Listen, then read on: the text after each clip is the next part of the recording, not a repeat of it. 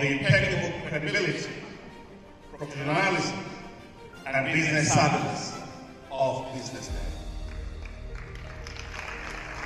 If you really mean business in Nigeria, start your day with BusinessDay.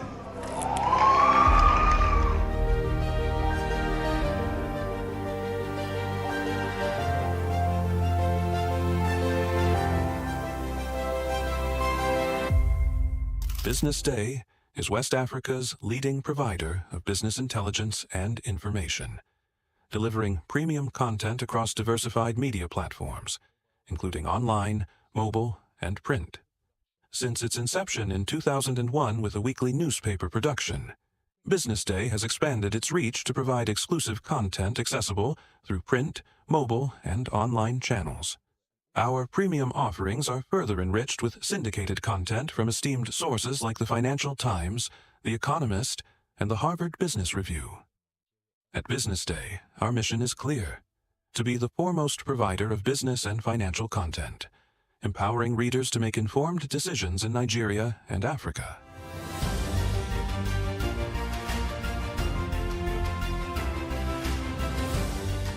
Since our establishment, we have been committed to delivering insightful, accurate information about Nigeria's business and finance environment while contextualizing the impact of global events. We monitor the stock market, analyze the companies driving it, and report on government policies and their economic implications.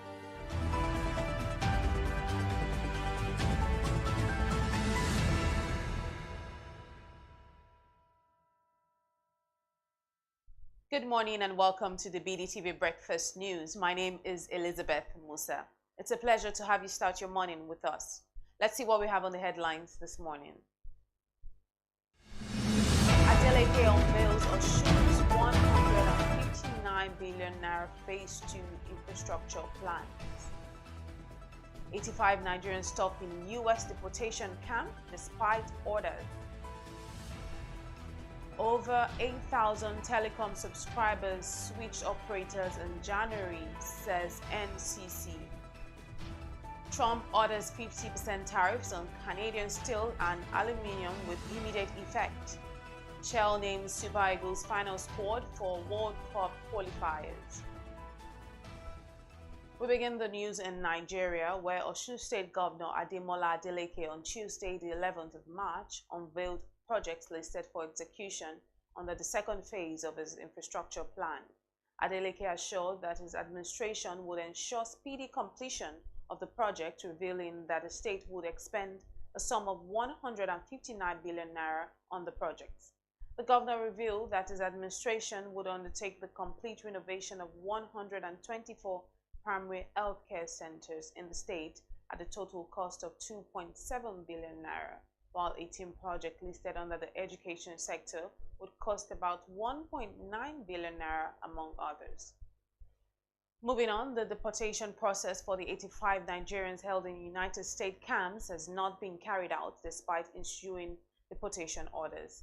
The chairman of Nigerians in Diaspora Commission, Abike Dabiru Erewa, has clarified that their planned deportation from the United States is not a direct result of President Donald Trump's renewed crackdown on undocumented immigrants. Erewa revealed that while the individuals are currently in United States deportation camps awaiting repatriation, their cases are part of routine immigration enforcement rather than politically motivated action. The chairman's remarks comes amid growing concerns over the treatment of Nigerian deportees and the bureaucratic delays hindering their return. Still on, over 8,708 subscribers have switched mobile networks in 2025 as mobile number portability continues to surge. Data from the Nigerian Communication Commission revealed that 9 Mobile recorded the highest number of customer losses as 6,716 subscribers left the network for competitors. Its subscriber base has remained at 3.2 million for 3 consecutive months, marking a significant drop from the 23.4 million it had in 2015, when it held a 15.7% market share. According to the Commission, the increase in porting activity reflects growing dissatisfaction with service quality and pricing, prompting subscribers to seek better options. Now, to end the local news, Rivers State Governor Siminalayi Fubara has assured that his administration will implement to its fullest the recent judgment of the Supreme Court on the political crisis in the state.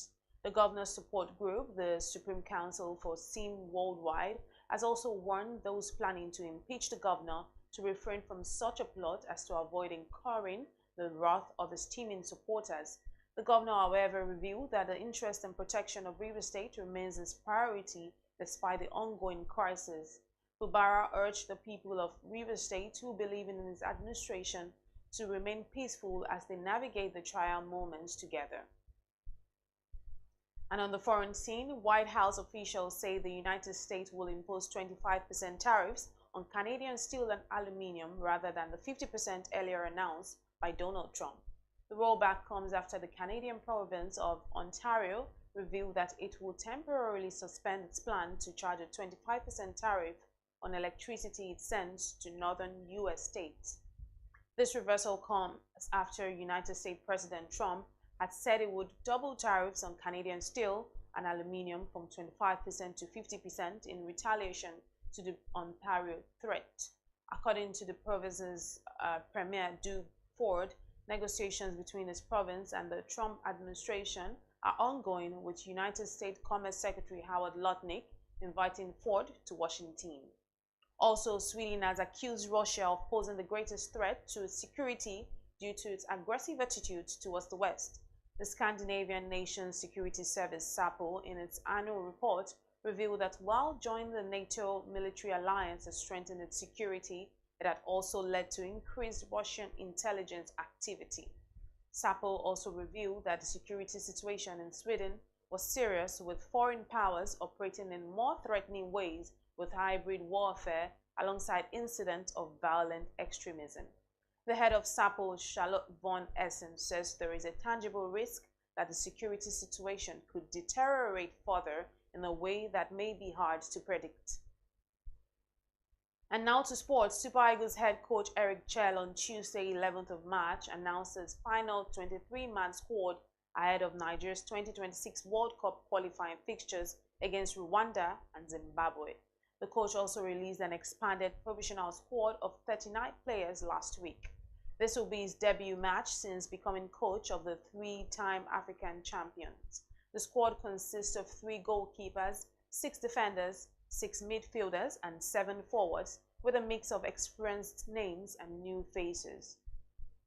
And to end the news, the long-awaited trial of medical staff who treated the late Argentine football legend Diego Maradona has started in the capital, Buenos Aires. Prosecutors allege that Maradona's death could have been avoided and accused the hospital staff of medical negligence. Maradona was convalescent when he died of a heart attack at his home in 2020 and had been recovering at home with surgery from surgery on a brain blood clot earlier that month. The defendants say the football icon had refused further treatment and should have stayed in hospital longer after his operation. According to reports, the staff risk prison terms between 8 and 25 years if convicted on the charge of homicide with possible intent. And these were the top headlines this morning on the BDTV Breakfast News. My name is Elizabeth. Up next is the paper review. Just stay with us.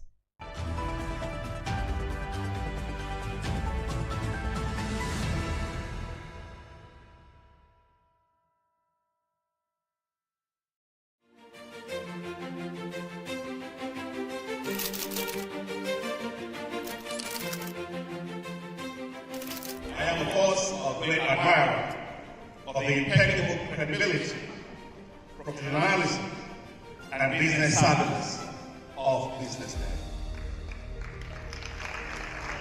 If you really mean business in Nigeria, start your day with BusinessDay.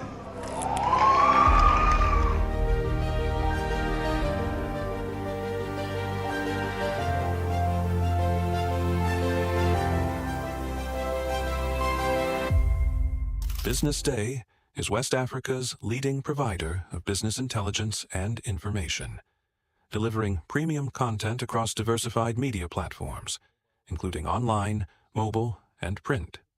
Since its inception in 2001 with a weekly newspaper production, BusinessDay has expanded its reach to provide exclusive content accessible through print, mobile, and online channels.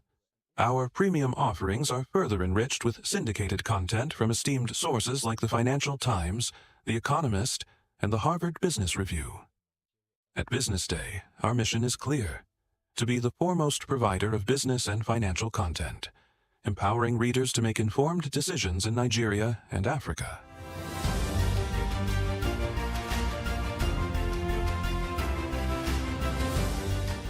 Since our establishment, we have been committed to delivering insightful, relevant, and accurate information about Nigeria's business and finance environment, while contextualizing the impact of global events. We monitor the stock market, analyze the companies driving it, and report on government policies and their economic implications. For being consistent in organizing these CEO forums for almost the last 14 years, I think this was a commendation, and I think something that will encourage them to continue. From decoding market trends to dissecting economic shifts, we offer actionable investment ideas and serve as a compass for decision makers navigating complexity. Beyond headlines, BusinessDay fosters discussions on critical economic issues through impactful conferences and events.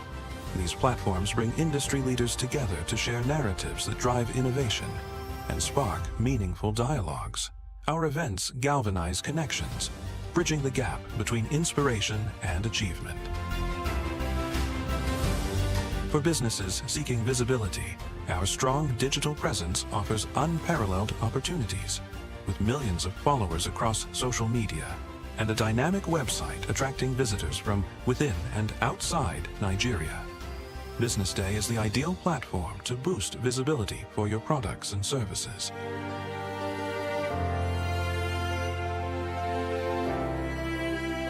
If you're looking for in-depth analysis and expert opinions on Nigeria and Africa's business landscape, BusinessDay is your guide.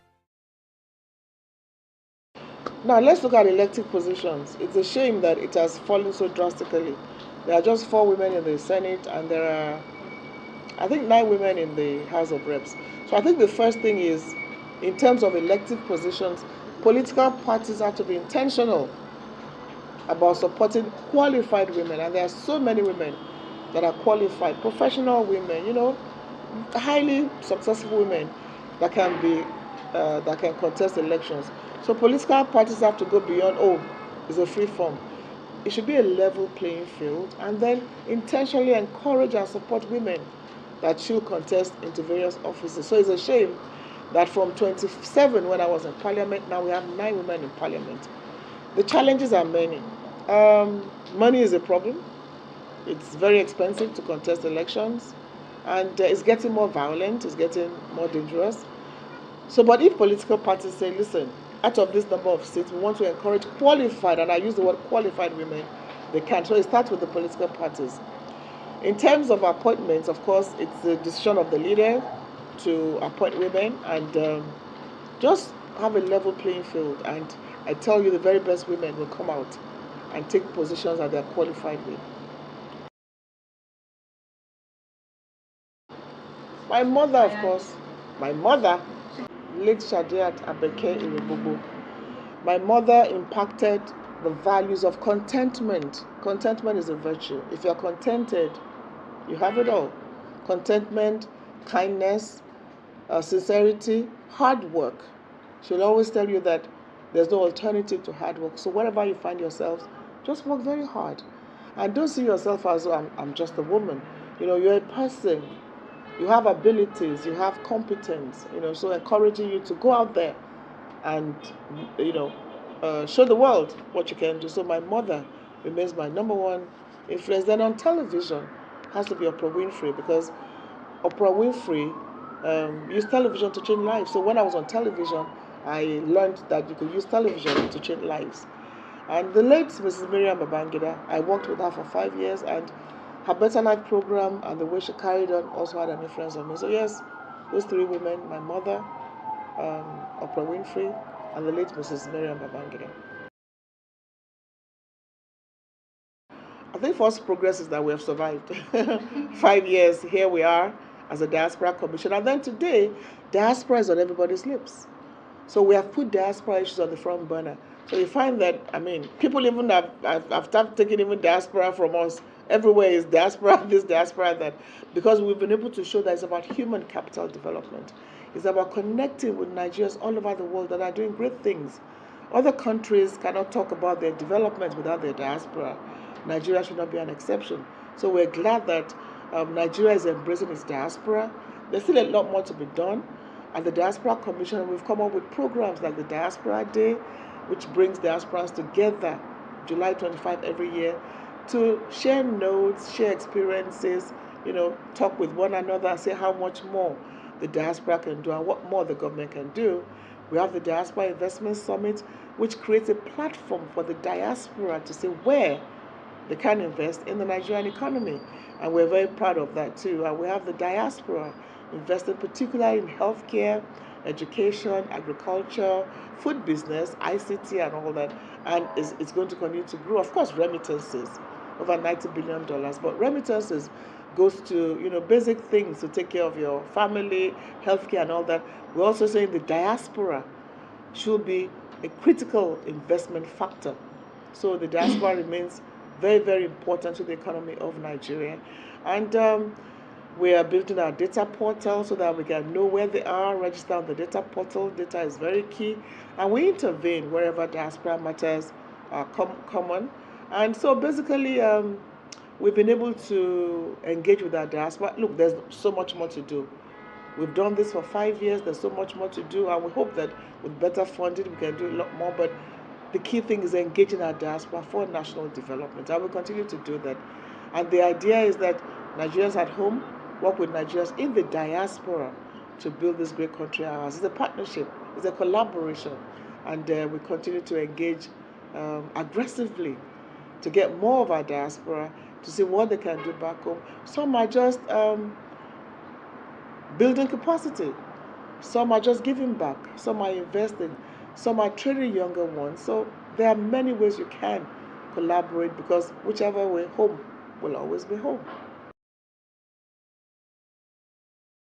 Well, it's an interagency collaboration. Basically, the Office of the National Security Advisor deals with most of these issues, but we work together. There's an interagency committee set up by the federal government under the ONSA's office. However, as I speak with you today, a major concern is actually Iraq.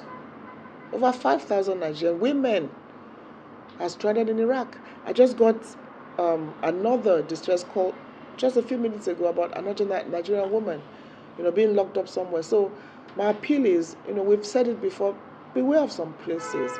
We just brought back his wife's corpse from Iraq. And our embassy that supervises Iraq has been working so hard. The acting ambassador has been working so hard to deal with this case. So please, agents, traffickers need to be dealt with. They need to be arrested. They need to be tracked because they are luring people to dangerous places. So as the matters come to us, we work with the Office of the National Security Advisor, NAPTIP, Refugee Commission, Humanitarian Affairs. So it's an interagency collaboration dealing with these issues of stranded Nigerians. But as a Diaspora Commission, we've received thousands of petitions that we deal with, and we continue to deal with them. But please, please, please, please, you need to be careful where you're going to. You need to find out where you're going to. You need to be sure of where you're going to. Imagine a place like Iraq. Agents are taking our women there under very, very dangerous conditions. They get there, and it's a distress call we get. So it's worrisome. I remember when we had issues with Lebanon. Lebanon had to stop work visas to Nigerians going there, and it has worked. But now it's Iraq and some other places. Libya is unfortunate. We're still getting distress calls, but the International Organization for Migration has been very, very helpful in bringing stranded Nigerians back. So as we get the distress calls, we send to IOM, and they do help to bring them back. But please, you can't keep going to these countries and getting stranded. It's not worth it. It is just not worth it. Like I said, there's an interagency committee. This one now to deal with, like for instance, if you have Nigerians stranded coming back. It's headed by the Ministry of Humanitarian Affairs.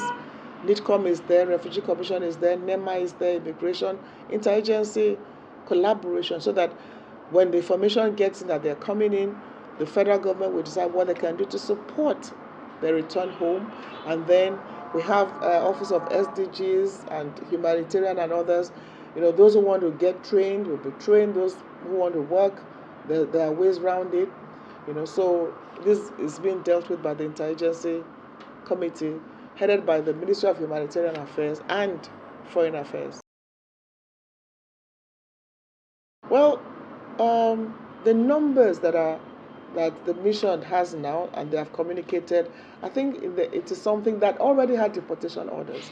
So there are some Nigerians that already, had deportation orders. They had, it's been over, and they have been given the order to come back. These are the first set that will come back, when they indeed will be back. And I think there are 80-something. There are larger numbers, but those that are already in the deportation camp, they had orders that they will be deported even before now. I think about 85 or 80-something. So those are the first set that if they do get deported, we should be expected to come to receive them. Not at the moment, but like I said, some are already in the deportation camps. They've been served deportation orders even before now. And what we say is that a migrant is not a criminal. That you're migrating, you're not a criminal. You're in search of a better life. You wanted to be documented, you wanted to be legal, but you couldn't be. So in sending them back to their countries, treat them with dignity and respect.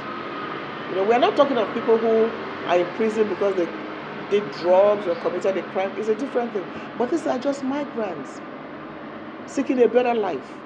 So even if they have to come back, it should be done with dignity, with decency. And as they do come back, Nigeria as a country should also, be looking at what can they do, how can they be helped. So they are not criminals, and they should not in any way be treated that way. That we're going to ensure. NAPTIP is the agency responsible for trafficking, but we work with them. We collaborate with them. So we do what we can do, but NAPTIP is...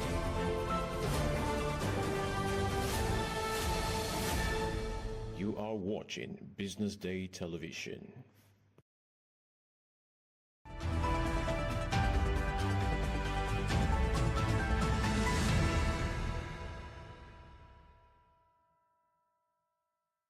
Welcome back. This is still the BDTV Breakfast Show. My name is Elizabeth Musa, and we are on for the newspaper review this morning. And I've got in the studio with me Mohammed Akonji, our in-house analyst. Always a pleasure. Thank you very much. Good morning, Elizabeth. How are you? Good morning to you. How are you? Oh, I'm very good. I slept well. I had a good night. Thank you. I had a good night too. Of course, I had some other things happen over the night anyway. Personal thing. But maybe the highlight of it was maybe Trump. I mean, it has actually been a common recurrence these days. But the way European Union retaliated, we're not seeing retaliations. We've seen China, who said whatever US is going to bring, they are ready for it. Be it physical, in terms of maybe let's be trade war, let's be physical war. I think we saw that last week. But this morning was European Union. There's a flat 25% tariff on all goods, especially metals and steel and aluminium generally for now, that are coming from Europe to US. 25% flat rate that Trump has actually imposed on them. It took effect yesterday. And the European Union too, it took effect yesterday morning. And then we woke up this morning to say that, okay, billions of dollars of American goods that are also coming back to Europe is to take effect from today. The exact amount they are going to impose, we don't know yet. We know Trump has imposed 25% in their own regard, but what they will do, but the escalation of the trade war and the domino effect of that is what we are seeing in the oil market. Remember, the president signed the budget last 2 weeks. The Natasha Akpoti's case, the Senator Natasha Akpoti case, didn't allow people to be able to put a lot of attention into that. Yes. So the budget has been signed, the 54.9 trillion budget. But remember that the budget assumption, the revenue assumption there, is that we're supposed to sell oil at $75 per barrel. Remember, that is the target, and that's the agreement, $75. But now, in the last 1 week, the oil price, especially the Brent crude, which one we are selling, has been struggling to be able to get off the ground, even above $70, because of these tariffs and trade wars that are happening. Tariff is causing a problem. Trump's excessive production of oil is also causing the problem, and that is likely going to have an effect. I'm just talking about on horses at this point in time, and some of the important goods as well, where this tariff has actually been imposed. So the way the president is going, and then maybe the highlight of it before I just able to end there, was what Mark Carney, who is the Prime Minister-elect in Canada, mentioned yesterday. I would like you to be able to watch the video, and you see the very powerful poser he made. You know, he was formerly the governor of the Bank of England. He was formerly, he's an economist, and he was the director, most like they said, the governor of the Bank of England before he went back to Canada to take up the position of the Prime Minister from Justin Trudeau, who stood down last week. And the base he wanted to be able to, he's actually projecting himself as totally anti-Trump, whatever case may be. And I would like you to listen to it. I'll certainly take a look at the video, but let's see what we have on our front page this morning. Starting off with the BusinessDay newspaper. The BusinessDay newspaper says telcos raise investment to match data demand, and it's all speaking on the whole struggle for more data, you know, reduce prices and all of that. And then the other big story on the side says more discos risk takeover over liquidity crisis. And then on page A2 down below it says Oando wins Trinidad and Tobago refinery bid. Again on page 30 it says how Nigeria can achieve 7% GDP growth with higher oil output. But let's start off with the biggest one, talking about telcos raising investments to market demand. I mean, it's that's actually a study did by our telecom desk, and the MTN Communication and MTN Communication PLC and Airtel Nigeria Africa indicate that they've been able to ramp up core capital expenditure. Capital expenditure to be able to build masts and basic infrastructure needed to meet the high appetite, the increasing demand, you know, of Nigerians. I'm sure we'll be able to discuss about this. The high data usage have actually been attributed to, you know, this increase in streaming platforms, the increased work model now, the new work model, the flexible work model, where, you know, workers actually be able to work from home. And all these have actually been able to, all these have accumulated, all these have actually contributed to people demanding for more data. In fact, as of 2023, the total data that MTN, for example, mentioned, NCC said that the total monthly internet usage increased by about 93% month on month between 2023 and 2024. In 2024, the total January 2023, for example, was about 517,000 terabytes that were actually used. But if you compare that to January, by how many people? I'm really able to release the actual numbers, But in terms of the internet usage, so we're talking about 517,670 terabytes, which have now been increased to about 1 million terabytes. You know, within the space of just 1 year. That was 2023, but by 2025, that has actually been able to increase to, you know, close to about 1 million terabyte. That's like an exabyte. You can be able to imagine the rate at which that will be. So that surge, of course, the digital adoption, streaming and social media platforms, the way it has, and I'm sure you've seen that now, social media, you go to YouTube, you go to TikTok, you see a lot of people, Nigerians, jumping at unimaginable rates.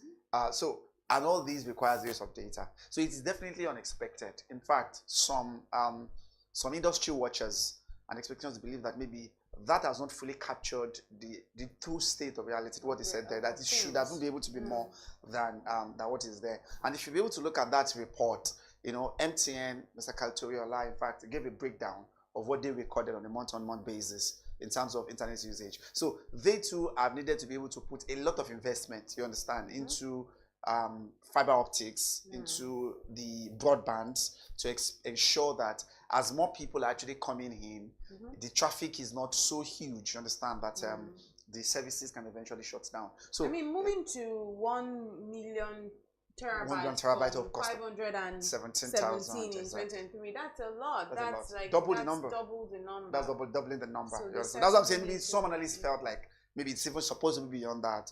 That is need to check the methodology. But even that alone, within a space of a year, 2 years or thereabout, 2 years or thereabout, it's huge. You understand? We're talking about how to use 1 megabyte. So we're able to now double that rate of 500,000 terabytes to about 1 million terabytes within a space of that 2 years. So the appetite is there. You know, we see Nigerians, that surge, the appetite for data usage, especially for social media platforms, streamings, and things like that. So it's in fact, one of the things yesterday I was trying to mine the data about DSTV multi-choice, for example, to even see, because now we've seen that there's a switch. We're trying to be able to see that lifestyle switch. Are people still consuming those content, for example, multi-choice content? They are boastful about it, because I was with them over the weekend, and their chief communication officer was saying, yes, they still have the numbers, but she fell short, you know, telling us, okay, how many subscribers do you have now? Because most of the people that I spoke to, I'm just talking about informally, several of them will tell you, no, I just buy data and then I'm watching YouTube on my, you understand now? A lot of people, I'm talking about the 10 people that I interacted with, you see that most of them will tell you, I don't even know the last time I subscribed on my, I still subscribe, I subscribe monthly. But I know a lot of them that I spoke to, just neighbors, and say, okay, when last did you subscribe on your DSTV or your GoTV? And they will tell you, I can't even remember the last time. And how are you doing? Oh, yes, we watch TV. What do we do there? We can definitely be able to make use of maybe this joystick that we can plug, what's it called? Most of these smart TVs.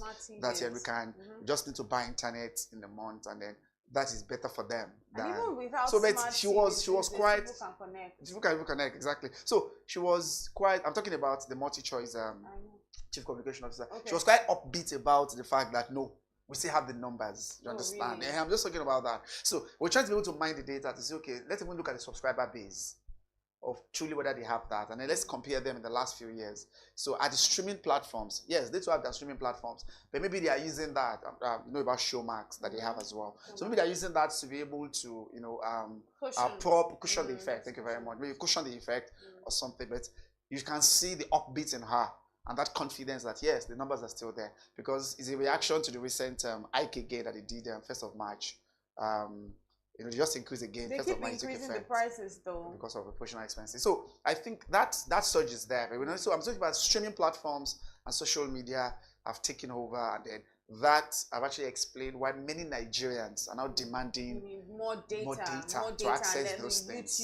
YouTube now is a game changer. It's a game changer for everything. Movies now. I thought you told me about it. I watched it yesterday and it was good. I really, what you told me about. Yeah. I mean, you know, I was really impressed with it. I know because I know you recommended it. Off YouTube. Are you aware? I watched it yesterday because of copyright. By who? I didn't know. It's when? Just yesterday? Yeah, was yesterday maybe when I was late at night. Yeah, okay. Whoa. It's really sad because well, it's reached close to about 6 to 10 million. 10 million. What I was wondering when he said you were young and mentioned, I just said, okay, let me at least just be able to binge watch it, and I did. So, and I see close to 10 million people. Yes, less than 4 days. Okay, came out over the weekend. Yes. Are you serious? She actually even our goal was to reach at least at most 5 million. Are you serious? In how many days? Watches in like total, in total, not even like in collection. Oh my God! Exceeded more than. It's gone. So that's also copyright some of things now? we need to talk about when we're talking about creating content. Especially now that YouTube has given you this platform. To just showcase it's a free platform. To be honest, I think YouTube is one of the best things that's happened. Of course, to anybody. Most of the creators I can't disagree with that. Their lives changed. The likes of some of the biggest. Tayo, I know. Hottie, the Gen Z, like these guys, who leverage that platform. Mr. Beast, okay, that Beast. A guy on the streets in US over there, yes. But their lives changed, you know. Tayo, I know, got his first house, his first car. It's literally balling now just by YouTube. But then again, we need to just talk about some of the content and to just be careful about, because it could just change everything. Strike, just that little. You need to really snap be careful with copyright issues. Sound. Very important. Even if it's 10 seconds, 20 seconds, those are the issues. Because it's this. sometimes sometimes I think of it too that wow, this platform I just how it has gone. How is it free? You know, but it's a great platform that is doing a lot of things. You can't roll it out. You can't roll it out, of course. That, so it has been taken out now. Yeah, that's quite unfortunate. So I'm just going to follow up to see whether it will be uploaded again or something. What happens next? Because of course, it's content issues, infringement and copyright. So copyright issues would have been the issue as well. Because now you're thinking if it's removed and it's removed forever. Forever? Okay, can it be done forever like that? What could you do again? I feel like maybe just to be able to resolve, and see what the space and so what's going to happen. It means we have to, the views have to. We have to start counting again. Yes, of course. Oh my God! Is that the way it's done? We'll just see how that goes. But let's still focus on the Business Day newspaper this morning. It says more discos risk take over liquidity crisis. Now, what does this actually mean for Nigerians? A lot of people have been complaining about them anyway. The discos, the distribution companies, their concern over the years have actually been that customers are not paying. I'm sure. And the customers, on the other hand, are saying that we cannot pay for darkness. I mean, it has actually been a back and forth between the willing buyers and the willing seller arrangement, the buyers and the sellers of these particular services. And then what has actually been the case is that a lot of them have actually been able to suffer from liquidity crisis to be able to meet up with their demands, you know. So with the way it is now, we know that about 2 of them have been taken over, remember. I think the one in Enugu and the Benin have been taken over. Okay. CBN took over some at the time. And then there are concerns right now that others may be able to follow suit. There are mentions here that a lot of them, I think most of those are actually be able to mention here from the case of Kaduna, likely may be taken over at the Abuja because of liquidity issues. So NERC, for example, will be able to read that particular story.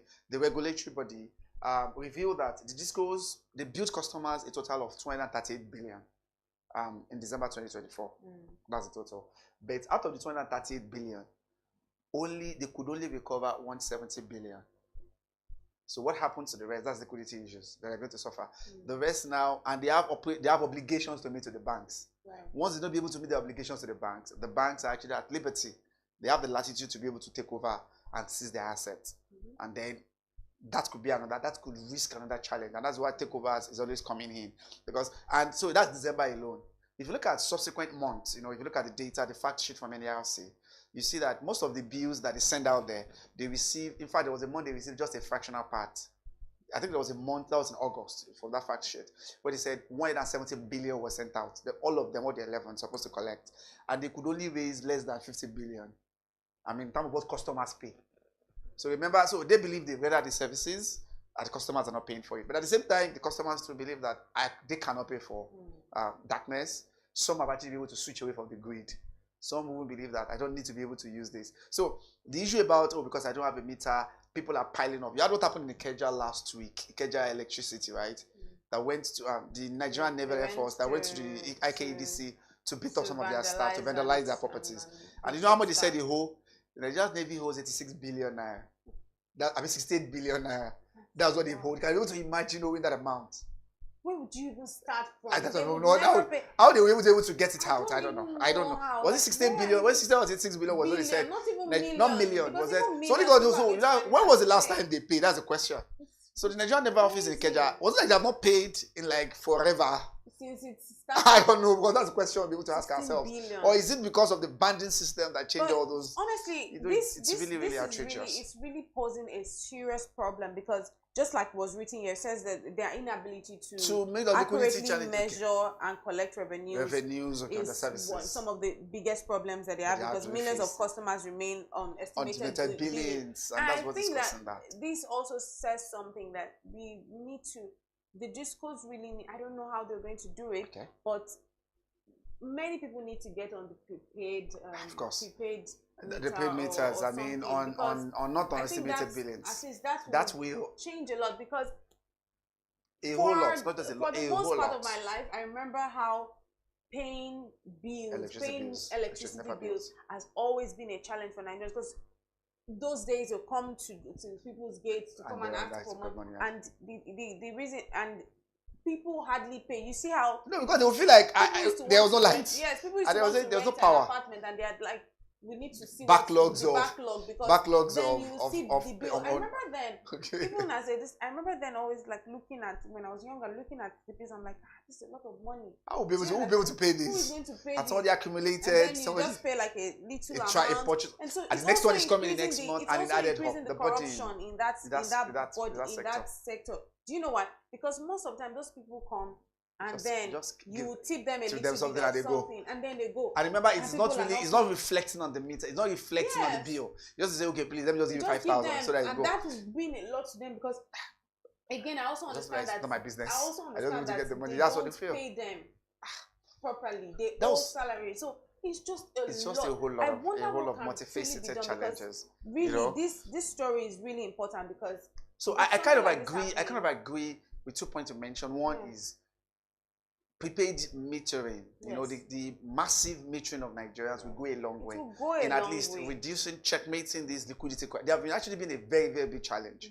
But we know that every year they kept, if you look at any house report, when they release their facts on a quarterly basis, there always this challenge about, we are not getting enough. I'm talking about the discos. As I said, there are just 11 of them. Customers are not paying. There's case of energy theft. People are bypassing this. Metering, of course, that's another thing, you know, from another angle. And then the second time he said this, they too need to be able to do something about their infrastructure to ensure that these data are available. When you make it available, because people too will feel like, just like I said, you cannot pay for darkness. You're not giving me a service and you're bringing this bill. So when you will be able to have the meter there, maybe it will be to be able to help the second court to ensure that you provide the services. You only be able to get this when you provide the services, then you definitely be able to get the value from the people. We have to move from that story. I mean, we'll just have to keep seeing, keep an eye to see how that entire thing pans out, because really, this story is truly important, because really they're at the brink of liquidity at this point. It's a crisis. Look at you talking about 16 billion, and that's just one. That's one customer. Out of several millions of households. I expected to be able to. I don't know how they're going to do it. So when the report came out, that was what they were holding. You know, a lot of people were like, seriously, anyone that they have to go and say, let us just. Maybe they're just even looking at that. Where will I start from in paying this one? You understand? This story, let's take a look at the next story on page 30. It says how Nigeria can achieve 7% GDP growth with higher oil output. I think for us, that's said that they want to do. Let's see what they're going to do. Cash cow, if oil has been anyway. It has always been. But they do the 2.03 million barrels that we targeted. Maybe we should be able to, because to achieve the target. Remember what the president said in 2023. If you want to grow Nigeria's economy to how much? $1 trillion economy by 2030. Yeah. And the only way we can achieve that is to ensure that there is a GDP growth rate of 7%, at least 7% on an annual basis. So if we don't grow at that rate, we cannot achieve that. So oil will play a very pivotal role, as well as other sectors too will definitely be able to play an important role in that state. All right, let's see what we have on the Guardian paper this morning. The Guardian paper is not always irregular, so let's see what we have this morning. The big story says, federal government may scale down concrete road projects over 73% spike in cost. And this continues on page 6. Then we have an ad from OPE. Then it says, reps want new ATM charges suspended. Pornographic website ban. We'll talk about that on social listening segment. Okay. Now on page 29, it says, Edo government accuses PDP leaders of sponsoring insecurity. And then moving on, it says, Kubara, amid impeachment threat, Tinubu charges Niger Delta leaders on peace and rule of law. Continues on page 6. Reps direct Nigerian army to release report on Okwama killing. And on page 3, it says Nigeria's oil production drops as country earns 3 billion in February. Then they spoke talking about the diphtheria outbreak. It's very important to speak on now. Lagos has begun mass vaccination at King's College Annex. So for everyone who, I think this is just for everyone who's watching, go get your vaccination. Diphtheria there's an outbreak, so please, as much as possible, get your vaccination. I understand that there's some people that don't like vaccinations. I really don't know why that is, but no, it's a common trend now. COVID was a classic case. But a lot of them will still be able to refer to that. I didn't take anything, and here I am fit. Truly, really, we we have anti-vaxxers. That will always be. The human body. All of us cannot be able to face in one direction. But as much as possible, if we need to take this thing, let's take it. Of course. Let's talk about this big stories very quickly. Let me hear your thoughts in 1 minute. Okay. Federal government may scale down concrete road project over 73% spike in cost. So the fact there is, remember, concrete road is where the Ministry of Works have actually mentioned over the past 2 years.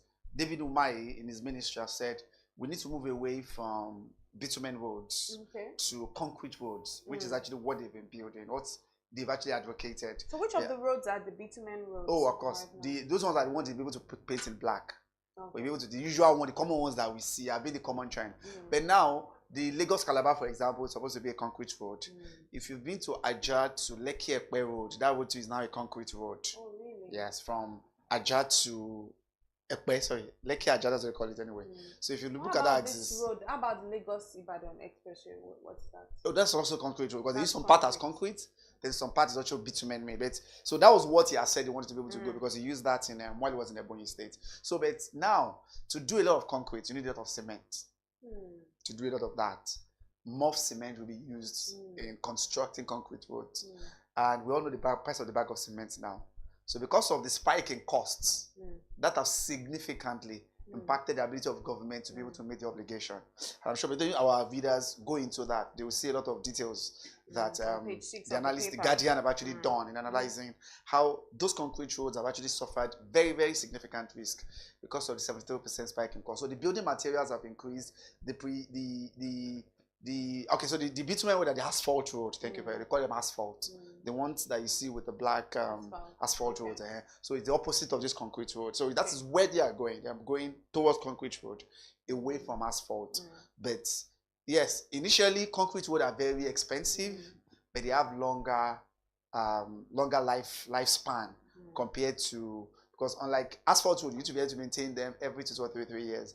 But this one can be able to use 10, 12 years without that. Without maintenance. So the Third Mainland Bridge is what? Oh no, it's asphalt. You see that? That was what was done. That's the asphalt. Opposite? The opposite of this concrete. Okay, so that's why it's always getting maintained. Perhaps that's why it was done. So asphalt was the target. Asphalt was the strategy in those days. You know, it was just now that engineers are coming up with concrete roads are better. Road made with concrete, so which is maybe more of cement. I'm sure the engineers will be able to mention more about that. So they call them concrete roads. So when you look at most of the roads that the government has commissioned during the PBAT administration, they've been majorly focused on use of concrete rather than asphalt. And very quickly, we're going to go now. We will have to go now. I like how the Guardian paper actually just did this little bit of infographic, which I think is interesting. Very easy. It talks about, they're just basically highlighting how like the difference. So they said maintenance costs for concrete are nearly zero. That's maintenance cost. No maintenance. That's one thing about advantage of it. Maintenance means less interruptions to the business. That's one advantage. It says recycle.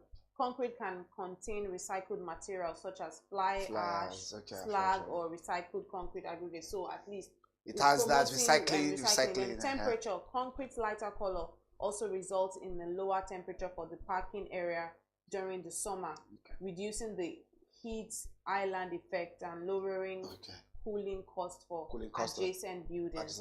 It also speaks on fuel. It said concrete pavement can reduce fuel consumption by 3.17%, resulting in significant cost savings and reduction in CO2 emissions, which is good for the environment. Then also color. Concrete surfaces are much lighter colored, meaning that lighting costs can be reduced. You can eliminate 3 of 10 light fixtures and still have the same level of lighting. So these are the advantages. Thank you very much for shedding light on that, of what concrete road can really do. That's right. Our time is up. Let's see what we have on the cartoon of the day this morning on the newspaper review. The Business Day newspaper always has very interesting cartoon right there, as you can see. On the cartoon, it has a picture of the president. Yeah, the president himself, that's the president, Senate president, and by power, the vice president.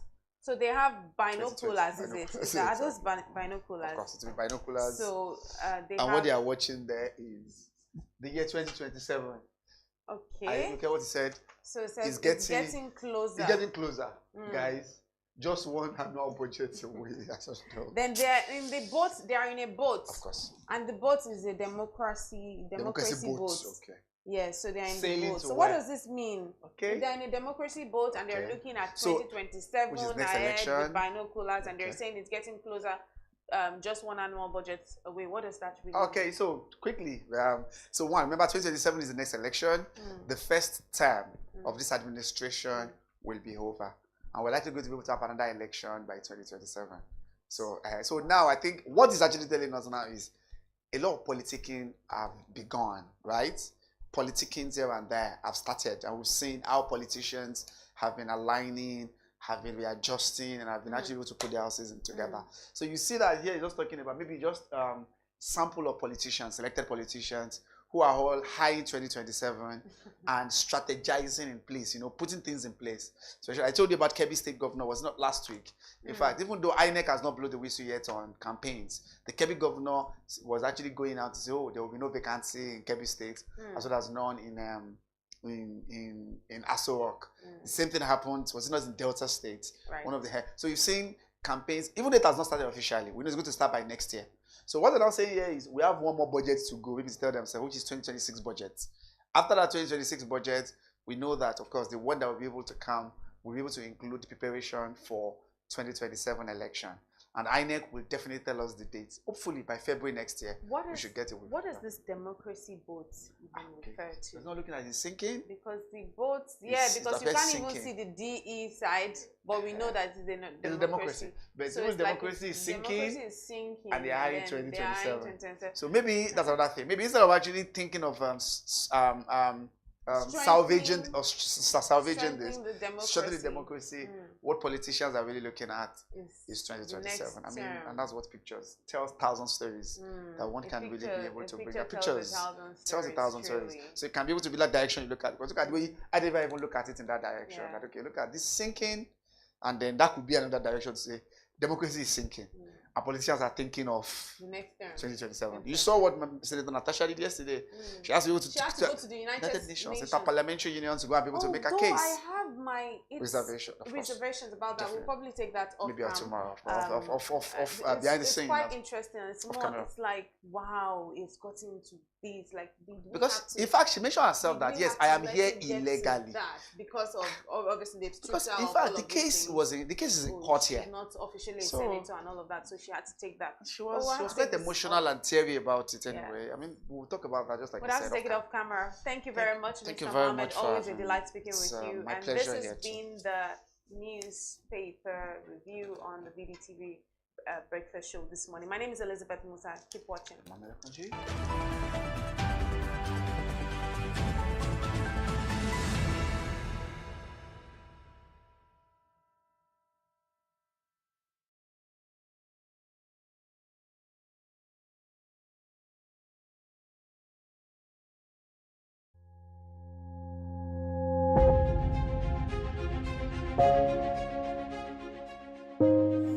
Good morning and welcome to the BDTV Breakfast Show. I am Bethel Ogujabi. My name is Elizabeth Musa. And this is the social listening segment on the BDTV Breakfast Show. We're talking about the Fly Nigeria Act. Can you give us a background into what this is about?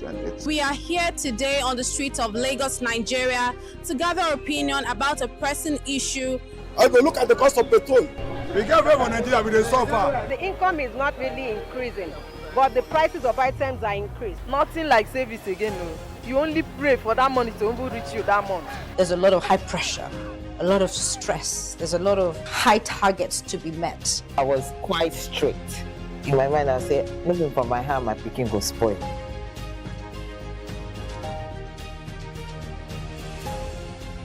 To allow all banks and all the players in the space 15% inflation target achievable in 2025.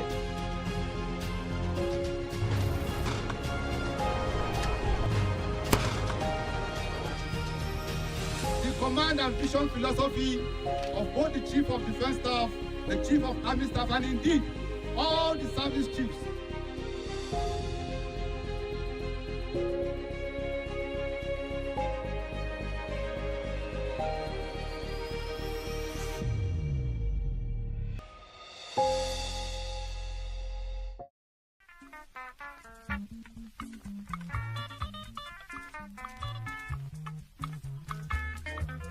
This is a National Cane Weaver Association.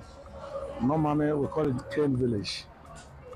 My own name is Dennis Omadide from Delta State, the chairman of National Cane Weaver Association in Lagos. My name is Adebayo Olamide Sandra.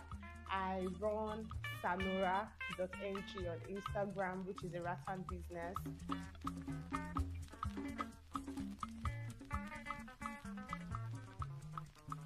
The production process is this is a raw material. We thank God for Nigeria because the cane we are using, not that we planted it, is from the forest. The guy came from the other state, from Edo State, even Ondo State. So we have a different body. We have a supplier. So when they come to Lagos, we buy them. So after buy them, we now do the process. How can we scrape the cane to make sure we can bring the cane to design anything needful? So that is the process of the cane. After that, you use it to work. Like you will see what is there now. After painting, that is why you get all these finishings work. You know, I have a lot of process. We scrape it, we tear it. After tear it, then we have to smooth it so that we can use it to design whatever that we do. And most of the things, they are in the market, you can see. Because I'm not working hand, but they are finishing products. We use hand, we doesn't use machine. Well, this is, we call it water cane. We have two types of material. We have water cane, we have willow cane, willow. Those are the two material, the major material we use in Nigeria here. But in the best cane work in the world, Indonesia, their cane is planted, but our own is from God. So those cane, they can never finish from the forest because in as well forest exists, the cane also exists. So we, after they bring them, we buy them. When we buy them, before we can come to cane like this, when we are even in primary school, we know how to do handwork. And the handwork is from cane. Sometimes we used to tie broom. Sometimes we will do something like KG fish. So in that process, we know how to use the cane in the village. Because most of all, we are not from here. Because the majority in this place is from Delta State, 99%. So we know how to do KG fish, do handwork. When we come here, we now know that cane is so very useful for many things. So that's why we put the idea through even the white men who give us catalog. Then from there, we have been working. That is how we enter this. The challenges of this work, the place we are now, this is not the best place for the business. We want a place that we can use it as a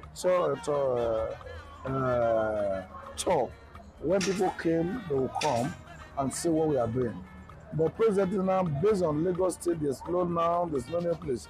We need a place that we can display our market, showcase our market, so that people will know that we are operating because now we are under the bridge. But still yet we are still managing this place because there is no land and we have no authority. That is why we are managing this place. But this is the center of the business for all Nigeria. This is the center. In terms of finance,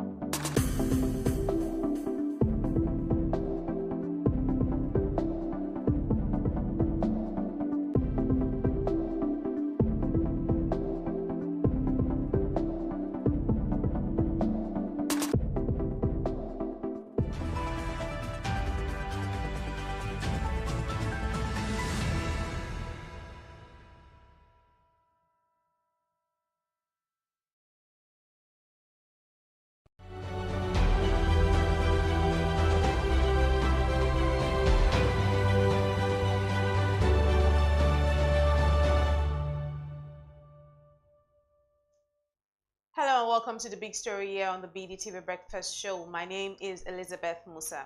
Today we're focusing on the telecom sector and exploring the impact of increasing data demand on the country's economy and its subscribers. Mobile data demand in Nigeria surged over the year, signifying a positive trajectory for the economy and potentially boosting GDP growth by enabling digital transformation across various sectors, creating new jobs in the ICT industry, facilitating innovation, improving access to financial services, and increasing government tax revenue through a growing digital economy. However, it also highlights the need for robust infrastructure development to meet this rising demand. To help us understand this even better, we're being joined by our in-house analyst today, Temitayo Jayola. He's the head of technology desk at BusinessDay. You're welcome to the show, Tayo. Hi, Elizabeth. Thank you for having me. It's good to be here. It's good to have you. Let me start by asking you a simple question. So there's been a surge in data usage by Nigerians over time. Yeah. Is this an indication of a thriving economy, or is this something else totally?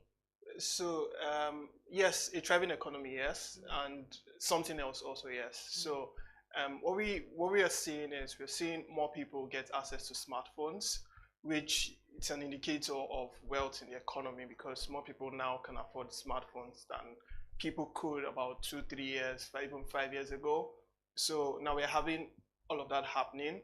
And also what we're also having is the fact that you now have better platforms than they were like 10 years ago.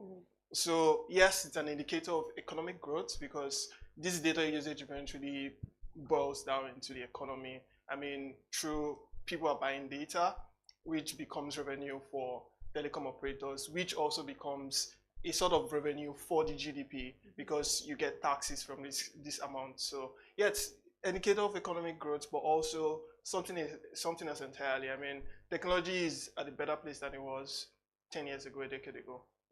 Yeah. And when you say something else, what exactly is this something else? I know that right now we have an increasing number of streaming platforms. Yeah. I think that's also probably one of the reasons we also have a people very are young using more data, population. a younger population. I mean, Yeah. Africa's youth population is obviously the largest. Yeah, so we also have a young population. And if you also consider the fact that Nigerians like to talk now, so one thing telecom operators will tell you is that Nigerians just like to talk. So if in other climes, for instance, you could be in the same building with someone and nobody has to communicate by phone.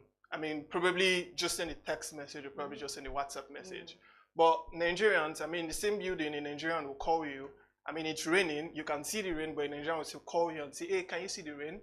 So Nigerians like to talk. We are a communicating population. So that boils down into increased usage. That also boils down into, I mean, trickles down into increased revenue. But the truth is we like to communicate. So I think that that's really the other things because just about 20 years ago, I mean, this is even into how telecoms actually started. Just about 20 years ago, nobody expected telecommunications to blow up the way it has done. But one thing telecom operators will tell you is the fact that they were shocked at how much Nigerians love to talk. So Nigerians are chatty people, and that has, I mean, according to GSMA, about 85% of Nigerians that use the internet, they use it for video calls. For video calls, so that is high data volume. I mean, it's not even voice calls, but they're using it for video calls, so that's high data volume. And then also, as you said, yes, there's been a boom in streaming platforms. I mean, you have the likes of Netflix, you have Amazon Prime, you even have YouTube, which now is becoming the home for YouTube, for Nollywood. Because if you notice, a lot of movie makers are now going into YouTube. And one thing that telecom operators are also doing is that they're actually creating special bundles for YouTube because you're seeing that streaming grow. So, and the best way to do that is, why not just create a special bundle for people to use that? So more people are actually using YouTube. I mean, as well as 200 Naira, you can get a YouTube bundle. So that's increased streaming and boils down to the population, boils down to the habit, which is communication. We like gist. We like gist. We also like gossip. So it helps.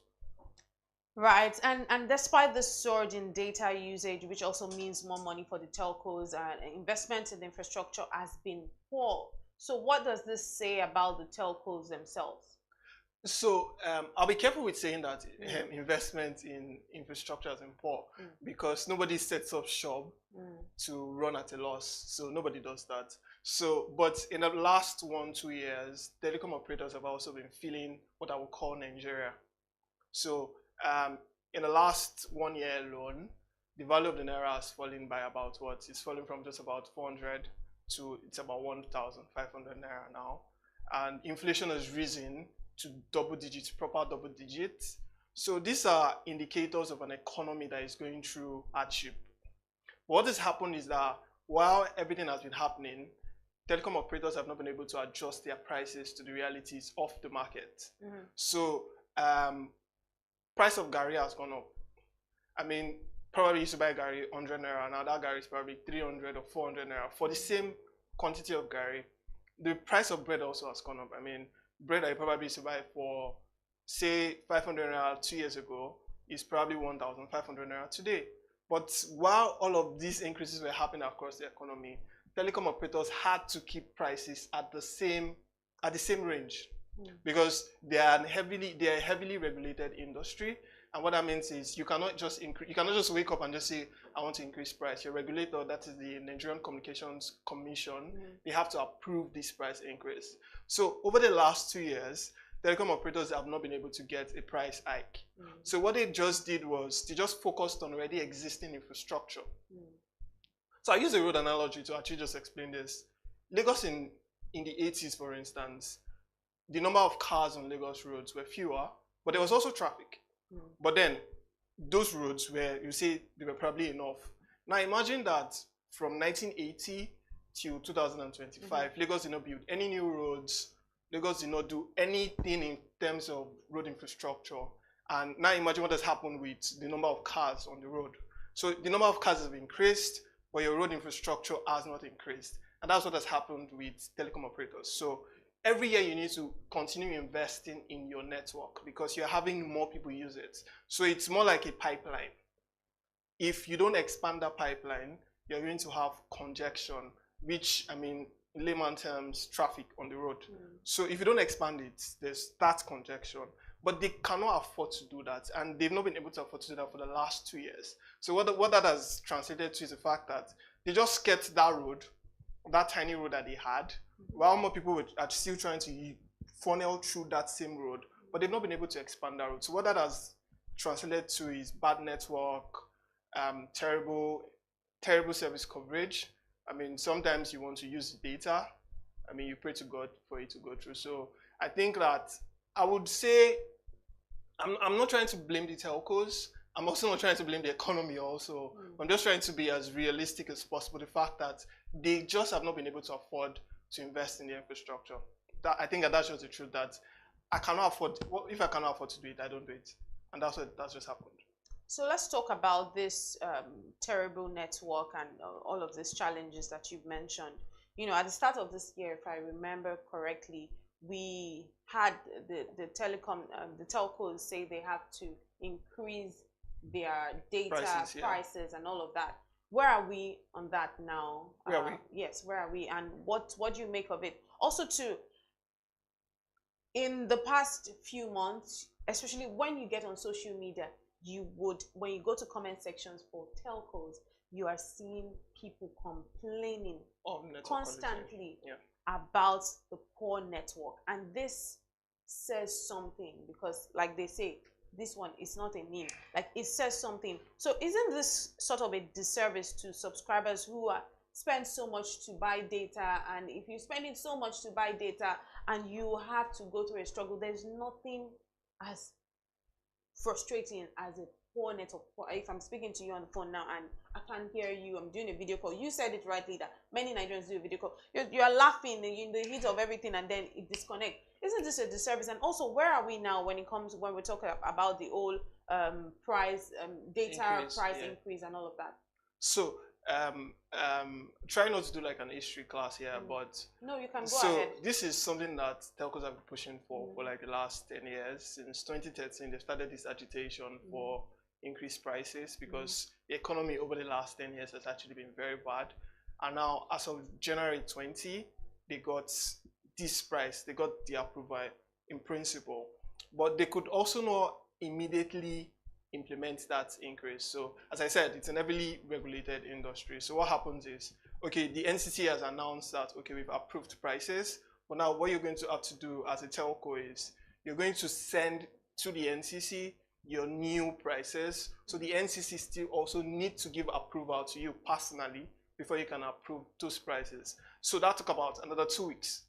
So see, increase NCC announcement, January 20, another 2 weeks before they could even start implementing some sort of approval. Because that's why, if you notice, when MTN removed the 15 gig, I don't know, the 15 gig weekly plan, it took about two weeks even after that announcement before that happened.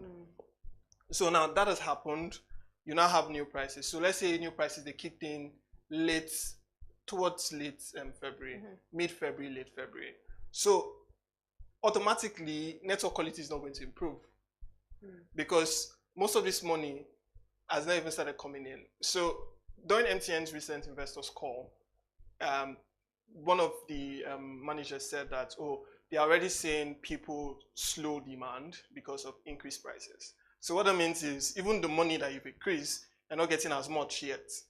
And then also, a lot of MTN users, for instance, just talking about MTN, a lot of them are people that actually subscribe 2-3 months basis. So a lot of these people have not even renewed subscriptions. So what that means is you still have money from the whole time that wasn't enough. So technically, it's not as though more money has entered.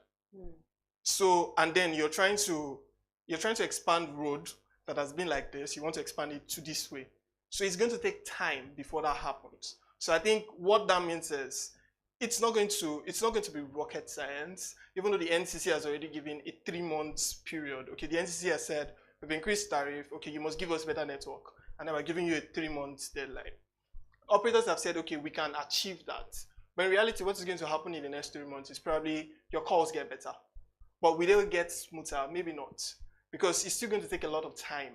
I mean, you've not invested in a sector over the last 1-2 years. Right. Automatically, it's not going to be rocket science before everything just happens. So it's going to take time.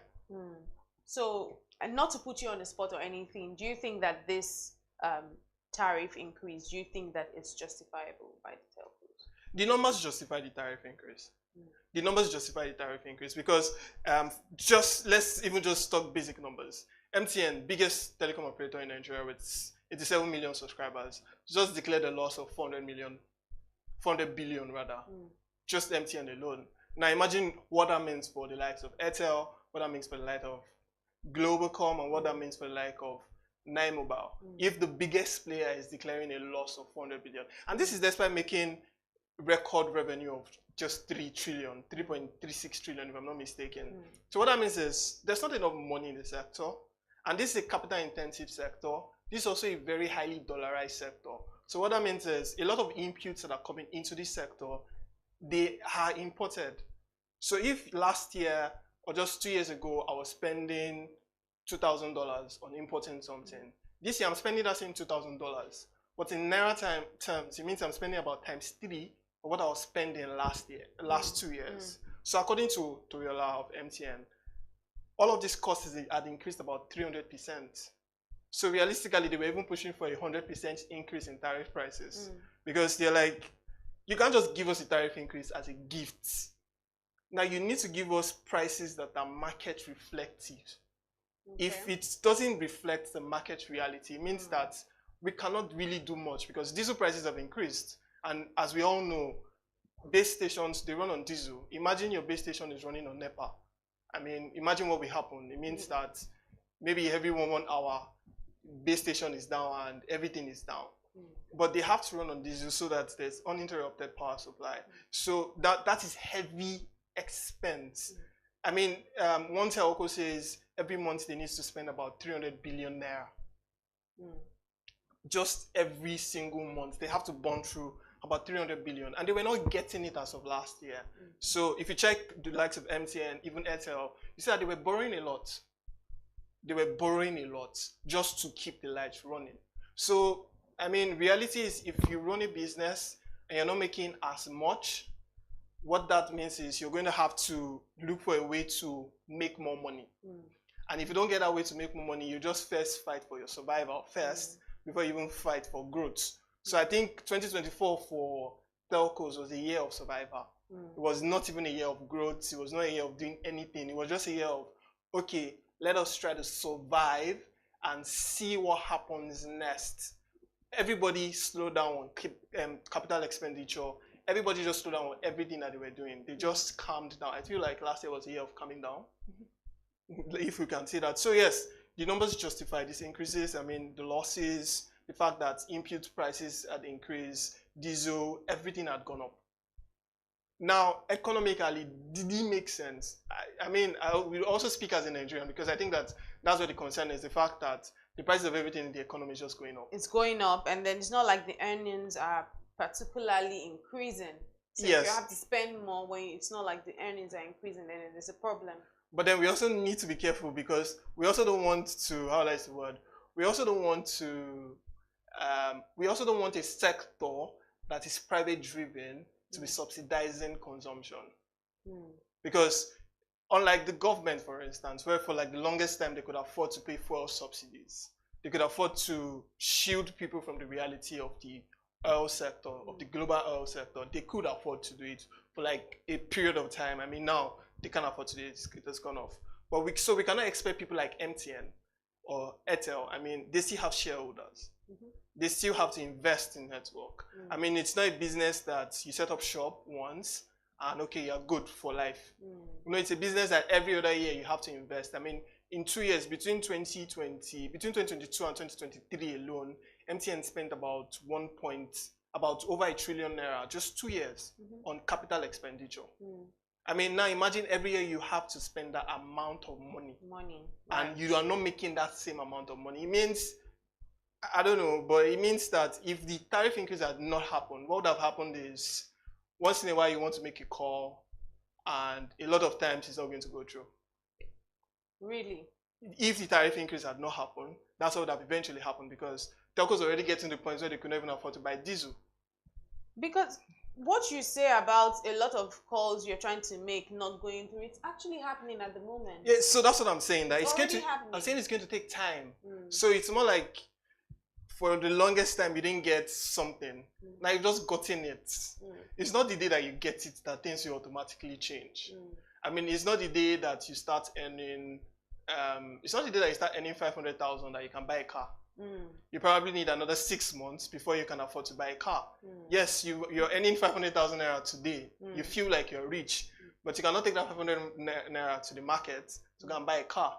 You need to save. You need to expand capacity. So now what is going to happen in the next couple of months is telcos are trying to expand capacity.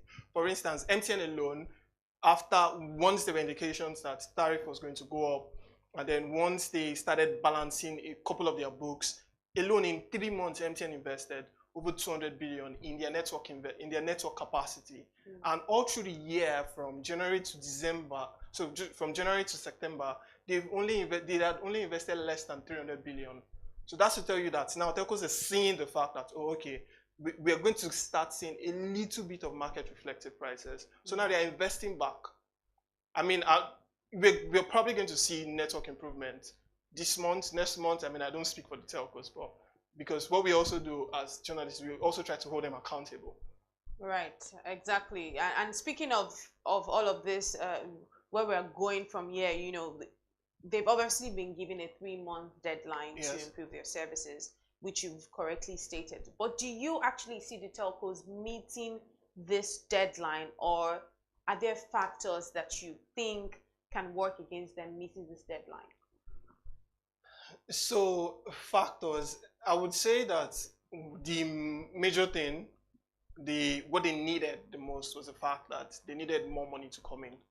So you need more cash to come in. Now the regulator has given you access to that. Now there's more funds coming in from increased prices and people buying. So yes, you're going to get that money. So for now, there is not going to be any excuse that is tenable again. I mean, in another 3 months, I think the stories that we're going to start seeing from journalists, for instance, are stories that are questioning network quality. Because if network quality doesn't improve in 3 months, then it beholds on the same journalists that probably justified and probably try to explain why there had to be a tariff increase, it beholds on them to also tell the stories of, oh, okay, you have more money, but we are not seeing that quality, because people have to also see, okay, why am I paying 13 naira per minute for a call that I used to pay 7 naira for per minute if my network quality is even better?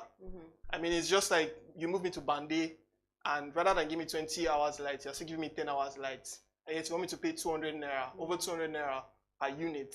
I'm going to shout. I'm sorry, I'm not even going to talk. I'm going to shout. I'm going to carry placards.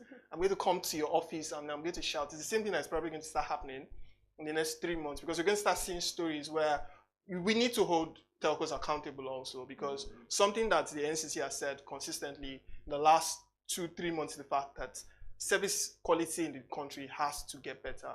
And the NCC even isn't necessarily even so interested in service quality. They are interested in the experience. How do customers, how do they experience your network? Do they leave your network and they feel like, what did I just suffer? Or do they leave your network and they're like, oh, that was seamless? Like, people deserve to actually make calls that go through. People deserve to be on the internet without it lagging. I mean, just 2 days ago, I tried to access just WhatsApp. It wasn't going through. I was trying to send a WhatsApp message for 30 minutes. It was just there. It didn't go through. And I mean, that should not be so hard. If in 3 months that happens, then we can start questioning the telcos. Okay, you've gotten more money, or you've gotten access to more money. Now, realistically, what telcos are saying is, okay, in the next 2-3 months, maybe we're probably not going to get more money, because people first need to adjust consumption. Because I mean, you've increased prices. The first thing that happens is everybody checks their demand. Okay, so maybe I used to spend 11,000 naira per month before on data. Maybe 11,000 naira used to give me 60 gig. Now today, maybe 60 gig is about 20,000. I probably won't want to spend 20,000 naira on the same 60 gig. So maybe I'll still spend that same 11,000, but maybe I'll just be getting about 35 gig. So what that means is that my consumption has reduced. I mean, I'm not using as much, but over time, because I mean, it's streaming, for instance. I want to talk to friends. Over time, my demand is going to adjust back to what it used to be. Probably even get better, because it's just that mental thing of, I mean, first there's first you deny. There's that denial phase. You're like, is it accept next? Then next you accept, and with time you adjust. And I mean, in the next 1 year, I don't think we're even going to be having this conversation about whether there was ever a tariff hike, because everybody's consumption will probably have gone back to where it used to be, or even higher. I mean, just about yesterday, I was talking to someone.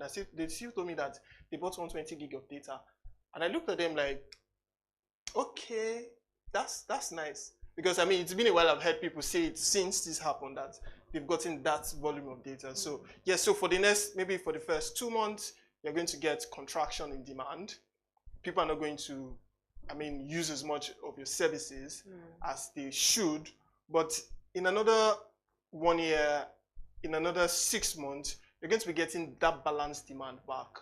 So that means you're going to actually be getting more increased revenue. So what that means for telcos is the fact that they can bet on this. So even if you're not getting money now, as much money now, you can look for that money, because you're sure that money is still going to come in.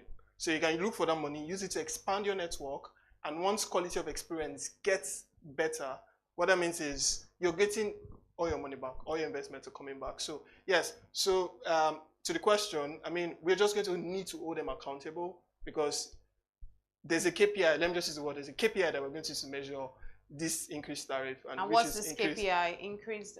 Just let's take the KPI is simple. Let people make a call without congestion. Let people be able to experience the internet smoothly, seamlessly. Let people be able to use communication services seamlessly. I mean, it shouldn't buffer. I mean, for streaming services, it shouldn't. So yes, so quality of network needs to improve. So that's the basic KPI. That's even what the NCC even tied this tariff hike to. They tied it directly to, okay, we're giving you this tariff hike, but now we need to see improved network quality. Right. Thank you very much, Temitayo. This has been such an insightful conversation. It was lovely having you on The Big Story this morning. But that's how we bring it to a wrap here on The Big Story. My name is Elizabeth Musa. Keep watching BDTV.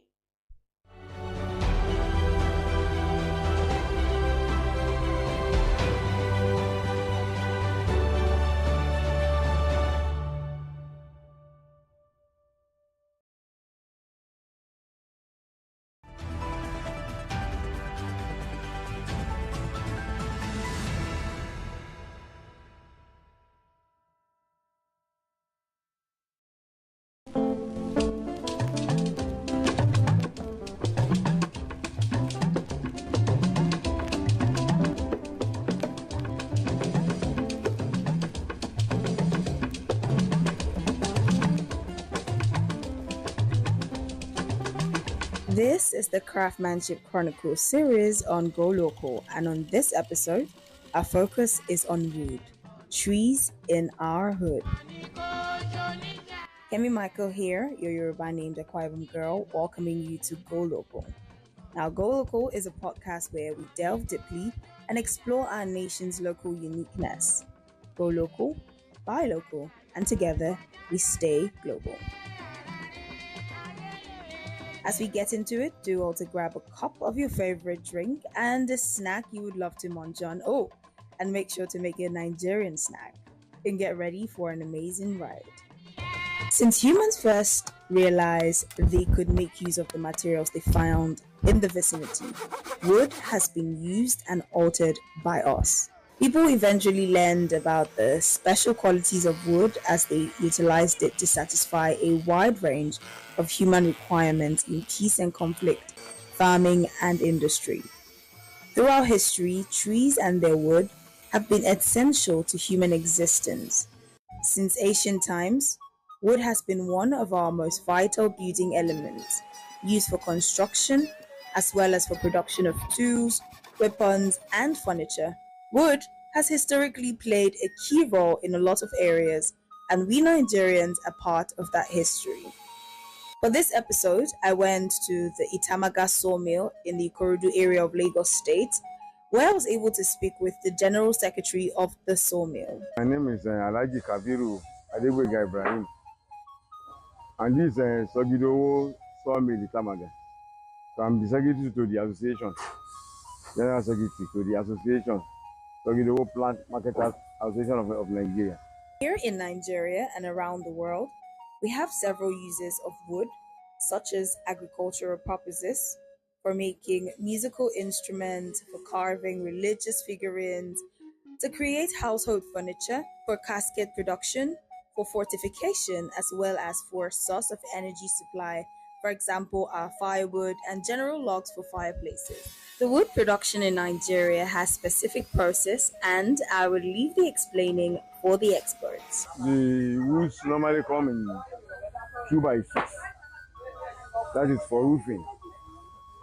So when they boil to the, like the ones you are looking there now, and it's 2x6. So when they bring it here, so if you want to saw it, you saw into 2x4, 2x3, 2x2. Those are the roofing planks. So we saw it to those sizes if you need it for roofing. So we take it from the shed down to the machine side. So we saw it there.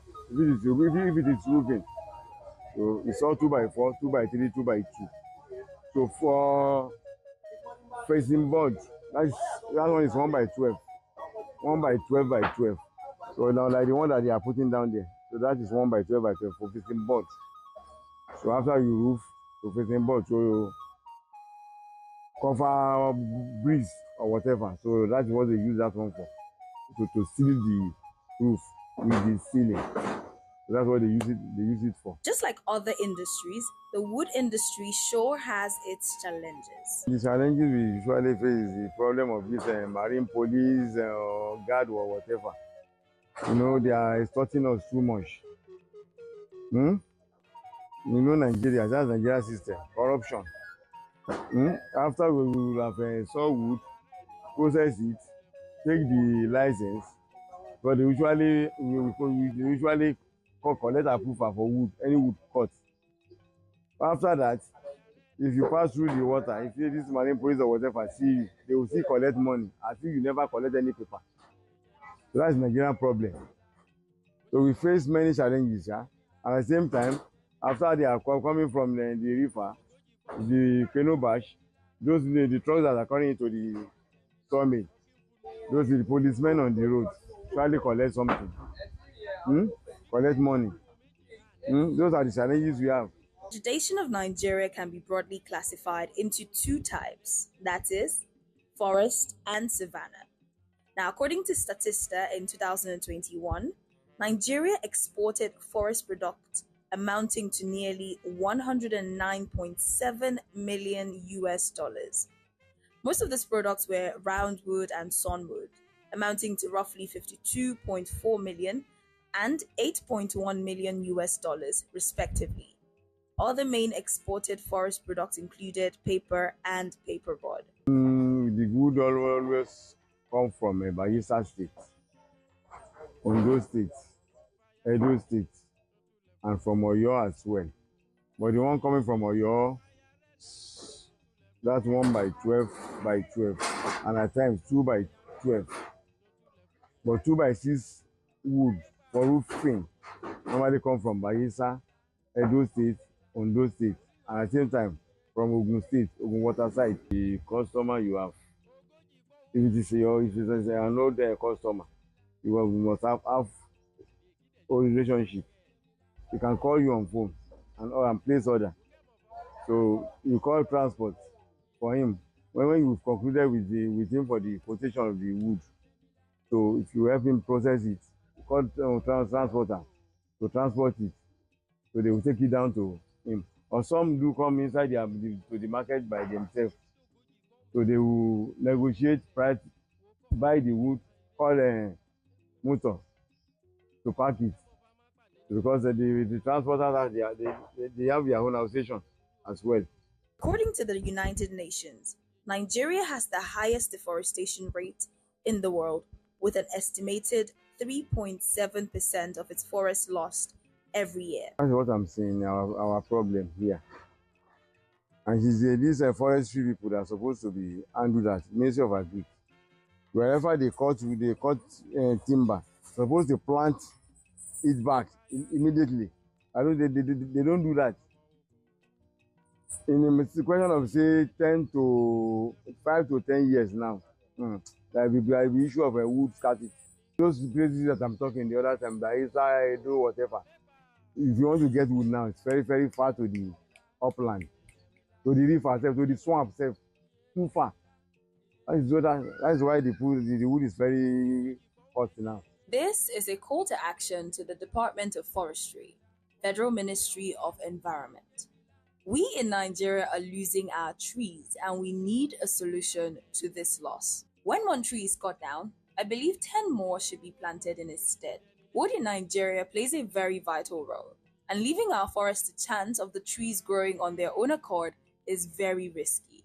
We need to be more intentional about our forests, and yes, also the trees in our hood. If you've ever wondered where you can get wood from, well, look no further. The sawmill at Itamaga area of Ikorodu in Lagos is right there for you. Now, if you happen to be a lover of DIYs, or you're a professional wood carver, an artist that uses wood for their craft, or one who uses wood in their everyday life, for example, writers, well, always remember, wood is good, but we need more trees in our hood. Plant a tree today, save our environment.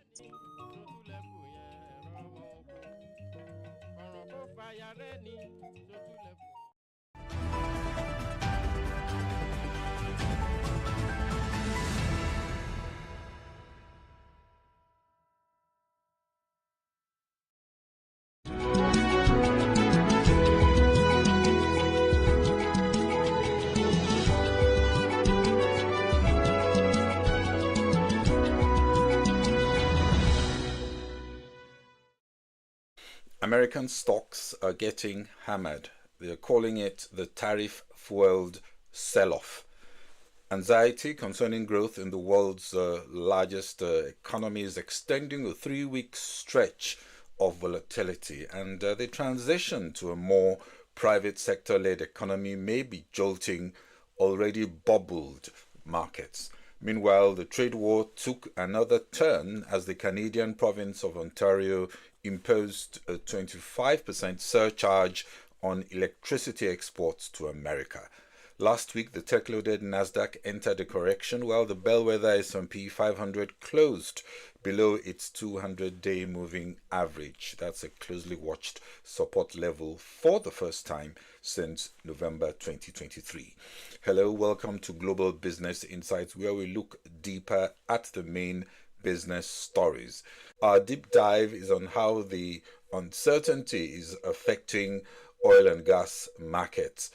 But first, some of the business headlines. Japan's gross domestic product grew at 2.2% in the final 3 months of last year from the previous quarter. The result came in lower than the preliminary estimate of 2.8% as inventories sank more than forecasted and consumption was weaker.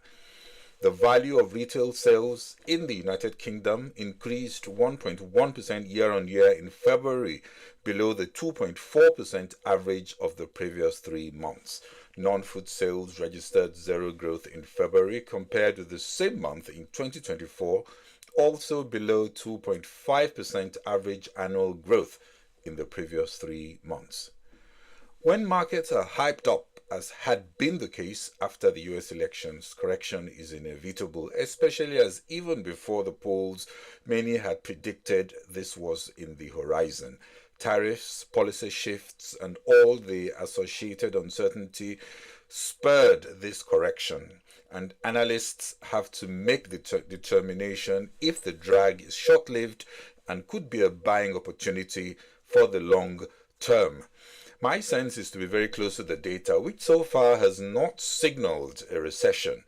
The uncertainty is palpable, and many are perched on the sidelines, awaiting clarity for next steps.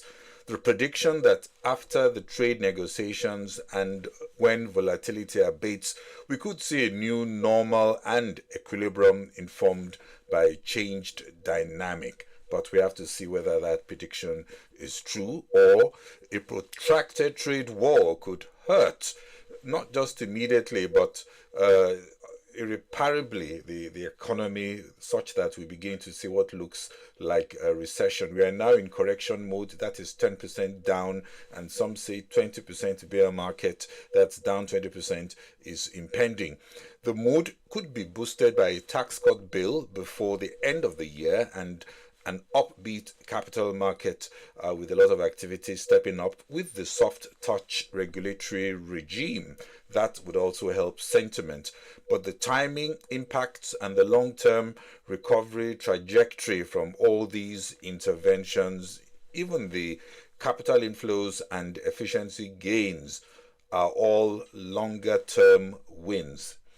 It has to be about the data, which, like I said, is not signaling the doom that many are already pricing in. The rising pessimism is spreading even as Delta Airlines just slashed its first quarter earnings and revenue guidance, citing increased macro uncertainty and falling consumer confidence.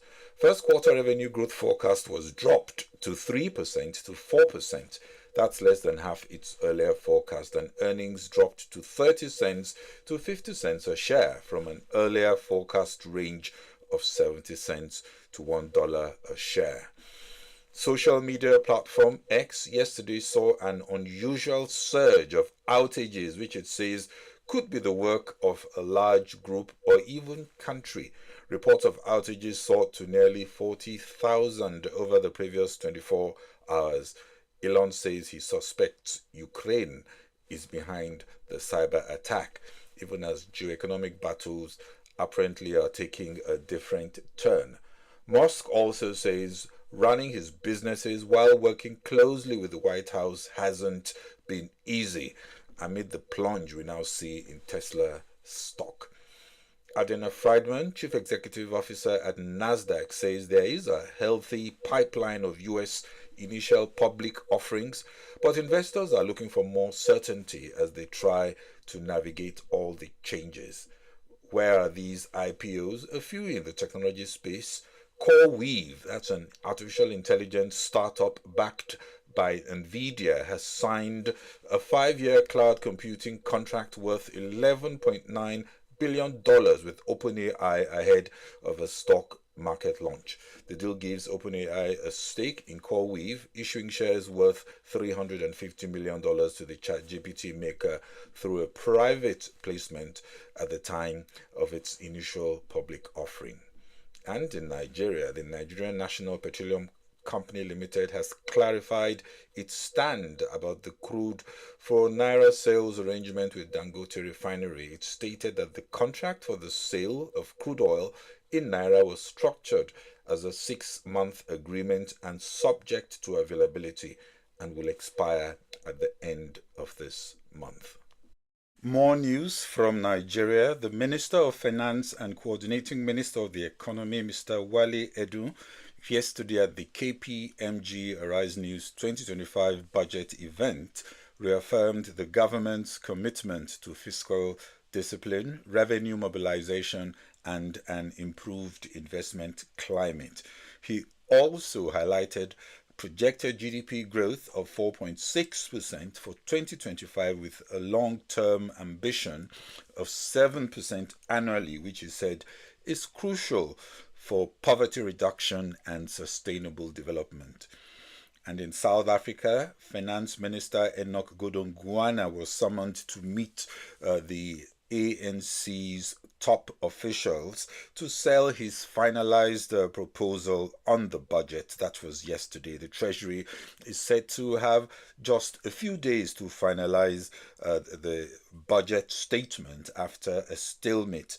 The cabinet had rejected an earlier proposal of a 2 percentage point increase in VAT, and we understand they are reported to be warming up to a VAT increase of just 0.5 percentage point.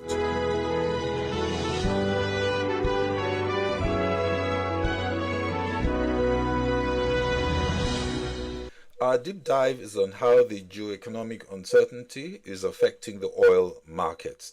The fears of a global recession triggered by weakness in the US is also driving a broad bearishness.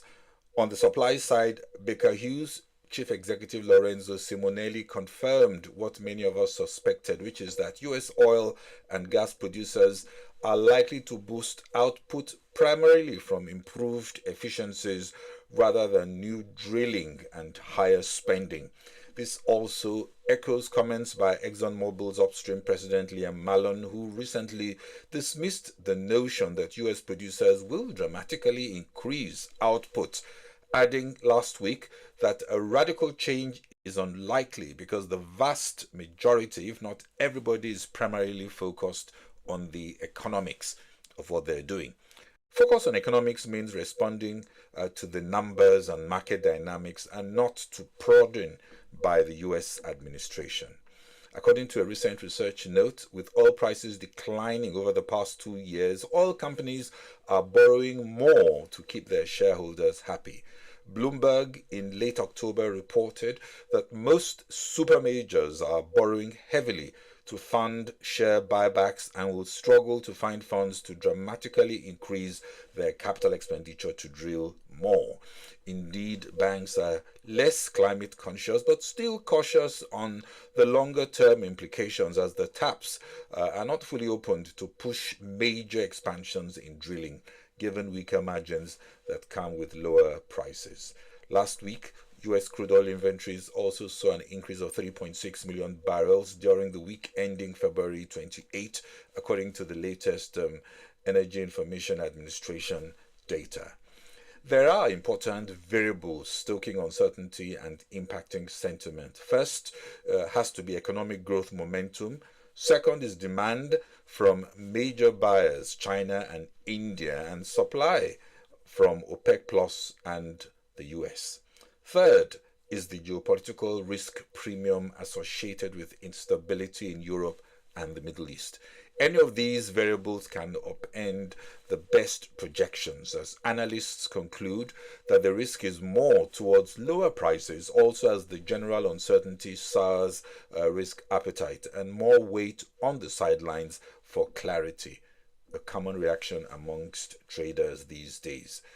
Also, we continue to get conflicting news on the peaking of fossil fuels. Carlyle Group's analysts in a research note yesterday said fossil fuel imports are easier to block than wind and solar sources, though they still see the US energy mix skewed toward fossil fuels. Also, Carlyle Group say the share of global energy consumption from fossil fuels that crossed borders peaked in 2017 and has since declined by 5%. That's share of global energy consumption from fossil fuels that crossed borders. Also in the EU, fossil fuels, including natural gas, are gradually losing their grip, with renewables remaining a key energy source. OPEC Plus disagrees. OPEC Secretary General Haitham Al-Ghais, in a note on the OPEC website, said that in the lead up to each UN conference of the parties, that's COP Climate Summit, talks have only led to very small steps forward, if any at all. He insists that about 100 countries currently produce oil and consuming countries continue to buy it, with global demand increasing year on year and petroleum products remaining vital to everyday needs. OPEC Plus insists that there is an anti-oil narrative instead of forging win-win solutions at COP meetings that take on board all views. I will not count out renewables and alternative fuels so quickly, but lingering oil prices at the low level and less fiscal appetite and capacity to incentivize cleaner fuels production will drive the dynamic increasingly. For the energy space, I think it will still be the economics rather than the politics. Oracle reported third quarter earnings that missed on the top and bottom lines. Earnings per share at $1.47 for the quarter was lower than $1.49 expected, while revenue was $14.13 billion, also slightly below Wall Street estimates. Q3 cloud infrastructure revenue was $2.7 billion, just under $2.71 billion expected.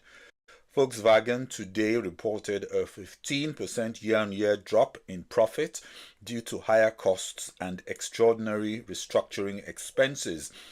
Asia Pacific markets mostly lower after losses in the US following anxiety over tariffs and a potential recession. Safe havens in demand helped Japanese yen to rise 0.3% against the dollar. Market sentiment has rapidly shifted from post-election euphoria to serious concerns about recession, though business activity and data are not exactly providing the evidence as at yet. Still, U.S. futures inched up early today ahead of market open, while Delta Airlines shares tumbled about 11% after it slashed profit and sales forecasts. Nissan CEO Makoto Uchida was reported to be stepping down from his position. The report came in today. On April 1, he will be replaced by current Chief Planning Officer Ivan Espinoza. Asia Pacific markets were lower, tracking losses in the US after anxiety over tariff policy and a potential recession. Well, that's all we can take on this episode of Global Business Insights. Thanks for watching. This is Bode Oshosami. Bye-bye.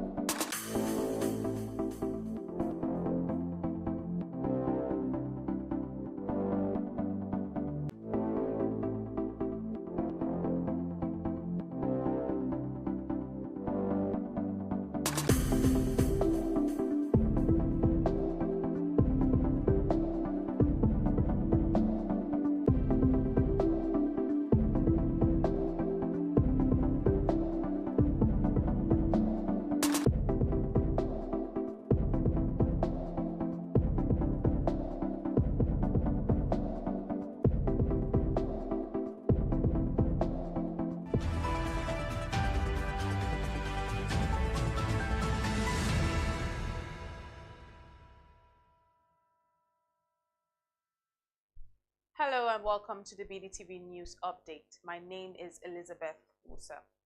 Let's see what's making the headlines this morning. Nigeria signs $200 million renewable energy deal to power rural areas. Nigeria's oil production drops as country earns $3 billion in February. 85 Nigerians stuck in United States deportation camp despite orders. Over 8,000 telecom subscribers switch operators in January, says NCC. Trump orders 50% tariffs on Canadian steel and aluminium with immediate effect. Shell names Super Eagles final squad for World Cup qualifiers. We begin the news in Nigeria, where the country has secured a $200 million agreement with WeLight, a Pan-African distributed renewable energy company, to bring electricity to millions of people living in rural communities. This deal will deploy hundreds of renewable mini-grids across the country, providing reliable power to rural areas and communities surrounding urban centers. WeLight signed the Memorandum of Understanding on Monday, the 10th of March, with Nigeria's Rural Electrification Agency. The agency revealed that the MOU is a leap towards providing clean electricity to millions in Nigeria. Moving on, Nigeria's oil production has dropped further in February to 1.4 million barrels per day. This is amid struggling oil prices, which remained below Nigeria's budget benchmark of $75 per barrel. According to the Nigerian Upstream Petroleum Regulatory Commission, NUPLC, this indicates that the country may fail to meet its Organization of Petroleum Exporting Countries quota of 1.5 million barrels per day, as well as its budget benchmark of 2.06 million barrels per day. The House of Representatives, however, tasked the presidency with the urgent need to rehabilitate oil and gas pipeline networks across the country to avert economic losses. Still on, over 8,708 subscribers have switched mobile networks in 2025 as mobile number portability continues to surge. Data from the Nigerian Communication Commission revealed that 9mobile recorded the highest customer losses as 6,716 subscribers left the network for competitors. Its subscriber base has remained at 3.2 million for 3 consecutive months, marking a significant drop from the 23.4 million it had in 2014 when it held a 15.7% market share. According to the Commission, the increase in porting activity reflects growing dissatisfaction with service quality and pricing, prompting subscribers to seek better options. To end the local news, Rivers State Governor Siminalayi Fubara has assured that his administration will implement to its fullest the recent judgment of the Supreme Court on the political crisis in the state. The governor's support group, the Supreme Council for SIM Worldwide, has also warned those planning to impeach the governor to refrain from such a plot as to avoid incurring the wrath of his teeming supporters. The governor, however, revealed that the interest and protection of Rivers State remains his priority despite the ongoing crisis. Fubara urged the people of Rivers State who believe in his administration to remain peaceful as they navigate the trial moments together.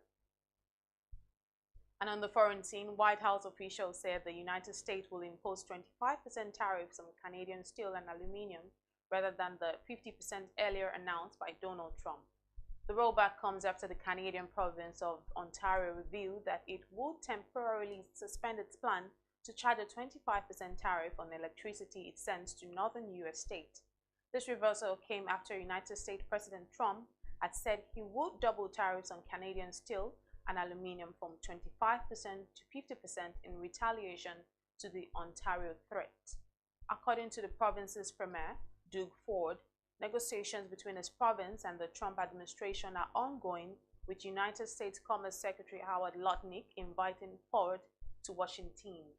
Also, Sweden has accused Russia of posing the greatest threat to security due to its aggressive attitude towards the West. The Scandinavian Nations Security Service SAPO, in its annual report, revealed that while joining the NATO military alliance had strengthened its security, it had also led to increased Russian intelligence activity. SAPO also revealed that the security situation in Sweden was serious, with foreign powers operating in more threatening ways with hybrid warfare alongside incidents of violent extremism. The head of SAPO, Charlotte von Essen, says there is a tangible risk that the security situation could deteriorate further in a way that may be hard to predict. And now to sports. Super Eagles head coach Eric Chell on Tuesday, the 11th of March, announces final 23-man squad ahead of Nigeria's 2026 World Cup qualifying fixtures against Rwanda and Zimbabwe. The coach also released an expanded provisional squad of 39 players last week. This will be his debut match since becoming coach of the three-time African champions. The squad consists of 3 goalkeepers, 6 defenders, 6 midfielders, and 7 forwards, with a mix of experienced names and new faces. Now to end the news, the long-awaited trial of medical staff who treated late Argentine football legend Diego Maradona has started in the capital, Buenos Aires. Prosecutors allege that Maradona's death could have been avoided and accused the hospital staff of medical negligence. Maradona, who was convalescent when he died of a heart attack at his home in 2020, had been recovering at home from surgery on a brain blood clot earlier that month. The defendants say the football icon had refused further treatment and should have stayed in hospital longer after his operation. According to reports, the staff risked prison terms between 8 and 25 years if convicted on the charge of homicide with possible intent. These were the top headlines from the BDTV News Update this morning. My name is Elizabeth Musa. Stay tuned for more.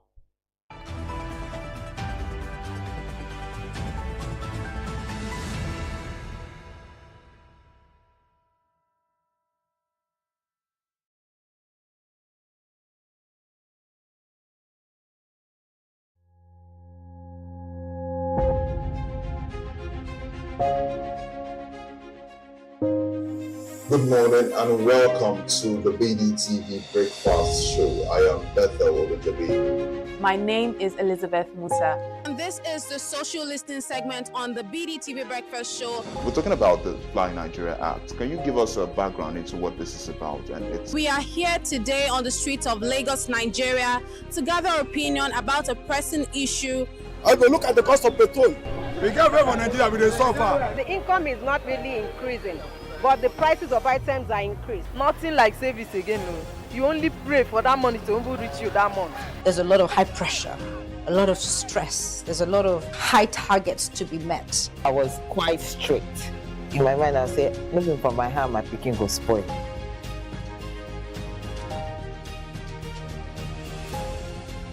To allow all banks and all the players in the space 15% inflation target achievable in 2025.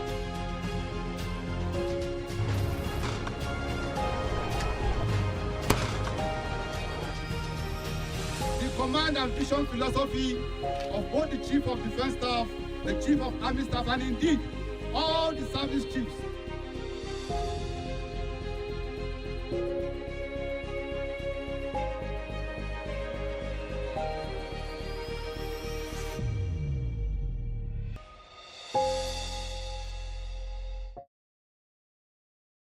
They bury me, my outfit at the ground for good 3 days. So this is what I'm ready for now. My name is Obina Okonkwo. People in this area always call me Okobanti. Based on what I do, I produce palm, sandal, both men and female. I'm not born like this. So when I was like 2 years old, when I got this accident, I sick. Then my mom took me to the hospital, but unfortunately, they gave me injection to the wrong side. Instead to give me at the normal place, give me at my bone.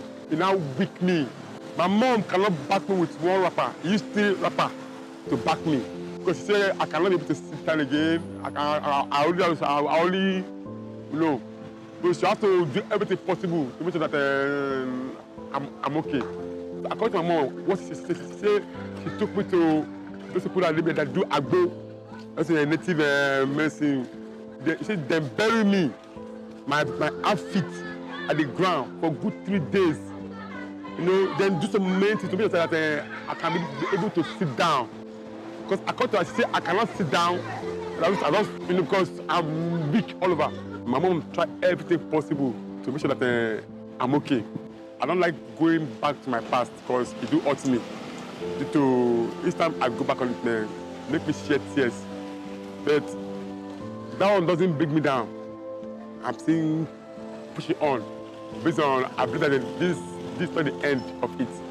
I still talk that I'm alive and I'm still pushing forward. Sometimes I say, this boy cannot continue like this. No. Let me find one or two things and fix him. He asked me, boy, what would you like to learn? I say, radionic. And I decided, no, radionic cannot. I said, no, I want to learn cobbler. He said, now fix me in one at a Babish market. There's one man they call Mr. Water. But now this man is late. May he rest in peace. That's my boss. He taught me on how to beat palm. I learned my work for good 4 years, but no money to continue on my own, to start on my own. My boss said, okay, boy, and if I do your business with me, if you can sample your goods in my show glass, then anything, if customer come, if they choose your own, fine, they choose my own fast. So my boss is the only person that helped me that period for good 4 or 5 years. I'm married with a wife with 4 kids. This is what I'm doing. This is what I'm doing to feed them, to take care of, even pay their school fees. I know it's not really easy, but I don't have to give up. I said, I have to put myself together. And I don't even look down on my condition that I'm on wheelchair. As you can see now from here, from here now, I can get to mainland. I will just go to bus stop, take a box, they'll carry me to mainland, where I do buy my materials. I don't have to give up to myself. You know, I know I'm a man. And I'm not seeing myself on this wheelchair. I don't look down myself. I believe that any woman that will come for me like this, she will take me where I am. And that's my wife. Our former president say the youth are lazy. Me, I say no, the youth are not lazy, no.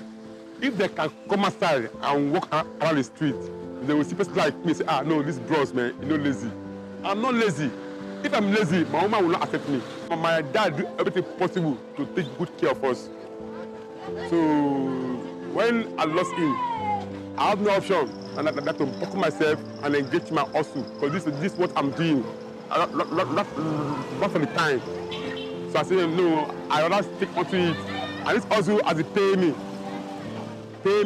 my house rent, my baby school fees, and then feeding.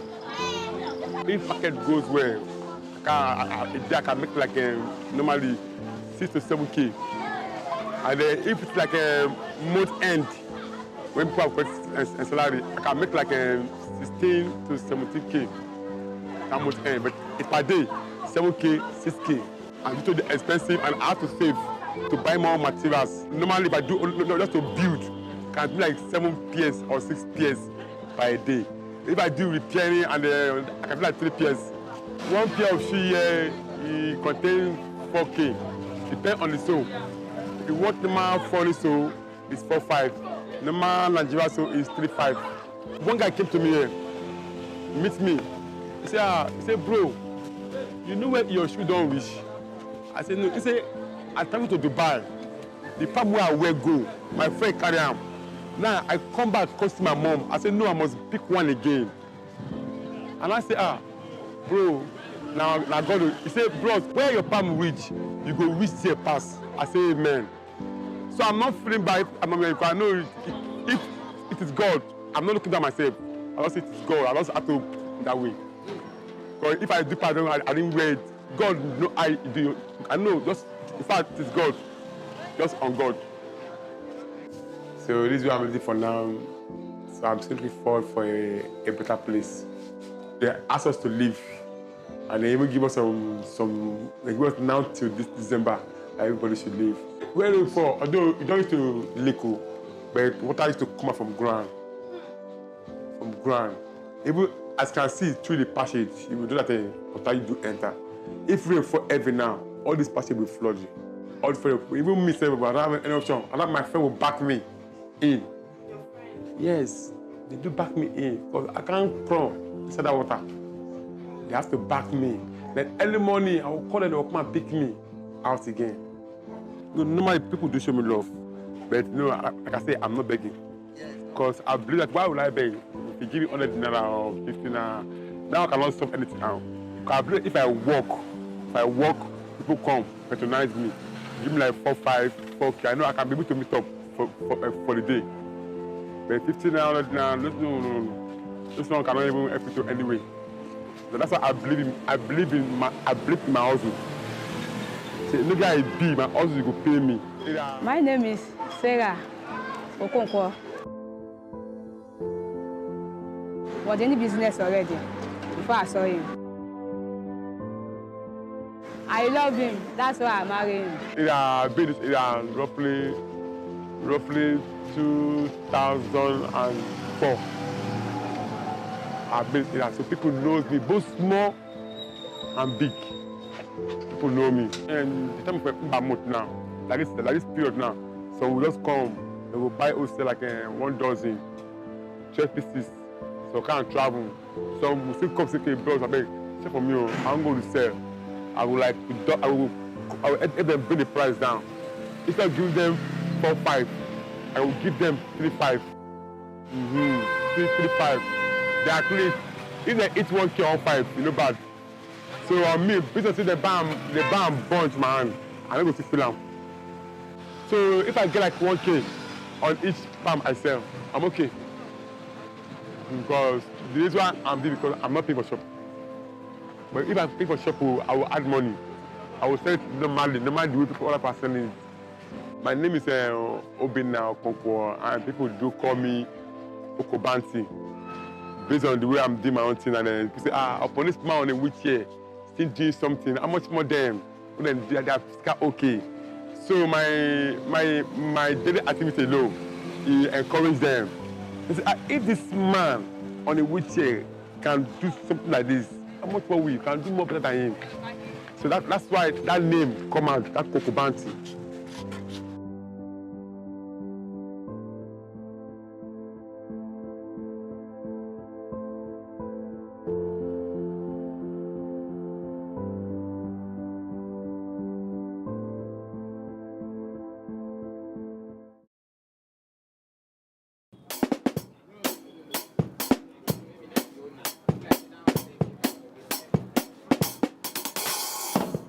Music makes me happy. My name is Smith Austin Oyowe.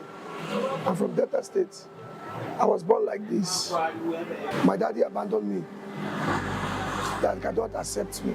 I wanted to go to school, but there's no sponsor, no help from anywhere. My mother has sponsored me throughout my primary, secondary school till the present time. But it's unfortunately that she has passed away. She's no more. So, my daddy also has passed away. That minute when my daddy discovered who I am, he cannot do anything for me again. Before death took him.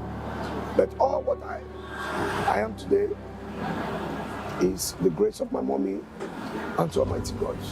Sometimes when I'm going out, I'll put my hand in my cloth, I will hide it, I'll be going.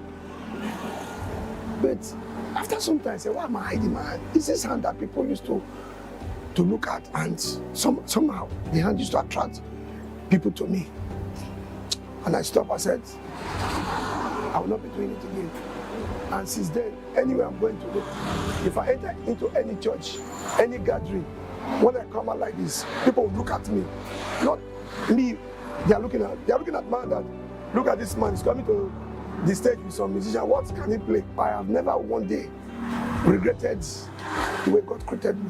There are some things that when you want to do, they'll say because of the disability you have, you cannot be able to do it.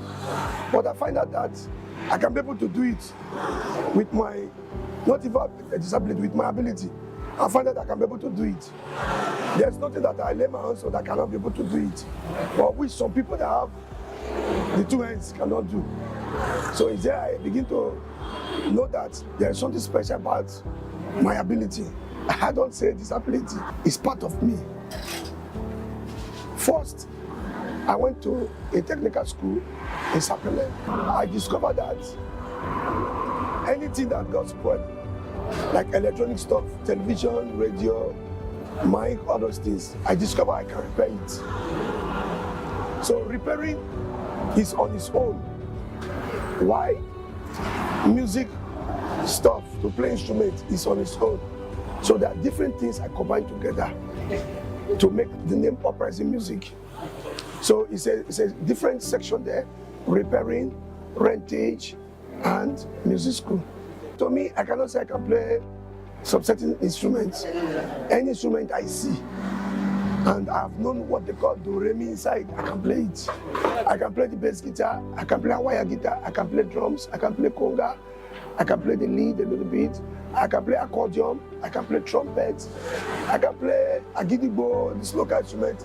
I can play some instrument that is not even in Lagos here in my village. When you discover yourself on time and you begin to do things that is like wow, I can do this thing now without going to music school. I can do this thing without going to music school, without going to anybody. There's sometime along the line, I know it's an inbuilt something, but still, I still go out to watch people play. When I come back, what I see them do, I will practice it on my own personally.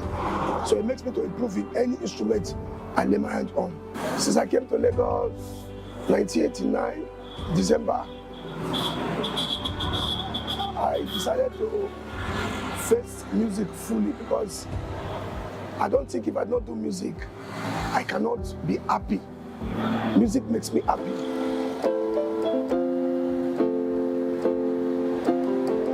There's no sponsor anywhere.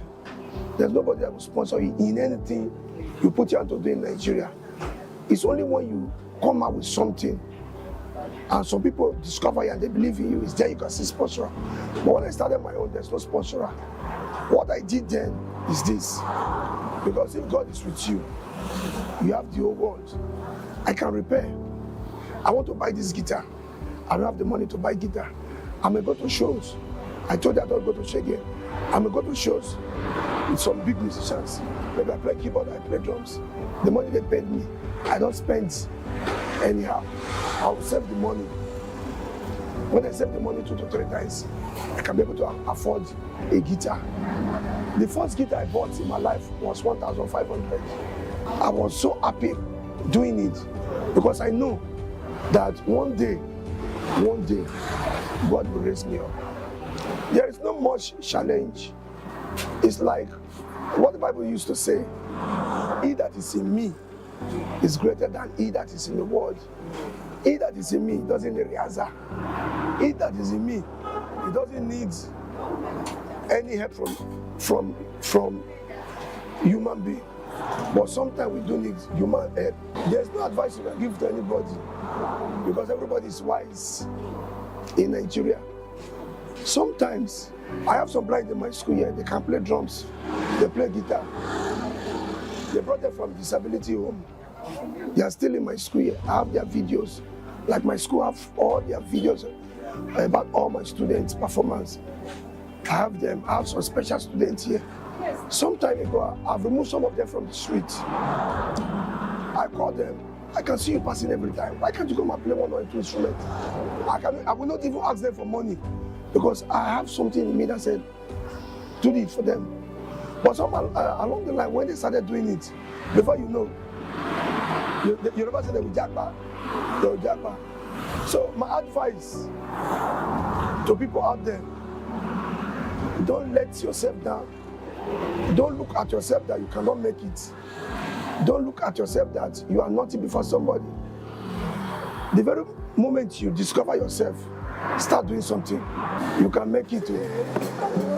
Jesus, all the things I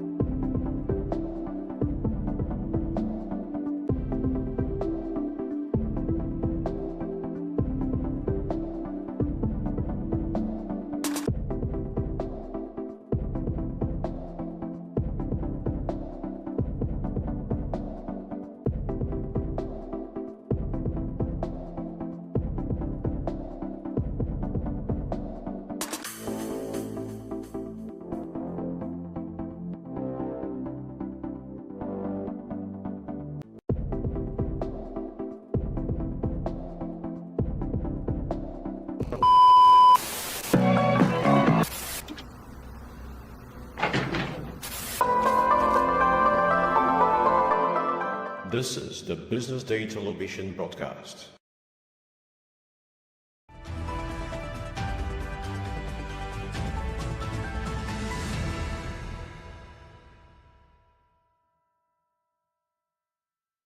Welcome back. This is the social listening segment here on the BDTV Breakfast Show. This is where we get to analyze top trends making the rounds across social media platforms. My name is Elizabeth Musa, and joining me in the studio this morning is Mr. Obidike Okafor, is our in-house analyst, and he'll be joining us to speak on some of the stories making the rounds on social media. Welcome to the show. Thank you. Let's start with what we have on the trend this morning. Today is the order by the Federal House of Representatives to shut down all porn sites nationwide. Now, this has generated mixed reactions across social media, as many question if it's the most pressing issue in the country. But I'll give you a little bit of a background. Also, the House gave the directive during plenary on Tuesday, as lawmakers suggested that the internet providers must block access under the new directive.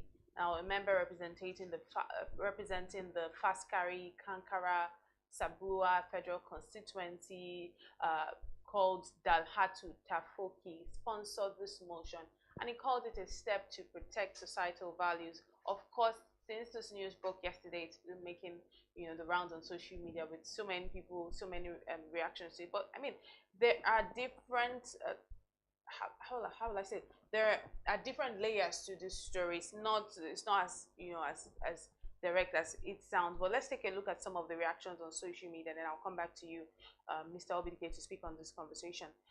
We have that one from Naji. Naji says, this is a positive step, but they should also address the potential risk of increased sexual violence that could arise from restricting access to pornographic websites. It's a two-pronged approach. Let's see if we have more reactions to this story. Tam Gunubal says there are far-pressing issues that need radical attention and reform. But still, it's a great move, and as it is likely to promote increased productivity among our young population, it could also lead to possibly negative externalities like increasing the risk of sexual assault and molestation or rape as they seek to gratify their their needs through alternative means. Let's see if we have more reactions to this story. Joshua Eze says, interesting move by the reps. I support regulating pornographic content, but is there a way to block it even on Twitter? I'm curious about solutions. That's according to Joshua Eze. I mean, you've seen all of the comments on social media, rather. I'm sure you have your own reactions. What did you make of this story when you saw it? I don't blame people for saying, is this the most important thing? But it's actually important. Societal values are key. In Lagos State alone, the Lagos State government complained that between September last year and July this year, there was an increase in sexual violence. And 90% of those affected in adults were women. And about almost 50% of those in children were girls. So when you look at it, the statistics will only grow scarier, and one of the main source or foundations of where this sexual violence exudes from is from consuming pornography. And it's mostly young people that it starts from curiosity about their sexuality, and then it increases into, so instead of them to look at the right places to learn, they look at the wrong places, which includes pornography. Pornography is extreme. It's not real. Half of the time, it's not real. What are the right places, if I may ask? So you have sex education. But many parents don't give their children sex education. So that's why I said that's why I said the issues are on a very long thing, for lack of a better word to use. There are so many things that are not being addressed. There are so many gaps. So if you stop one, you still haven't addressed the other things that are linked to it. Starting from the foundation, where it all starts from a child being curious about their sexuality, and then looking for other means. At the end of the day, most people get misled. That's why if you notice, the high rate at which young people are interested in, you know, things around sex is alarming. That's why you see cases of secondary school boys raping secondary school girls and all of that, because they don't understand it, and they just, when that sexual energy grows, they just find any way of letting it off. So at the end of the day, when you look at it, it's deeper than just banning pornographic websites. It's a good move, but there should be the rule, or the whatever they are planning should include other things that will go all the way down to the basic sex education for a child when they are growing up. So they should put all these things into consideration before just jumping into saying, let's ban pornography. It won't change too much, because even if they ban pornographic websites, if you go on social media, TikTok and all those things, it's everywhere. Like it's sometimes when you open social media, you see something or hear things. When you hear some things, you just keep scrolling, that kind of thing. So so that is like, if you ask me, just like just touching one place when there are like a million and one things to address at the same time.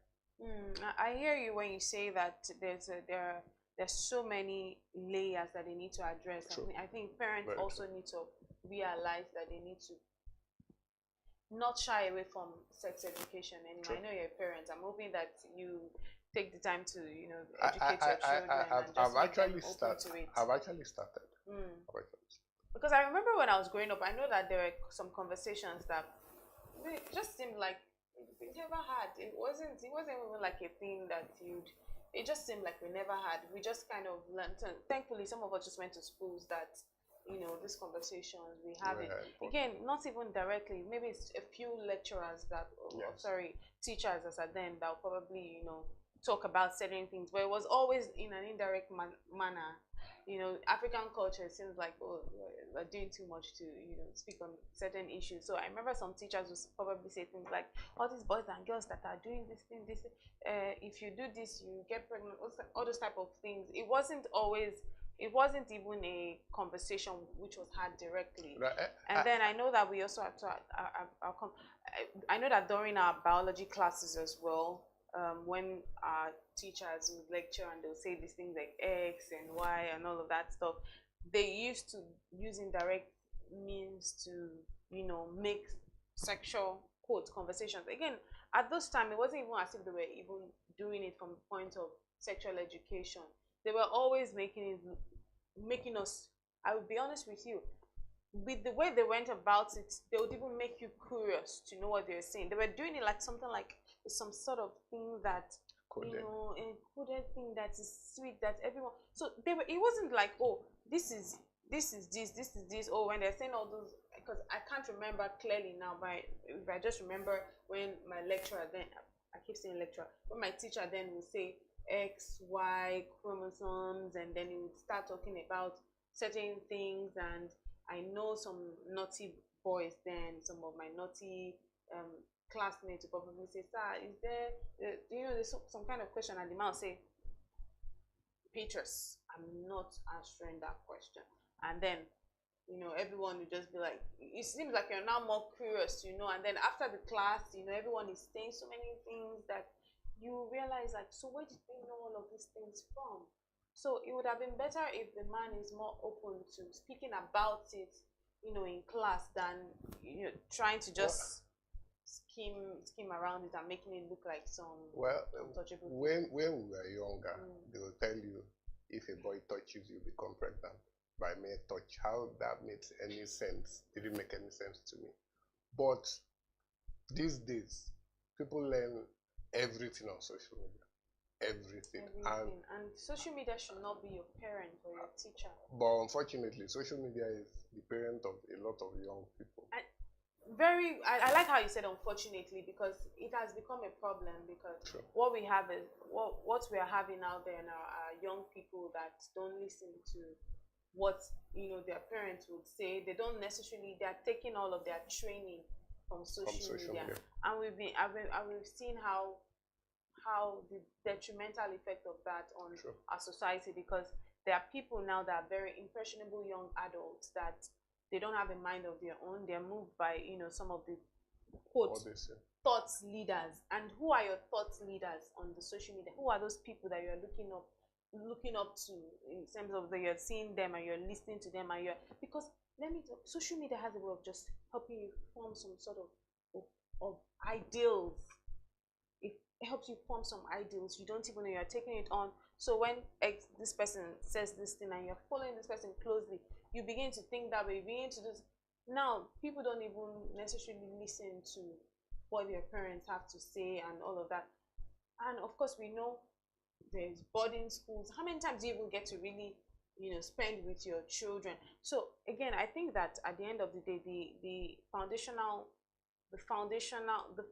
has to be really solid, because the quality of people that we see out there, you realize that when the foundation is solid from the start. So even when it gets to the point where, like I said, now it's like social media is becoming the teacher, where is your thought leaders or your overlords that are now helping you form your opinion. Do you know that you see in comment sections, some things are happening, people get to comment section, you can tell that they did not think through whatever post. They start forming their opinion from the comments that they are seeing. Like, they did not think through it. When I read comment section at times, I realize that it's possible that this person hasn't even watched this video till the end. Maybe the conversation, for instance, if I'm seeing, I don't want to mention any name, if I'm watching a certain podcast and this person said this, you didn't listen to the end, you didn't watch to the end, you didn't hear it. But most people just start forming, and that's how misinformation is passed. That's how people start forming opinions that are not valid, that are not going to even add any value whatsoever to the society. And it's truly terrible. It's truly terrible. I feel sorry for a lot of young people, because the kind of education they are getting from social media is not right. But what can I say? Well, speaking of social media, let's move on now. Adegoke Idoluwa, popularly known as Ifelov, who is also a skit maker, content creator, so to speak, has called out our skit maker fiance Ogunleye Babatunde Olamide, popularly known as Oluwa Dollars, over alleged infidelity. Ifelov, who was a few months ago proposed to by the content creator, took to a verified Instagram page on Tuesday, which was yesterday, to reveal details about their troubled relationship. She accused him of repeated infidelity and stating that she initially left the relationship because of his cheating, but returned after he spent 2 years convincing her that he had changed. And then she put out this post on social media, and you could literally feel the pain. You could sense, you know, we can't see her, but you could tell how pained she was. Like, you know, you just feel like you're making wrong choice, and you're thinking, why did I even get back with this person? Like, is it even worth it? And to be honest, this is beyond this situation. It's beyond the current situation. For me, there's so many things I want to talk about in this story that I don't even know if I want to talk about it on air, or just leave it in my mind, or just leave it with my friends, because there are a lot of things. There are different sides to it. You know, talking about making right choices, talking about, you know, people. She had mentioned that he's even always mostly broke. So now this is somebody that he has thousands of followers on social media, supposed skit maker, and all of that. So you should be making money. So she says that even the brands that always literally, what's the word she used? They're always on his neck. He doesn't deliver. He doesn't meet up. So she sounded like someone that's just like, what am I doing with you? Do you understand? She even mentioned that all through while she was in school, I don't know if this is even important, but she mentioned that all through while she was in school, she didn't even have any man. She didn't know any man, that because she loved him, right? And then she, you know, got with him, and she talked about how all of his actresses, because you know how the skit makers, they always have this, funny skits where they do it like, this. I even find those skits funny, like funny in the other type of funny. So she says that she got into the house one day and then she saw one of those actresses hiding in the bathroom. Like, why would she hide in the bathroom? Why would she hide in the bathroom if there is nothing? And then she said many times, according to her, all of these things are allegedly. So she said that every time she goes to, like, she catches him in some sort of compromising situation, is quick to say, it's my actress. They are my actress. It's my actress. It would be interesting to hear her side of his own side of the story, though. But I mean, with everything she has said, it seems like she's already said a lot because they have a child, right? Together, and she says she takes care of the child. She says she takes care of the child. It's just a lot. Let's see what the people on social media are saying about this particular story, which has made the round. Saucy says, once a cheat, forever a cheat. You don't give a cheating partner a second chance. They don't ever change. What do you think about that? I'll come to that. Let's see more reactions on social media to this story. Willie says, relationship ain't easy. Oluwadola should know its boundaries now. At least run the rubbish you do in a hotel since you've decided to settle. But still, you don't want to leave the street then for your madam. I hope you're not a nag, because that mostly sends men to another woman's arm. Not this person is funny. Not that I support him, but let's see more reactions to the story. Amy says, if you forgive a cheating partner, joke's on you. You had time to leave. You chose to stay.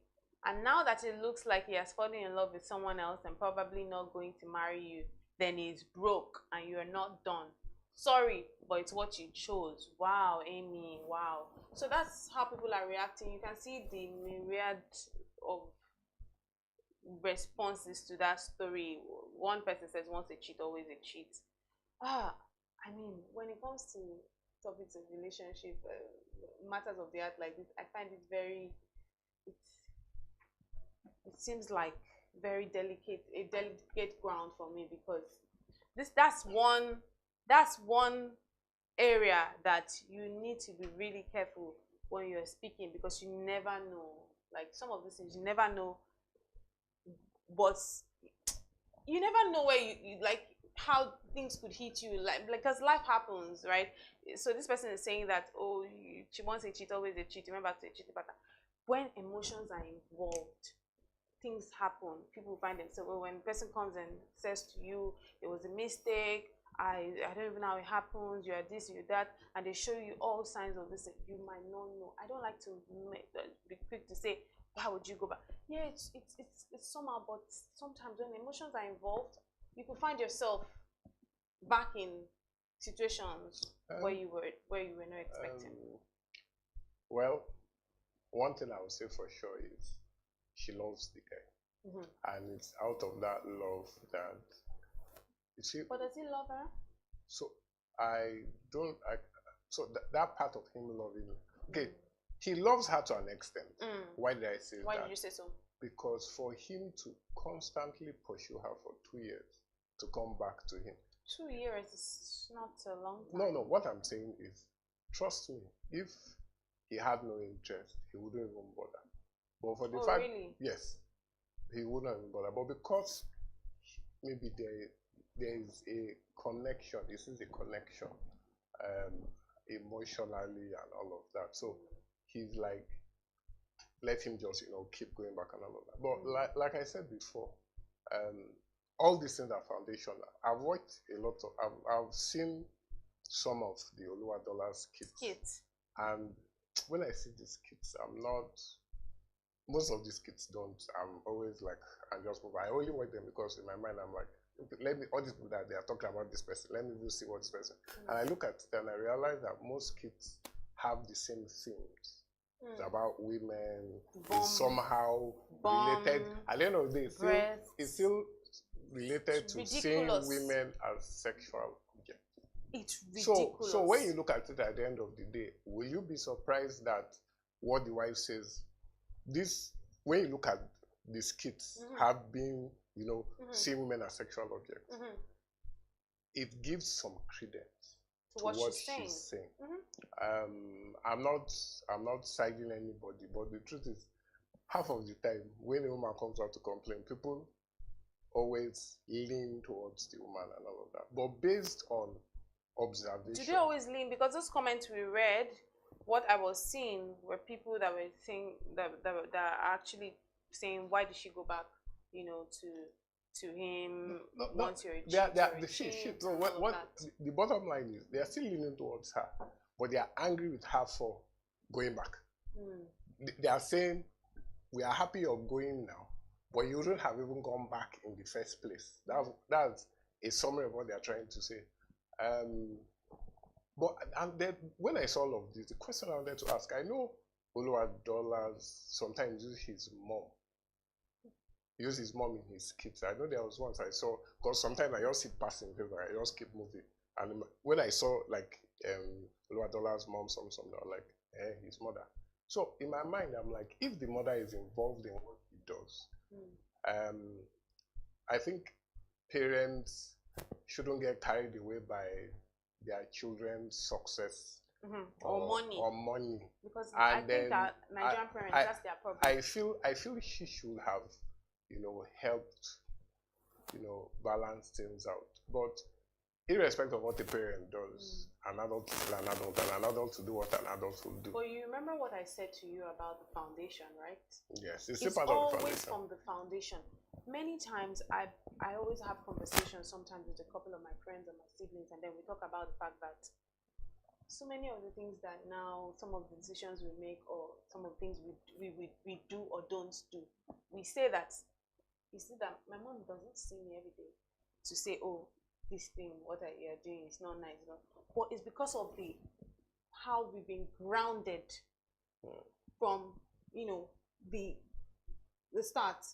We just know, we now have, we have our own identity. We just know, oh, this is something I could do. This is something we can make meaningful judgment.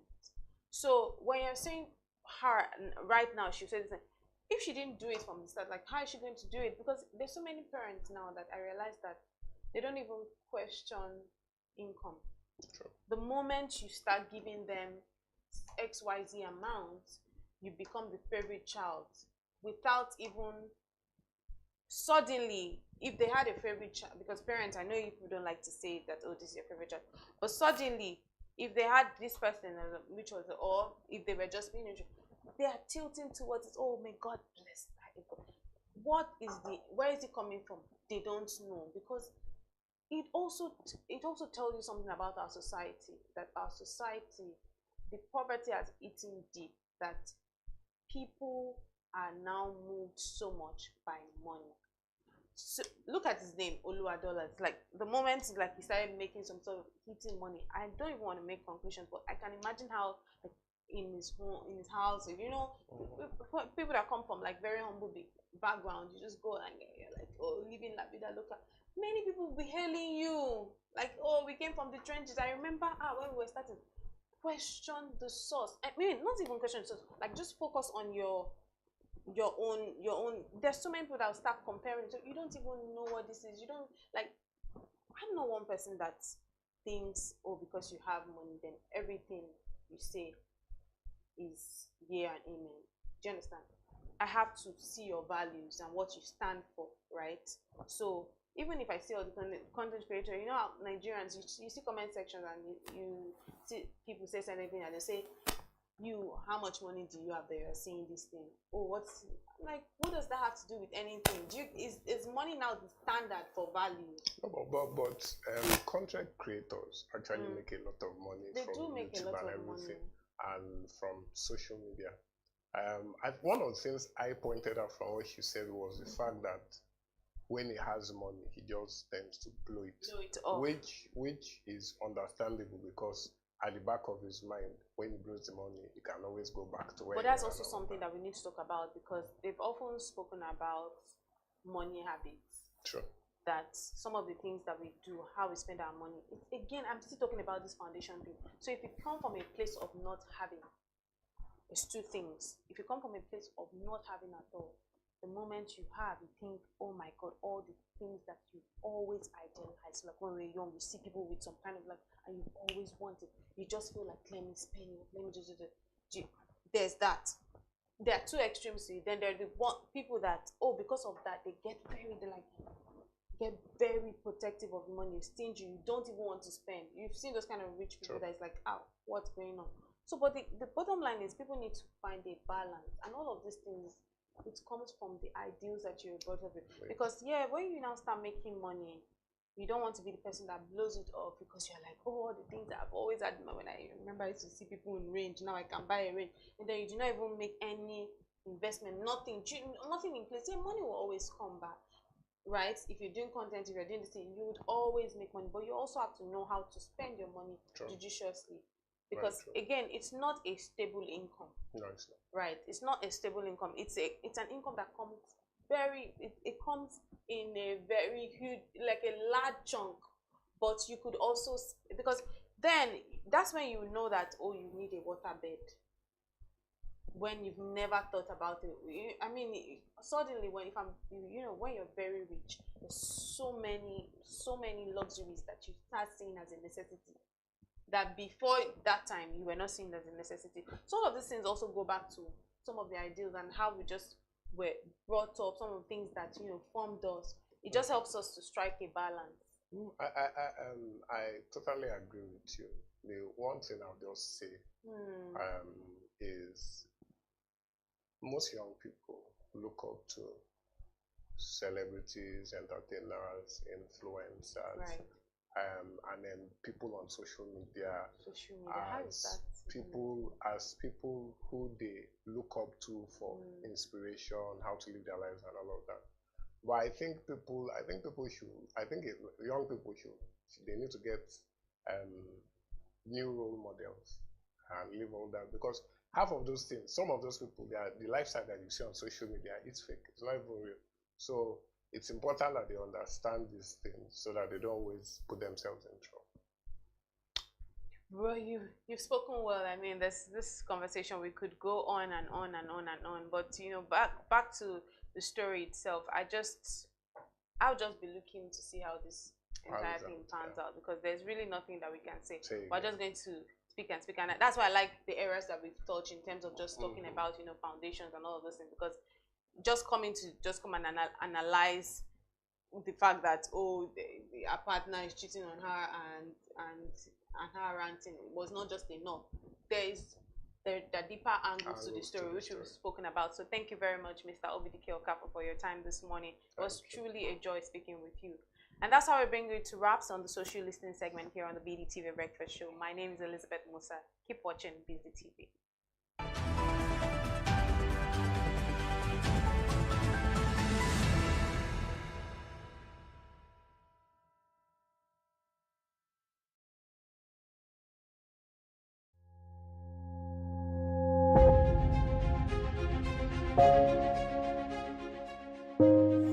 Good morning and welcome to the BDTV Breakfast Show. I am Bethel Obijabi. My name is Elizabeth Musa. And this is the social listening segment on the BDTV Breakfast Show. We're talking about the Fly Nigeria Act. Can you give us a background into what this is about? We are here today on the streets of Lagos, Nigeria, to gather opinion about a pressing issue. I go look at the cost of petrol. We get very Nigeria with the suffer. The income is not really increasing, but the prices of items are increased. Nothing like service again, no. You only pray for that money to reach you that month. There's a lot of high pressure, a lot of stress. There's a lot of high targets to be met. I was quite strict. In my mind, I said, looking for my hand, my picking go spoil.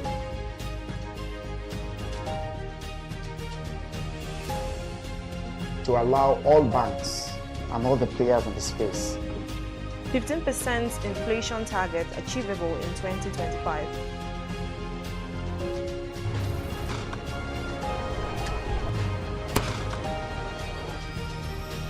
The command and vision philosophy of both the Chief of Defense Staff, the Chief of Army Staff, and indeed all the service chiefs.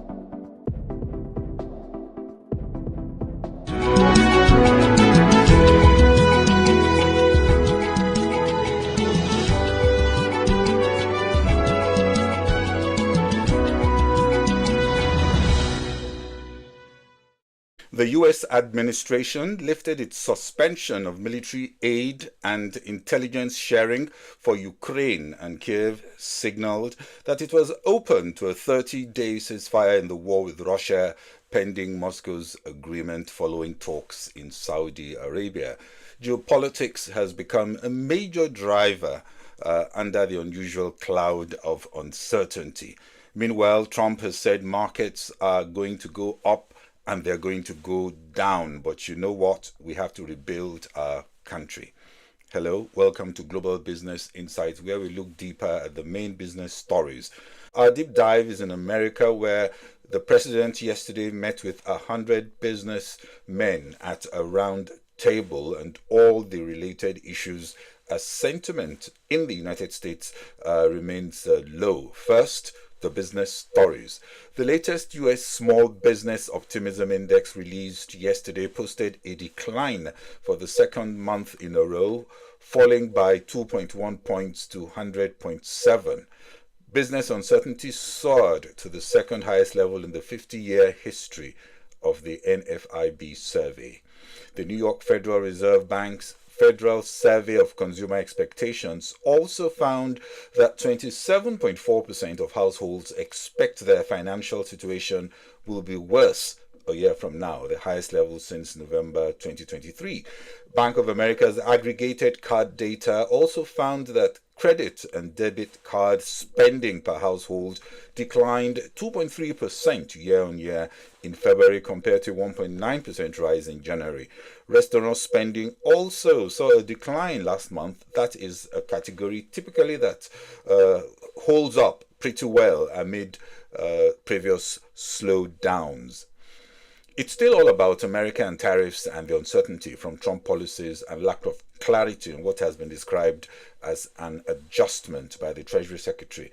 President Donald Trump yesterday addressed a major meeting of top CEOs, many of whom have seen the value of their companies slashed as Trump's tariff-heavy economic policy has raised uncertainty and fueled a market sell-off.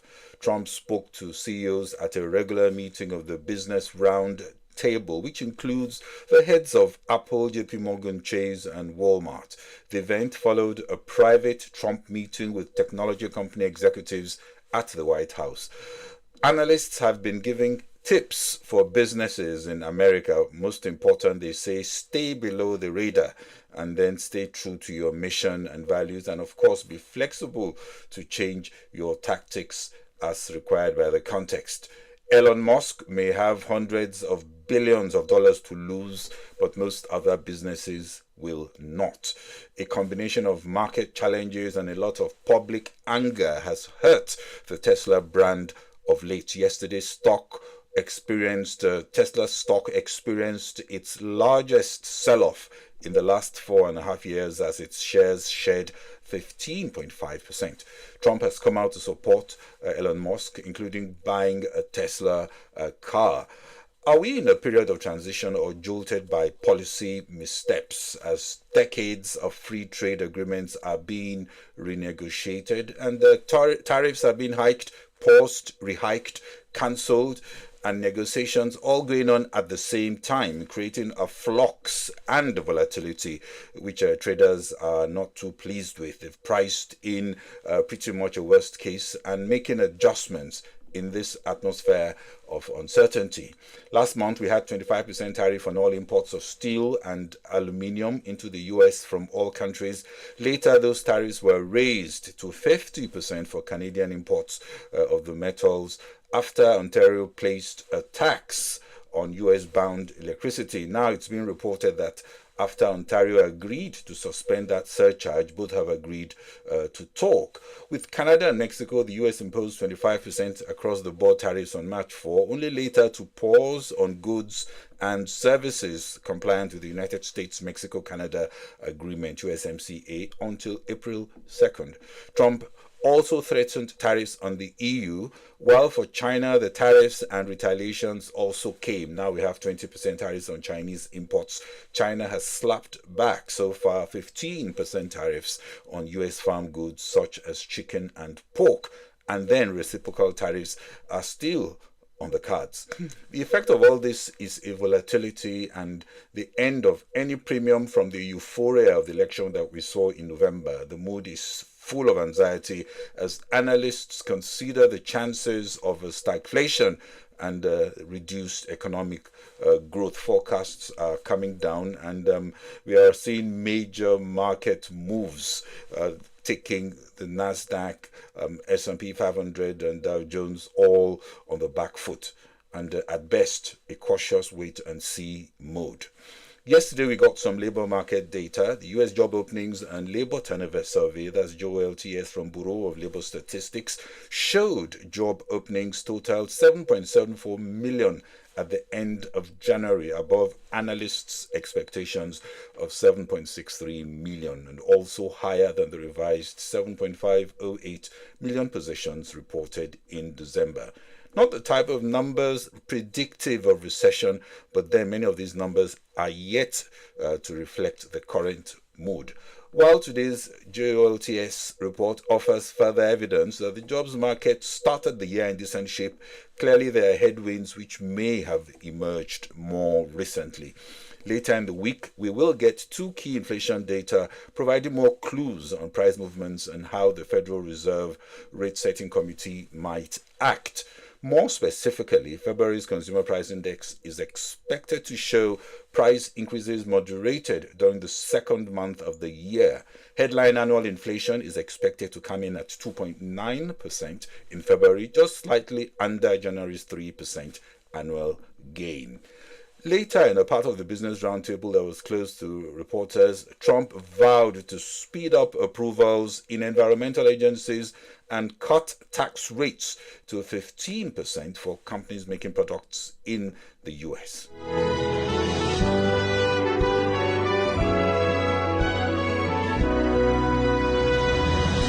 But what else is making headlines? China's leaders have spent the past week unveiling their plan to transform the country into a technological powerhouse and ramping up spending to hit an ambitious growth target. Beijing is seeking to sort out many domestic issues, including fallout of a real estate crisis, high local government debt, and weak consumer demand, while of course facing fresh pressures from the current US administration, threatening expanded controls on American investment in China. The euro scaled a new 4-month peak against the dollar yesterday on hopes a German defense spending deal could be struck by the end of the week, while the dollar index slipped to its lowest since October due to US recession fears. Sir Keir Starmer, that's the UK Prime Minister, has said he will not impose immediate counter tariffs against Washington if Donald Trump hits Britain this week with his 25% global levy on steel and aluminium imports to the US. Downing Street said the UK Premier would take a cool-headed approach as he tries to keep Britain out of any wider transatlantic trade war. Almost half the workforce of the US Education Department have been laid off in a step towards the president's pledge to move more activity in education to the states.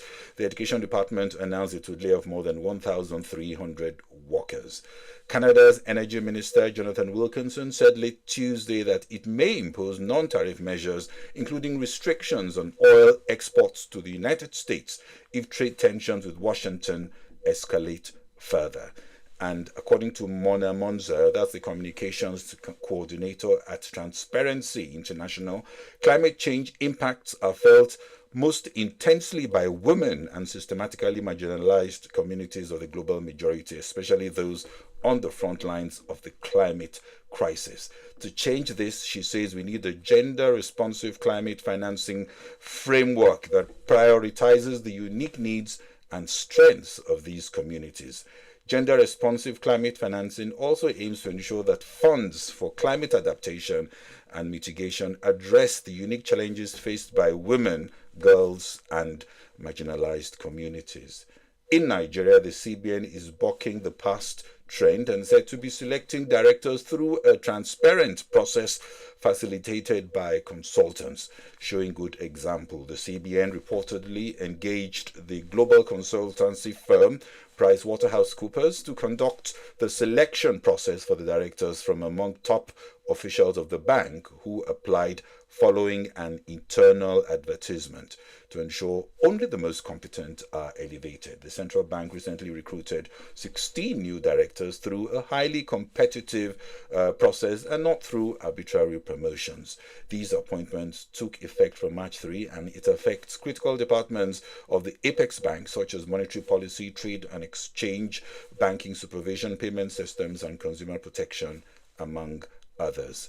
U.S. stocks made several attempts at a rally yesterday with the S&P 500 and the Nasdaq Composite both closing lower on the day. S&P 500 entered correction territory for a few minutes following the Nasdaq. After an exhaustive effort to explore all available means to secure a viable financial and operational future, struggling electric vehicle battery manufacturer Northvolt said it has filed for bankruptcy in Sweden. U.S. increased tariffs on steel and aluminium imports take effect today as prior exemptions, duty-free quotas and product exclusions expired. While the UK have said they will not retaliate, at least not yet, the European Union is taking a different position. The EU is slamming counter tariffs on 26 billion euros, that's $28.33 billion worth of US goods starting in April.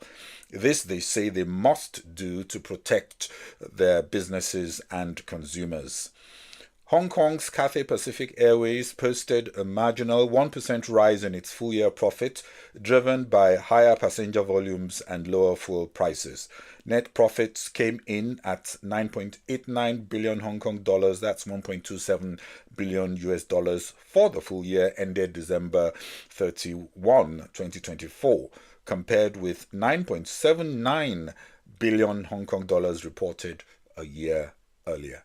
Zara owner Inditex posted a year-on-year rise in fourth quarter sales that met expectations. The Spanish retailer reported revenues of 11.21 billion euros, that's $12.2 billion in the 3-month period, matching the 11.2 billion euros forecast and up from the 10.34 billion euros in the same period of last year. The company, however, pointed to a slight slowdown in first quarter sales this year, that's 2025. Asia Pacific markets mostly rose, breaking ranks with Wall Street, which was still feeling the uncertainty over Trump's tariff plans and fears of recession. Like we said, Trump no longer plans to raise tariffs on Canadian steel and aluminium imports to 50%, but the uncertainty still lingers. Well, that's all we can take on this episode of Global Business Insights. Thanks for watching. This is Bode Oshosani. Bye-bye.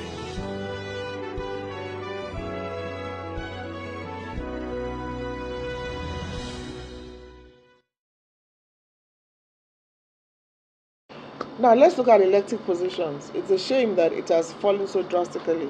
There are just 4 women in the Senate and there are, I think, 9 women in the House of Reps. So I think the first thing is, in terms of elective positions, political parties have to be intentional about supporting qualified women. And there are so many women that are qualified, professional women, highly successful women that can contest elections. So political parties have to go beyond, it's a free form. It should be a level playing field, and then intentionally encourage and support women that should contest into various offices. So it's a shame that from 27 when I was in parliament, now we have 9 women in parliament. The challenges are many. Money is a problem. It's very expensive to contest elections, and it's getting more violent, it's getting more dangerous. So, but if political parties say, listen, out of this number of seats, we want to encourage qualified, and I use the word qualified women, they can. So it starts with the political parties. In terms of appointments, of course, it's the decision of the leader to appoint women and just have a level playing field. And I tell you, the very best women will come out and take positions that they're qualified with. My mother, of course, late Shadiat Abeke Iribubu. My mother impacted the values of contentment. Contentment is a virtue. If you're contented, you have it all. Contentment, kindness, sincerity, hard work.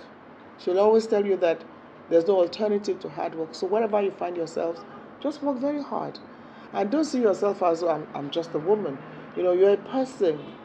You have abilities, you have competence, so encouraging you to go out there and, show the world what you can do. So my mother remains my number one influence. Then on television has to be Oprah Winfrey, because Oprah Winfrey used television to change lives. So when I was on television, I learned that you could use television to change lives. And the late Mrs. Miriam Babangida, I worked with her for 5 years, and her Better Life program and the way she carried on also had an influence on me. So yes, those three women, my mother, Oprah Winfrey, and the late Mrs. Miriam Babangida. I think first progress is that we have survived. 5 years, here we are as a diaspora commission. And then today, diaspora is on everybody's lips. So we have put diaspora issues on the front burner. So you find that, people even have started taking even diaspora from us. Everywhere is diaspora, this, diaspora, that. Because we've been able to show that it's about human capital development. It's about connecting with Nigerians all over the world that are doing great things. Other countries cannot talk about their development without their diaspora. Nigeria should not be an exception. So we're glad that Nigeria is embracing its diaspora. There's still a lot more to be done.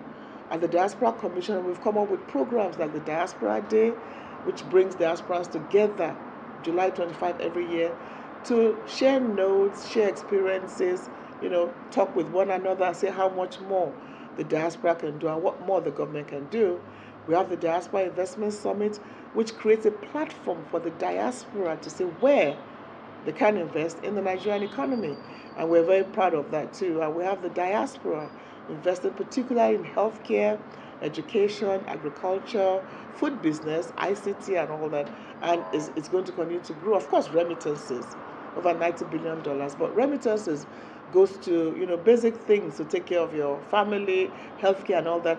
We're also saying the diaspora should be a critical investment factor. So the diaspora remains very, very important to the economy of Nigeria.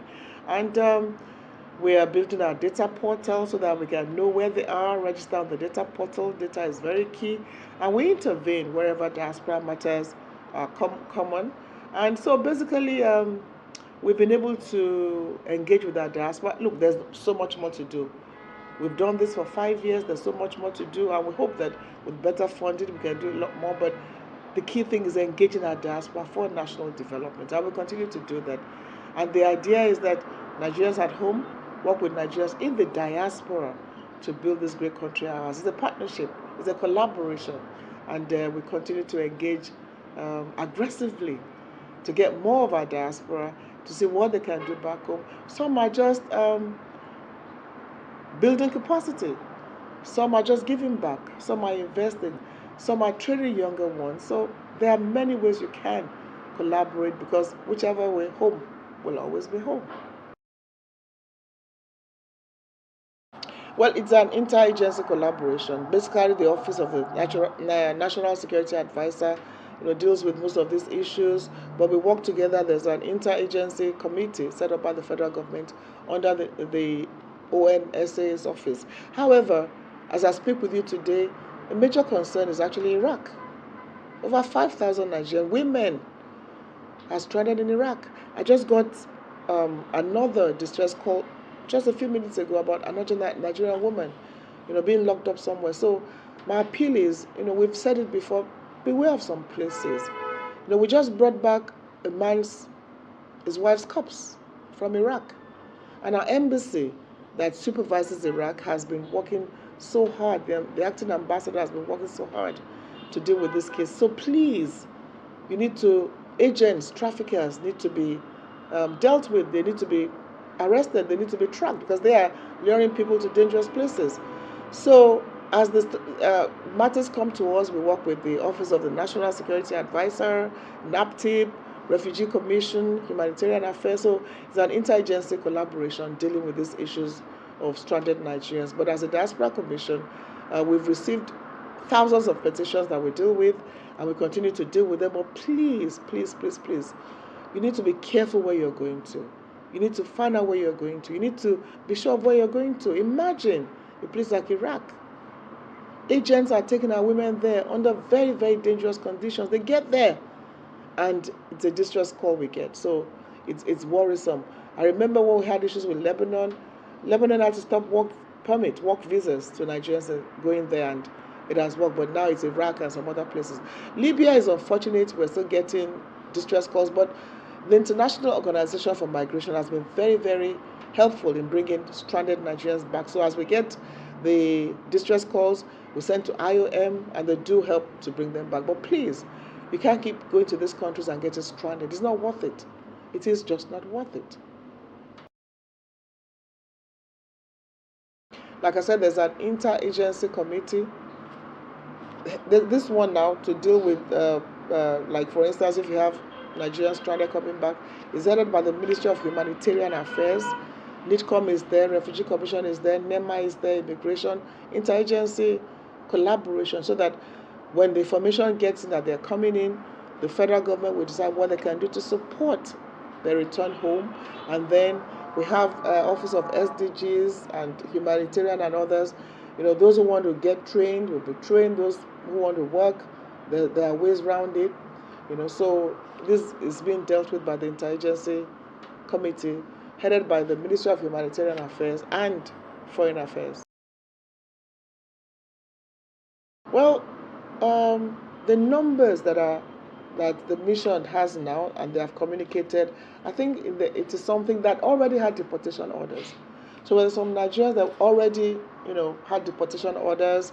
They had, it's been over, and they have been given the order to come back. These are the first set that will come back, when they indeed will be back.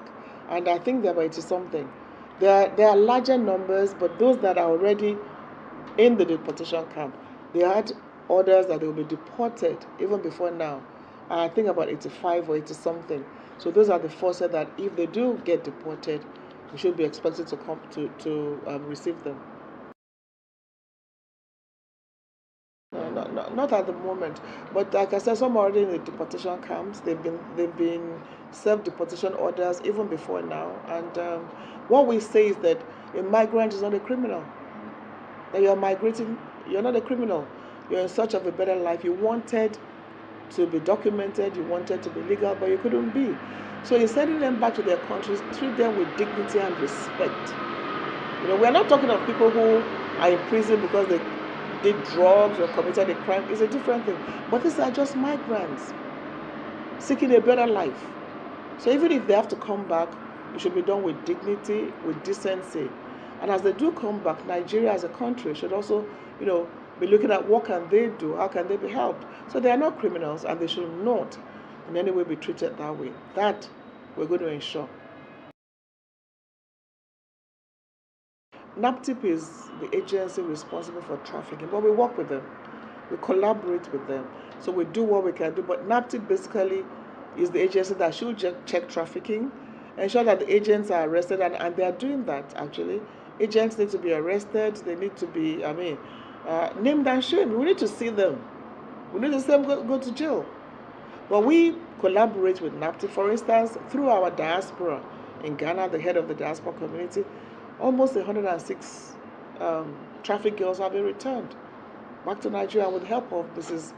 Her Excellency, the First Lady, Chief Mrs. Oluremi Tinubu, who gave us a bus to be able to bring these girls back. We've been bringing them back, but really, how do you stop them from being trafficked? I think that's the key thing. So the traffickers need to be nabbed. As I speak with you, another 3 have been arrested in Ghana. And thanks to Chief Callistus, who has been working tirelessly on this with the Ghanaian authorities. So really, the agents are the problem. They lure these young children, and then they get into trouble. And we have to find a way of bringing them back to their various, and their families. You find that families are involved. It's an uncle or an auntie that's going to tell you to go here and there. So massive awareness is very important. on the dangers of such migration. And a lot of them, if they know what they're going to do, they will never, ever, ever, ever embark on those journeys. But they don't know. They are lied to and told, painted a very rosy picture.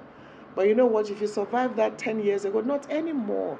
The world in itself is much more difficult now. Every part of the world is much more difficult. And then, where you're running to, in most cases, they are not just worse off than where you're running away from. So let's look at the opportunities in our own country and what can be done here. I mean, if you're going in search of a better life and, getting a job and all that, it's fine to become a better person.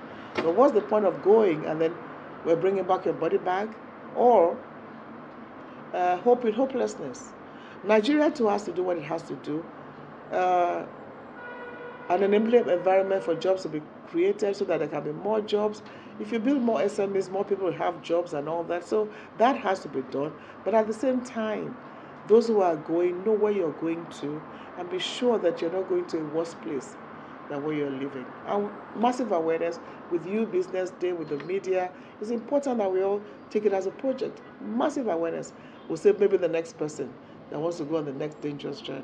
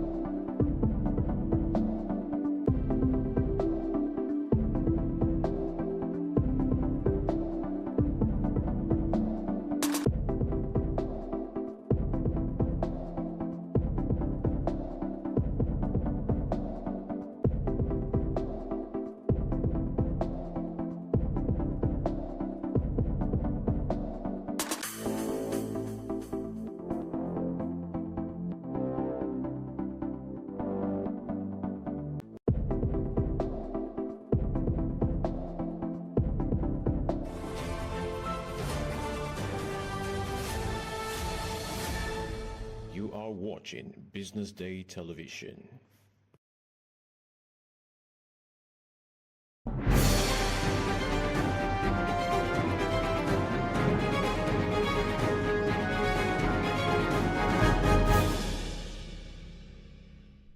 On the show today, we review the NGX in 2025 as well as markets across the world. We are going to be analyzing some of the events that have dictated happenings in the market this year. The NGX is off to its slowest start since 2021, with less than 19 days to the end of the first quarter of the year, to the end of Q1 2025. The market has appreciated by 3.15% year to date. That is as of March 11 yesterday. For most of March, it has been a bearish run as investors have not been enthused by some of the earnings results that have been released. Welcome to Economy and Market, where we give you a comprehensive breakdown of market and economic activities. I'm your host, David Olujimi.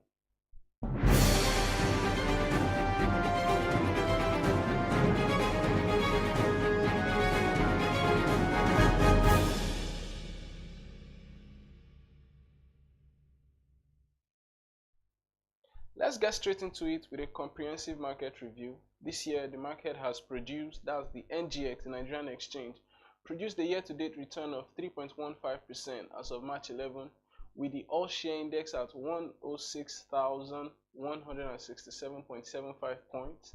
About a month ago, on February 13, we saw the market hit a new high with the all-share index at 109,172.04 points, almost hitting the 110,000 mark. I don't know how long we are going to wait to see the market hit that mark. Basically, what we are seeing in Q1 2025 is the slowest run of the market since 2021, when, as of the corresponding period that year, the market produced a negative return of -2%. That year, talking about 2021, throughout 2021, the NGX produced a year-to-date return of 6%. And of the 5 years where we had positive returns over, 2021 produced the smallest return, because in 2020 we had a return of about 45%. In 2022 it was about in the 30% region. Then in 2023 we had a return of 37%. Then in 2024 we had a return of 33%. So are we going to see the same event play out in 2025, considering the fact that we are seeing such a slow run of the market in the first quarter of the year? These are the questions that beg to be asked. Okay, coming into 2025, market analysts and watchers posited that the market will outperform 2024's return. Cardinal Stone, one of the analysts, Cardinal Stone Research, one of the firms that I have been watching, they projected that the market will grow as high as 40.4% in 2025. AfriInvest were rather modest in their expectations and projections. They projected a 24.3% return for the market. According to projections, investors were going to react to the effect of the flurry of corporate actions we saw in 2024. So last year we saw Seplat buy Mobil, we saw Owando buy Ajib, complete the acquisition of Ajib. We saw Enjoy Corp buy Champion Breweries. We saw Nigerian breweries, international breweries raise money through a right issues. Then we also saw a flurry of capital raises due to the banking recapitalization exercise. So we've been seeing we saw a lot of corporate actions in 2024. It was projected that this year we are going to see a boom in the market, as some people put it, like it was going to be a boom due to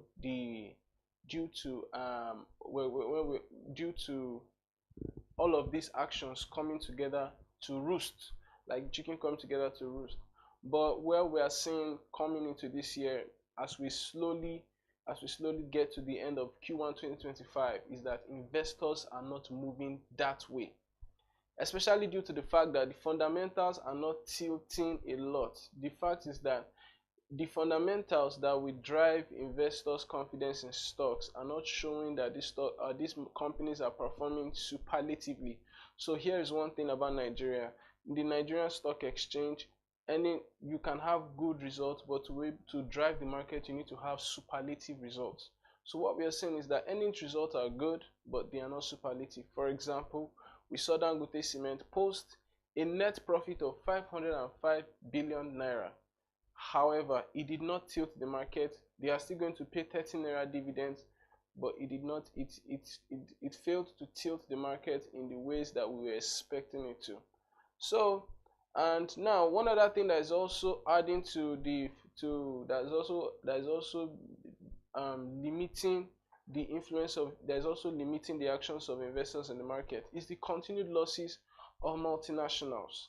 Multinationals from MTN to Unilever to a lot of these consumer goods companies have posted a lot of losses that have added to their accumulated losses and are scrapping the effect, are taking away dividends from the market. For many investors, there will be no dividends, especially if you have your liquidity in multinational companies.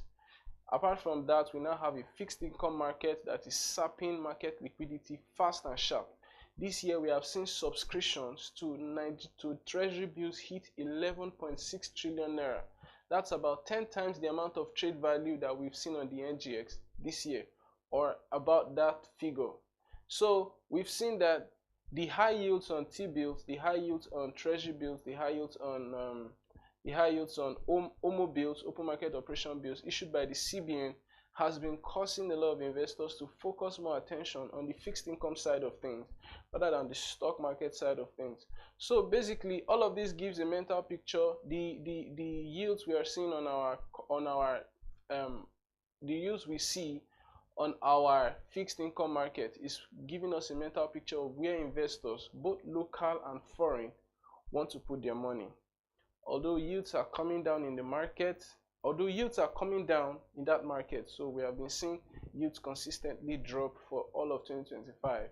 They are still a catch for many investors, considering the stability of the naira this year. So we've seen yields at 21%. A 21% yield on a naira that is stable at 1,005 is a catch for investors.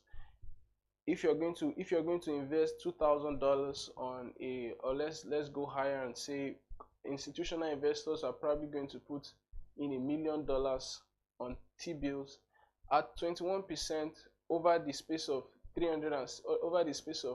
1 year, 364 days. It's a catch because there is literally no riskless investment scheme. I don't know anywhere in the world that will give you that kind of return. So we've been seeing our fixed income market sap a lot of liquidity away from the equities market. We've not seen any revision of projections for what the NGX will do this year, except but if a significant action like what happened in 2024 can happen. Last year we saw the CBN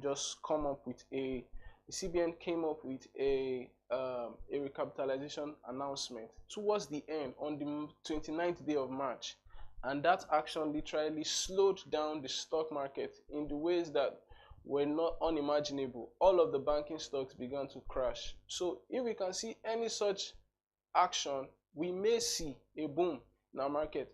However, going by the way things are right now, it is highly unlikely that the NGX will outperform its 2024 figures. Now we'll take a look at some of the best and the worst performers in the market this year. So if you look, going by our screen, we'll see that the best performer we have in the market is Livestock Feed, one of the subsidiaries of UAC Group, one of the subsidiaries of UAC of Nigeria. Basically, Livestock Feed has been a consistent, profitable company, and last year they did not enter into the space of, they produced positive return in double digits. I think in the 40% region. But this year we see that, okay, investors are now beginning to be more comfortable with profitable companies. So we've seen the same thing when you see from Livestock Feed. But however, one stock here that is challenging that notion is Kellerams. Kellerams is a consistent slow. Kellerams is a consistently not exciting company, but it is what it is. 113% year-to-date return this year. 113% just between January till February, because for all of March, Keller Williams has not done any capital appreciation. Honeywell Flour Mills is another impressive performer we've seen in the market. Year-to-date return of 98.7%. One of the things driving Honeywell Flour Mills is that Honeywell Flour Mills has become the poster child for Flour Mills of Nigeria after the delisting of Flour Mills of Nigeria from the exchange this year. We've seen them with a 97.4, and they've stepped back into the region of profitability after that acquisition that was completed in 2023. After the acquisition of Honeywell Flour Mills by Flour Mills of Nigeria, they did not post any profit until last year, until H2 2025, until H1 2025. Then we see Square Nigeria 97.9%. It's another company that's posted a lot of profit. So one thing people do not know about Square Nigeria, which I would say on the show, is that Square Nigeria is owned by Masad Boulos. Masad Boulos is a Lebanese Nigerian, I think an American now. Basically, Masad Boulos is Donald Trump's envoy to the Middle East. Immediately there was an announcement of his position in that part. Immediately there was an announcement of his position on the Trump administration. A lot of people took position in Square Nigeria. So Square Nigeria is our fourth best performer. Then we have Africa Prudential. Africa Prudential is one of the companies owned by Hearst Holding, or famously Mr. Elumelu, that's Mr. Tony.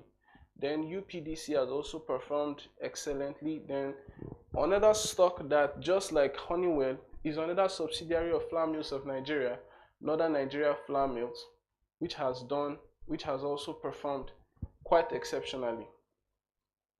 Also, when you now flip the chart, now let's talk about some of the worst performers. Some of the worst performers in the market, they are indicative of the fact that investors are basically taking profit. When you look at some of the worst performers on the stock, they are some of the best performers of last year, of 2024. We start with Suna Assurances that has lost minus 54%. In 2024, Suna Assurances did an 800% return. So basically, it means that investors went on that stock. They went on that stock, and in 2025, all they are saying is, I think there's no fundamental driving the returns on this particular stock. There's really no fundamental driving the return. So what they just went in to do, they came in and they're exiting. So for all of the gains that were achieved on Suna Assurances, we've seen it lose almost half of that value, because it's the same thing applies to Unicel Interlinked. Unicel Interlinked did a return of about 527% on the market, and this year we've seen them go, just between January till yesterday, minus 44%. The same thing applies to Real Exchange, Guinea Insurance, Deep Capital. These are three financial service companies that did a lot in 2024. However, investors are taking profit as they should.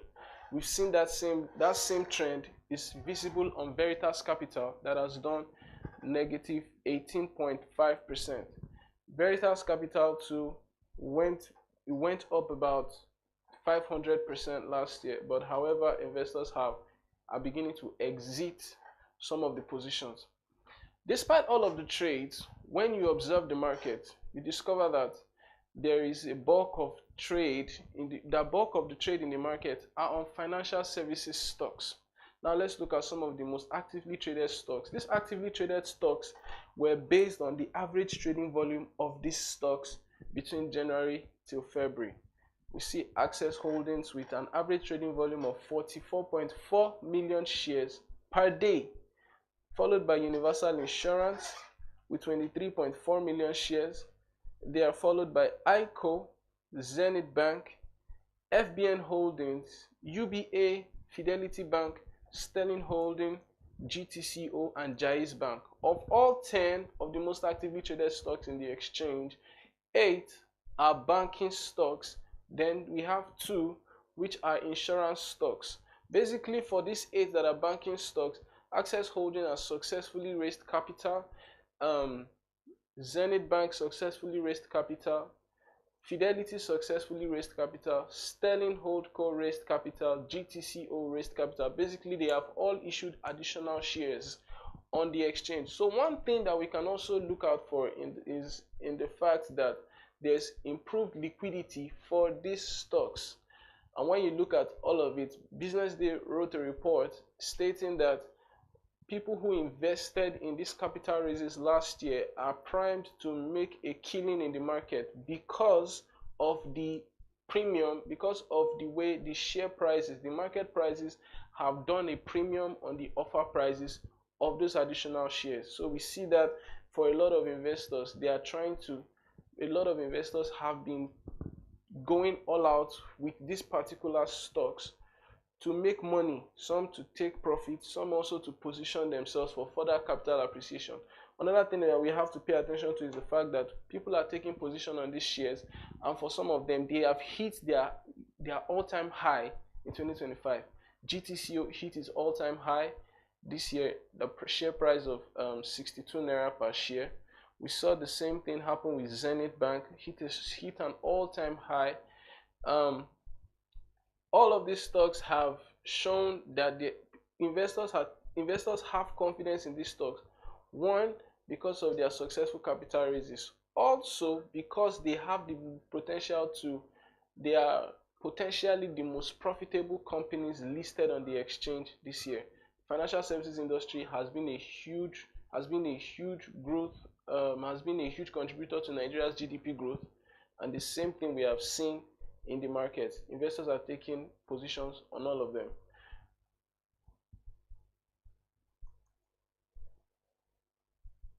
Okay. What we're going to see in the market going forward is that one important piece of information that we should not forget in the market is the rising tendency of global investors to stick with more experienced markets and more experienced traders. We've seen that.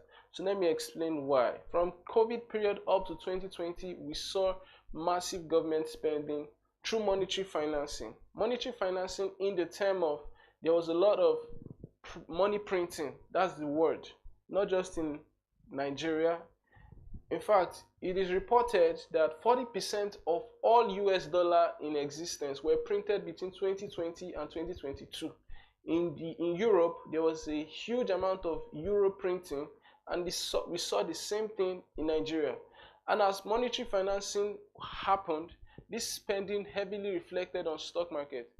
But one thing is, as spending went up, inflation followed, and it triggered a cost of living crisis like never seen before in the 21st century. Between COVID period up to 2022, we saw inflation hit some levels. In the US, it hit a 50-year high as inflation went up to 6% in the US. And in Nigeria, we were not also exempt, as the report from the last administration showed that they had borrowed about 23.9 trillion in ways and means from the CBN, leading to inflation rates that were as high as that gave us inflation rates that were as high as what we've not seen since the 1990s. In fact, we had a 28-year high in last year.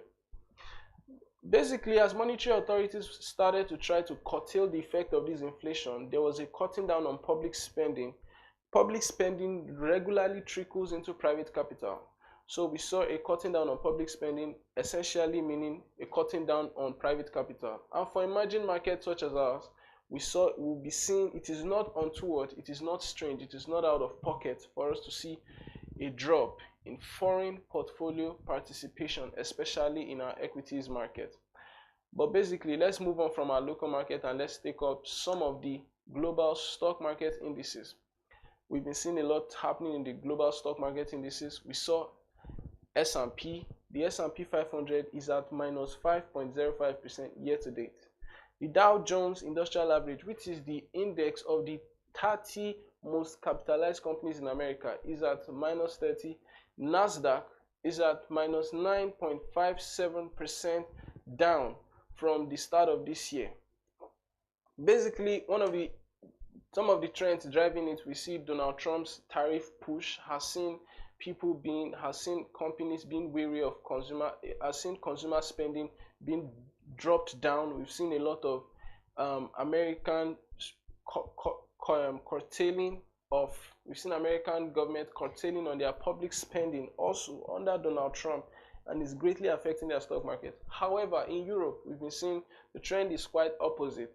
FTSE 100 from the UK, from the London Stock Exchange, is at the 3.43% is year-to-date return.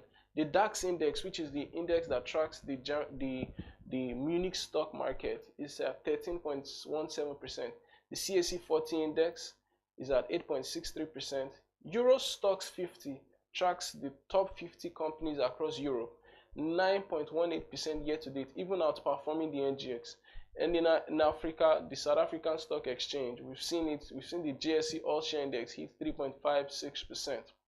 In India, it's a negative with minus 5.68%, as you can see on your screen. Thank you. That's all we can take for today. See you again next week. See you again on Friday. This is Economy and Markets on Business Day Television.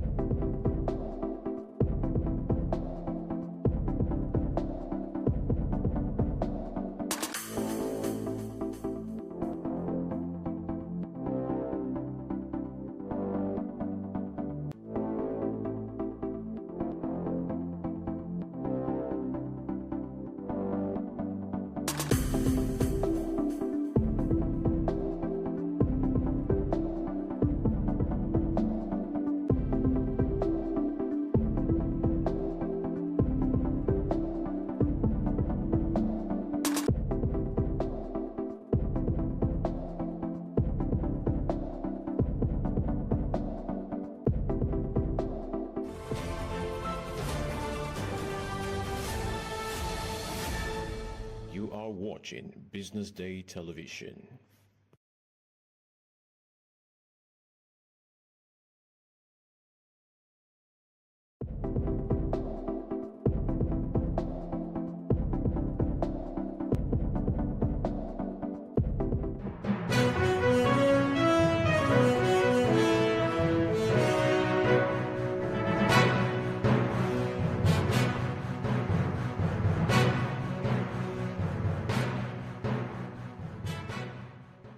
Good afternoon and welcome to the BDTV News at noon. I am Norma Obuna. First, let's see what's making headlines. Savannah Energy completes $35.1 million CPEC acquisition, expands reserves. Federal government commences BASA review with Jamaica, receives ambassador. Nigeria spend over 25% of minimum wage on one pot of soup.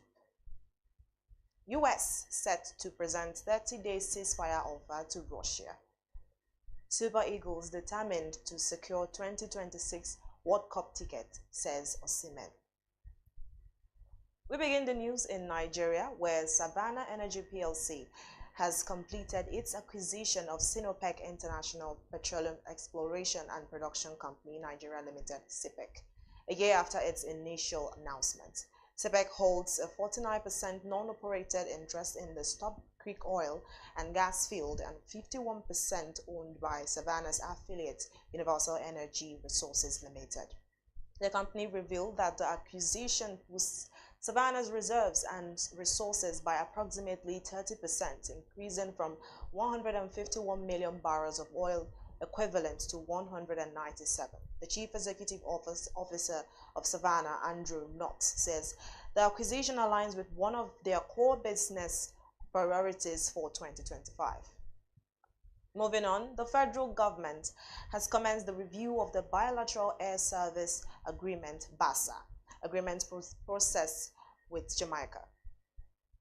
This will enable direct air services between Nigeria and Jamaica, ensuring a diplomatic boost for the two countries.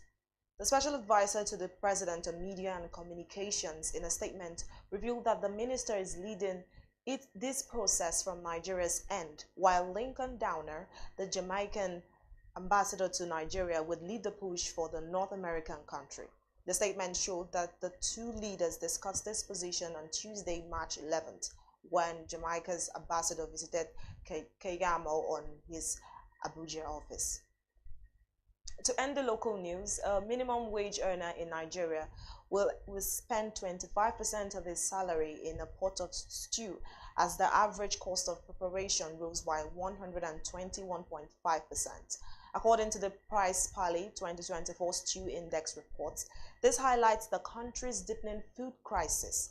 The report, titled "The Cost of Preparing Stew in Lagos in 2024," revealed that between July 2023 and September 2024, the high food inflation rate doubled the price of key stew ingredients, including tomatoes, onions, and proteins. The report revealed that the cost of preparing a pot of beef stew in Lagos surged from 8,060 naira in 2025 to 17,817 naira by September 2024. And on the foreign scene, Ukraine has revealed that it is ready to accept an immediate 30-day ceasefire with Russia proposed by the US. This acceptance was proposed after a day of US-Ukraine talks in Saudi Arabia.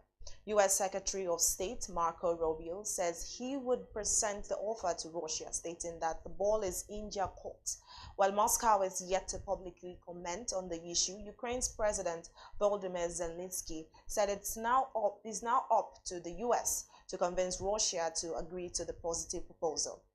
Tuesday's talks in Jeddah were the first official meeting between the two countries since the extraordinary clash between Zelensky and U.S. President Donald Trump in the Oval Office on February 28. And to end the news, Super Eagles striker Victor Osimhen has declared that Nigeria is determined to qualify for the 2026 FIFA World Cup. The Galatasaray star emphasized the team's commitment ahead of their crucial qualifiers against Rwanda and Zimbabwe. The three-time African champions are desperate to avoid missing a second consecutive World Cup, having failed to qualify for Qatar 2022. The Eagles have reached the tournament 6 times, first time making their debut in 1994 and last featured in Russia 2018 World Cup, where they exited in the group stage. Those were the top headlines in the BDTV News at noon. I am Norma Obona. Stay tuned.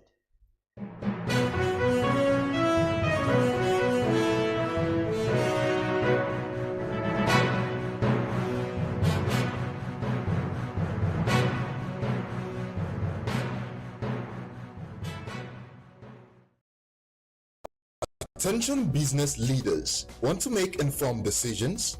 Join the ranks of the best with Premium Business Day.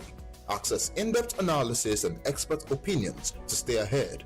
Subscribe now at businessday.ng and unlock premium content. Plus, you get 50% off your first subscription. Don't miss out. Make smarter choices and seize new opportunities. Sign up now and elevate your business game. Visit premium.businessday.ng today.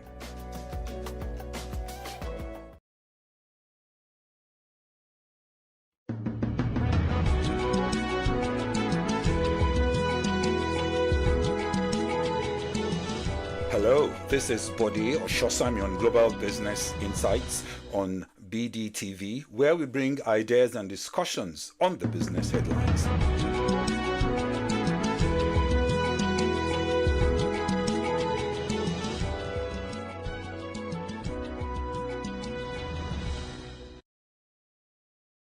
There's dignity in labor.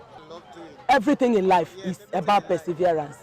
And if you don't love what you are doing, you will not make it. There was somebody told me, go home, rent a shop and be selling gari. I am Madam Eunice Carlo. I'm a bus Korokwe driver. By the grace of God, I'm 60.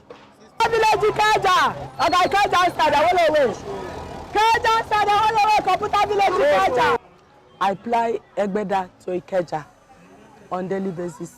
I worked for some time, then I stopped. I opened a shop. At the end of the day, the shop closed. When I do take money from home to go to the shop, and it's the money I take from home that will take me home back. So the shop was not moving. After some time, it's my younger brother that now asked me if I can do this. I said yes, instead of being a liability. Because when I stopped the shop, because it was not adding, it was reducing my finance. He now asked me if I can do this. I said yes. So that's how he bought it for me. I started this in April 2021, and it's my boss that I used to learn. From 2021 till date is what I've been doing, which is 2 years.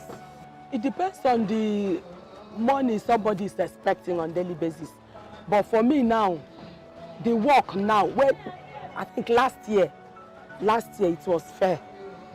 But this year is nothing to write home about. Since the fuel increase, it's nothing to write home about. But at least, at all, now it was. Sometimes I get 3,000, sometimes I get 5,000. My family is very, very supportive. When I just come out in the morning, when I go home, I just bath and eat. No disturbance. The male gender, most of them see me as a threat because they feel that, you know what, your wife or your sister cannot do, that have not been doing. When you see somebody doing it, you feel that this person, just like a woman being a mechanic or being putting roof, so men there will not be comfortable. Sometimes when I overtake some men, they will look at me through the mirror. They say, this grandma, they want to take over. And when they want to take over, when I come here, they will not allow me to go. So I just give them chance. No special treatment. The only people that have not held me on the road is task force and police. LASMA have held me once. When they held me, other drivers fought them. So maybe that was why they've not stopped me again. There should be, because we are not many in this field. Apart from being many in this field, I'm the oldest. I'm the oldest among all the drivers I've been seeing. By the grace of God, I'm 60. By the grace of God, I'm having my NCE. I'm an NCE holder. So when there is no work, I have to look for a way of putting my body and soul together. I'm not too good in begging. I find it difficult. For me to be a liability, I find it difficult. Like if I come to your house today, you will give me. You have your own responsibilities. If I come today, tomorrow, you will give me. I will feel bad. Deep down you will not be happy. But because of the kind of relationship we have and the kind of person I am, you say, okay, please take this. And before you give me that, it will take you some time. It now become a serious competition among men. Like where we are here, when we have two routes, Guinness and General. So each time she is going to General, and while most of the men are avoiding that General and always going to Guinness. So, and what they do say is because she is mama, nobody will challenge her. And we are always avoiding General route. Though it's fun, she's very, very fun to do, very agile. She doesn't back down. Here what they just called her, Madam Ikeja. She doesn't back down.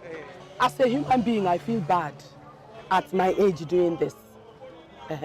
But if I feel bad and sit at home, maybe by now I would have been on wheelchair, because I'm not the type that sits idle. Thoughts would have gotten me down.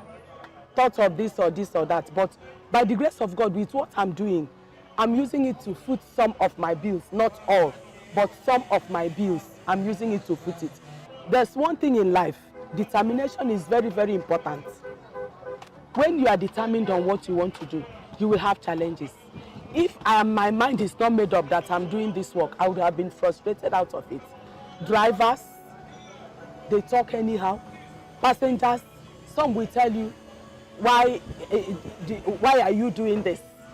Why not? There was somebody told me, go home, rent a shop and be selling gari. They have called me COVID. You know that time was the period of COVID-19. They have called me a COVID-19 driver. Somebody said, if you think it's good for you, why are you doing this work at this age? So things like that. Passengers will say so many things. It will enter from this ear and go away from the other ear. Because if I put it in my mind, I will not come out the following day. Everything in life is about perseverance. And if you don't love what you are doing, you will not make it. My challenge in this work now is agbero and fuel. Today I've not worked. The money I used to buy fuel now is the one I worked yesterday. I pay Lagos State. All the money agbero pay, I pay. And I don't work in the night. From now I'm going home. So since I was unable to work in the morning, my going there now, agbero will want to collect all their money. So it's of no use. The advice I have for women, both young and old, begging is not the best. Number one, begging, people look down on you, number one. Number two, when you are begging, you are not sure of what you will get the following day. That is two. Then number three, there's dignity in labor. There's dignity in labor. Like when you come out with your hard-earned money, you know this is the money I earn. You know how to spend it. But if you go out begging, you say by tomorrow, if you're able to get 5,000 today, you say tomorrow I'll get 10,000. What if you go tomorrow, you get 1,000? It will not be able to solve your problem. Apart from that, some women use their body to get what they want. I've been in a situation where somebody asked me, are you not a woman? I say, yes, I'm a woman. But by the grace of God, I can't. I can't. I have my integrity. I feel those people that beg, they put themselves low. Because the person you are going to beg, some will just look at you and say anything they like about you. And that dignity will not be there.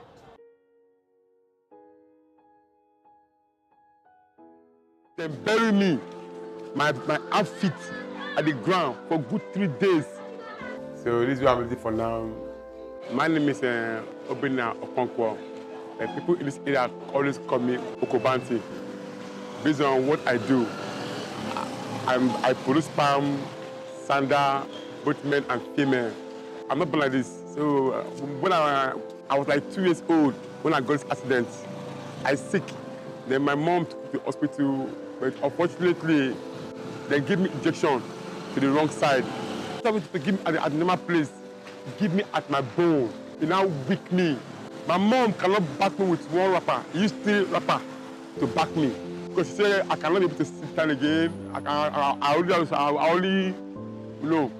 So she has to do everything possible to make sure that I'm okay. So according to my mom, what she said, she took me to those people that live there that do agbo. That's a native medicine. She said they bury me, my outfit at the ground for good 3 days. You know, then do some main things to make sure that I can be able to sit down. Because according to her, she said I cannot sit down. I just, you know, because I'm weak all over. My mom tried everything possible to make sure that I'm okay. I don't like going back to my past because it do hurt me. Due to each time I go back on it, make me shed tears. But that one doesn't bring me down. I'm still pushing on. Based on, I believe that this is not the end of it. I still thank God that I'm alive and I'm still pushing forward. Sometimes I say, this boy cannot continue like this. No. Let me find one or two things and fix him. He asked me, boy, what would you like to learn? I say, radionic. And I decided, no, radionic cannot. I said, no, I want to learn cobbler. He said, now fix me in one at a Babish market. There's one man they call Mr. Water. But now this man is late. May he rest in peace. That's my boss. He taught me on how to beat palm. I learned my work for good 4 years, but no money to continue on my own, to start on my own. My boss said, okay, boy, and if I do your business with me, if you can sample your goods in my show glass, then anything, if customer come, if they choose your own, fine, they choose my own fast. So my boss is the only person that helped me that period for good 4 or 5 years. I'm married with a wife with 4 kids. This is what I'm doing. This is what I'm doing to feed them, to take care of, even pay their school fees. I know it's not really easy, but I don't have to give up. I said, I have to put myself together. I don't even look down on my condition that I'm on wheelchair. As you can see now from here, from here now, I can get to mainland. I will just go to bus stop, take a box, they'll carry me to mainland, where I do buy my materials. I don't have to give up to myself. You know, I know I'm a man. And I'm not seeing myself on this wheelchair. I don't look down myself. I believe that any woman that will come for me like this, she will take me where I am. And that's my wife. Our former president say the youth are lazy. Me, I say no, the youth are not lazy, no. If they can come outside and walk around the street, they will see people like me and say, no, this bros, man, you're not lazy. I'm not lazy. If I'm lazy, my woman will not accept me. My dad do everything possible to take good care of us. So when I lost him, I have no option. And I had to buckle myself and engage my hustle. Because this is what I'm doing. Not for the time. So I said, no, I rather stick onto it. And this hustle has to pay me. Pay my house rent, my baby school fees, and then feed him. If market goes well, I can make like normally 6 to 7K. And if it's like a month end, when people have got a salary, I can make like 16 to 17K. That month end, but if per day, 7K, 6K. And due to the expensive, and I have to save to buy more materials. Normally, if I do just to build, it can be like 7 PS or 6 PS per day. If I do repairing, and I can be like 3 PS. 1 pair of shoe here, it contains 4K. Depends on the sole. If you want normal foreign sole, it's 4.5. Normal Nigeria sole is 3.5. One guy came to me here, meet me. He said, bro, you know where your shoe don't reach? I said, no. He said, I travel to Dubai. The farm where I wear go, my friend carry him. Now I come back, come see my mom. I said, no, I must pick one again. And I said, bro, now God, he said, bro, where your palm reach, you go reach here pass. I say, amen. So I'm not feeling bad. I know if it is God, I'm not looking at myself. I don't say it is God. I just have to that way. Because if I do pardon, I didn't wear it. God, no, I do. I know, just in fact, it is God. Just on God. So this is what I'm ready for now. So So I'm simply forward for a better place. They asked us to leave, and they even give us they give us now till this December that everybody should leave. Where are we for? Although it don't used to liquor, but water used to come out from ground. From ground. Even as you can see through the passage, you will do that water you do enter. If rain fall heavy now, all this passage will flood you. All the even me, I don't have any option. And my friend will back me in. Yes, they do back me in because I can't crawl inside that water.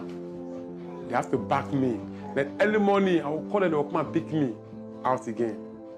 Normally, people do show me love, but like I say, I'm not begging. Because I believe that why would I beg?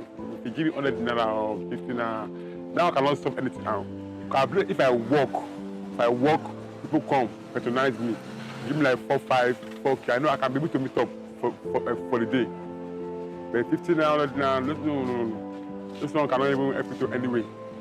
So that's why I believe in. I believe in my hustle. Say, no guy be my hustle will pay me. My name is Sarah Okonkwo. Was in the business already before I saw him. I love him. That's why I married him. I've been in roughly 2004. I've been here, so people know me, both small and big. People know me. And the time for month now, like this period now, so we just come, they will buy us like 1 dozen, 12 pieces, so I can't travel.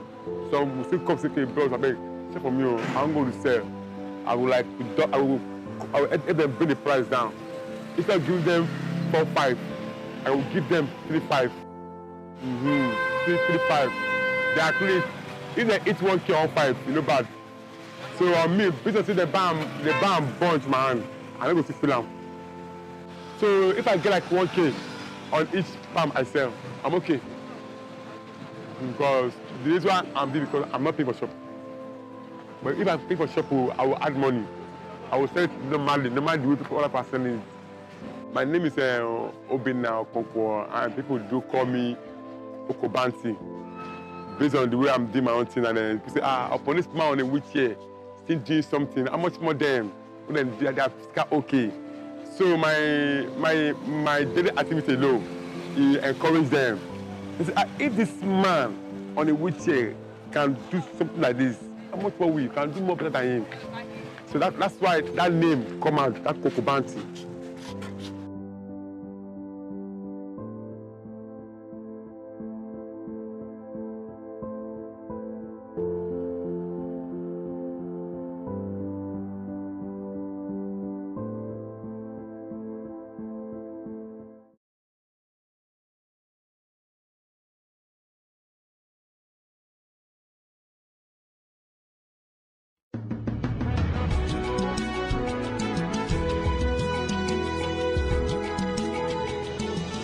Hello, this is Bode Oshosami on Global Business Insights on BDTV, where we bring ideas and discussions on the business headlines.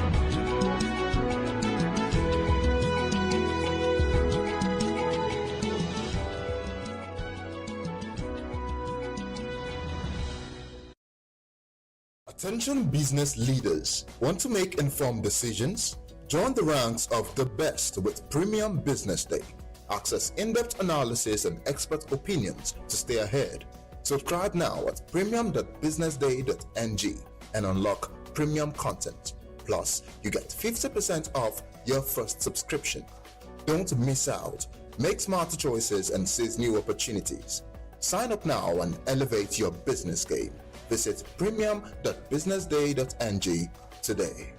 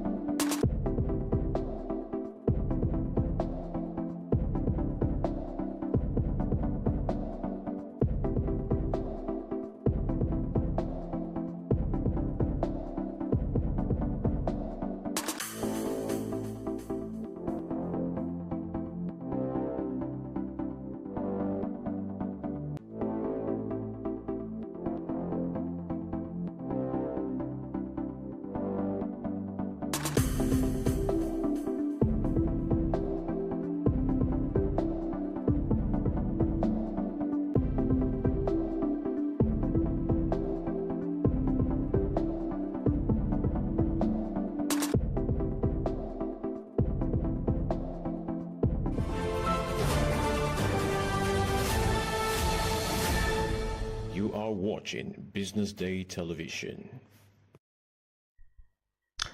Good afternoon and welcome to Inside Politics on BDTV. I'm in your work. Over the past 25 years, since the return to democracy, Nigeria has witnessed incremental social, political, and economic gains. As a system of government, democracy has enabled increased citizen participation and strengthened democratic institutions, despite the allure of institutional capture. But progress has been slow. Experts say Nigerian democracy has shown no sign of progress. Incidents of election malpractices, electoral violence has compromised voters' participation, and increased socio-economic challenges has also affected public confidence in democracy in Nigeria. There are divergent views on the way forward, with many calling for new constitution.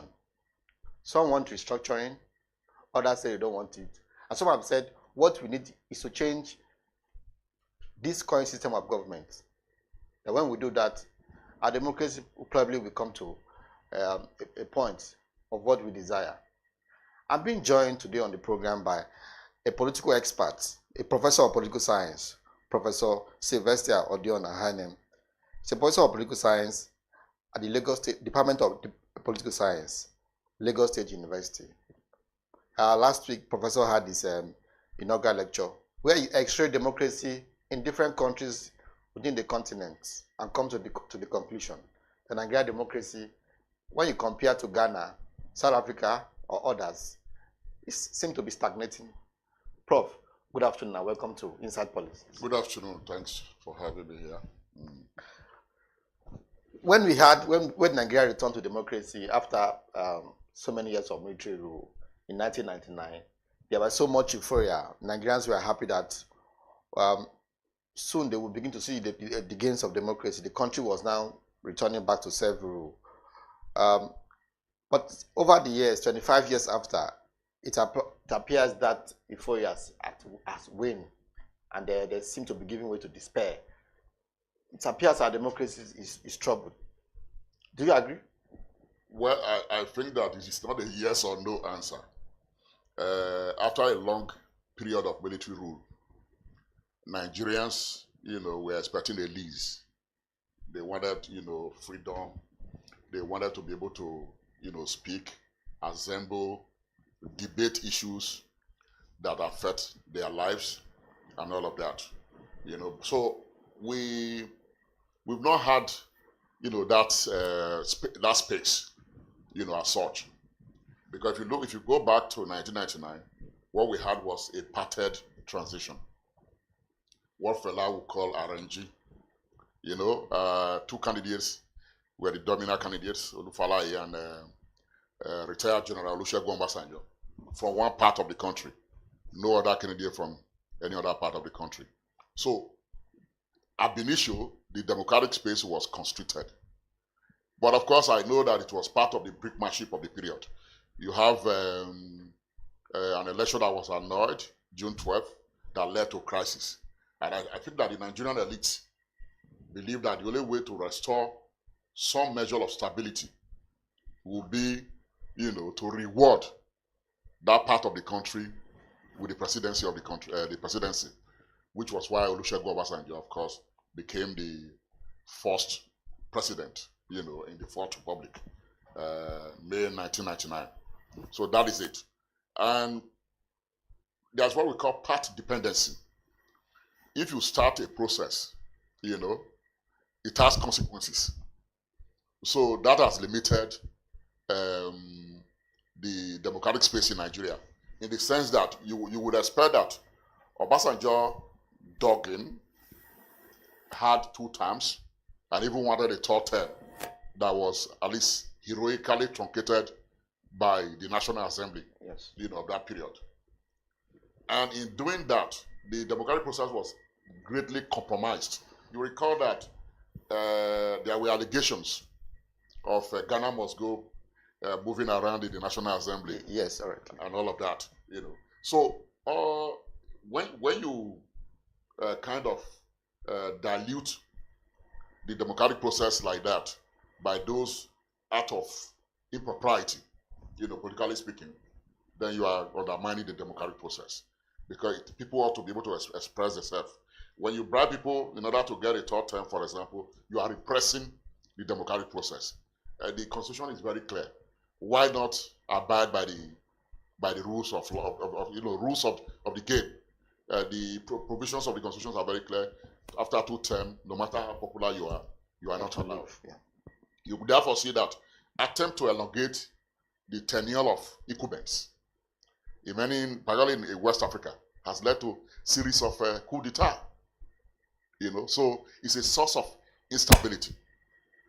It's a source of instability in the sub-region and, of course, elsewhere in the continent. So my summary is that Nigeria's democracy has grown quantitatively because we are in the second half of almost going to a generation. Yes. 26 years, by May. So it has grown quantitatively, but it has not grown qualitatively. Within the context of liberal democracy, that's what Samuel Huntington calls two turnover text, in which case an incumbent hands over to an opposition in an electoral cycle. Then that opposition that becomes the incumbent is also defeated by the opposition. When you have that, you would have passed the two turnover text. Nigeria has not passed that. In fact, PDP, that was the ruling party initially, thought of staying in power till 2060. Yes, that was a desire. Until a coalition unseated them in 2015. Yes. You can debate the fairness of that process, all the contradictions of that process, but at least there was a turnover in 2015. But we have not had that. Aside that, we have not. All right, you seem not to agree that, but in your inaugural lecture, your book here, your research, your finding, yes. The topic here was shifting for good, the weapon of empiricism in the disorder of a third wave of democracy in Africa. When you look at our democracy, when we return back to democracy in 1999, what were the things that you probably felt we didn't do right then, that is probably affecting us or slowing us back now? I think that, as I was a major actor. You were a major fight against the military. Democracy, we are still coming to that. The fight against the military. So part of the expectation was at the beginning that human rights, will be sanctified. No violation of rights. There will be respect for the rights of our citizens. People, can assemble. People can, associate at various levels. You can write, without being fear of being arrested or censored and all of that. These were some of the expectations. But besides, there's also this popular expectation that democracy, as one local musician in Benin puts it, means government of jolly. So Nigerians have not had, that jolly, and human rights violation has increased. If you look at the human rights record from OD, massacre. In 2003. Yeah. Was OD in 2003, yeah. OD massacre, even to the last massacre in Delta, Okwama massacre. That, of course, speaks to the way we take human rights in this country. Communities are leveled by the security forces. That does not speak well, for our democracy. It diminishes, the value of our democracy, which is the reason why I continue to maintain that we have grown quantitatively because we have not had a truncation of the process for 2 decades and a half. Therefore, that is something to be proud about.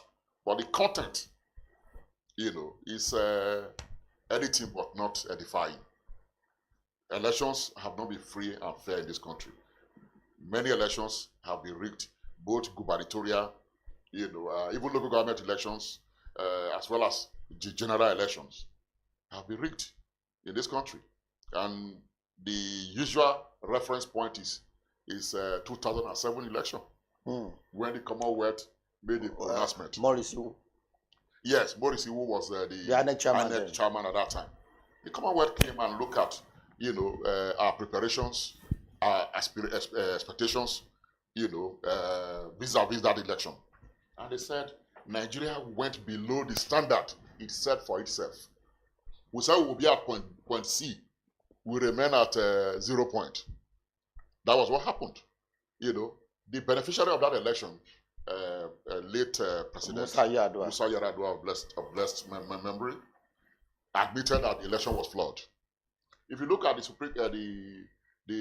Supreme Court judgment or the election tribunal judgment, if you look at the wordings of that, you discover that was a political judgment.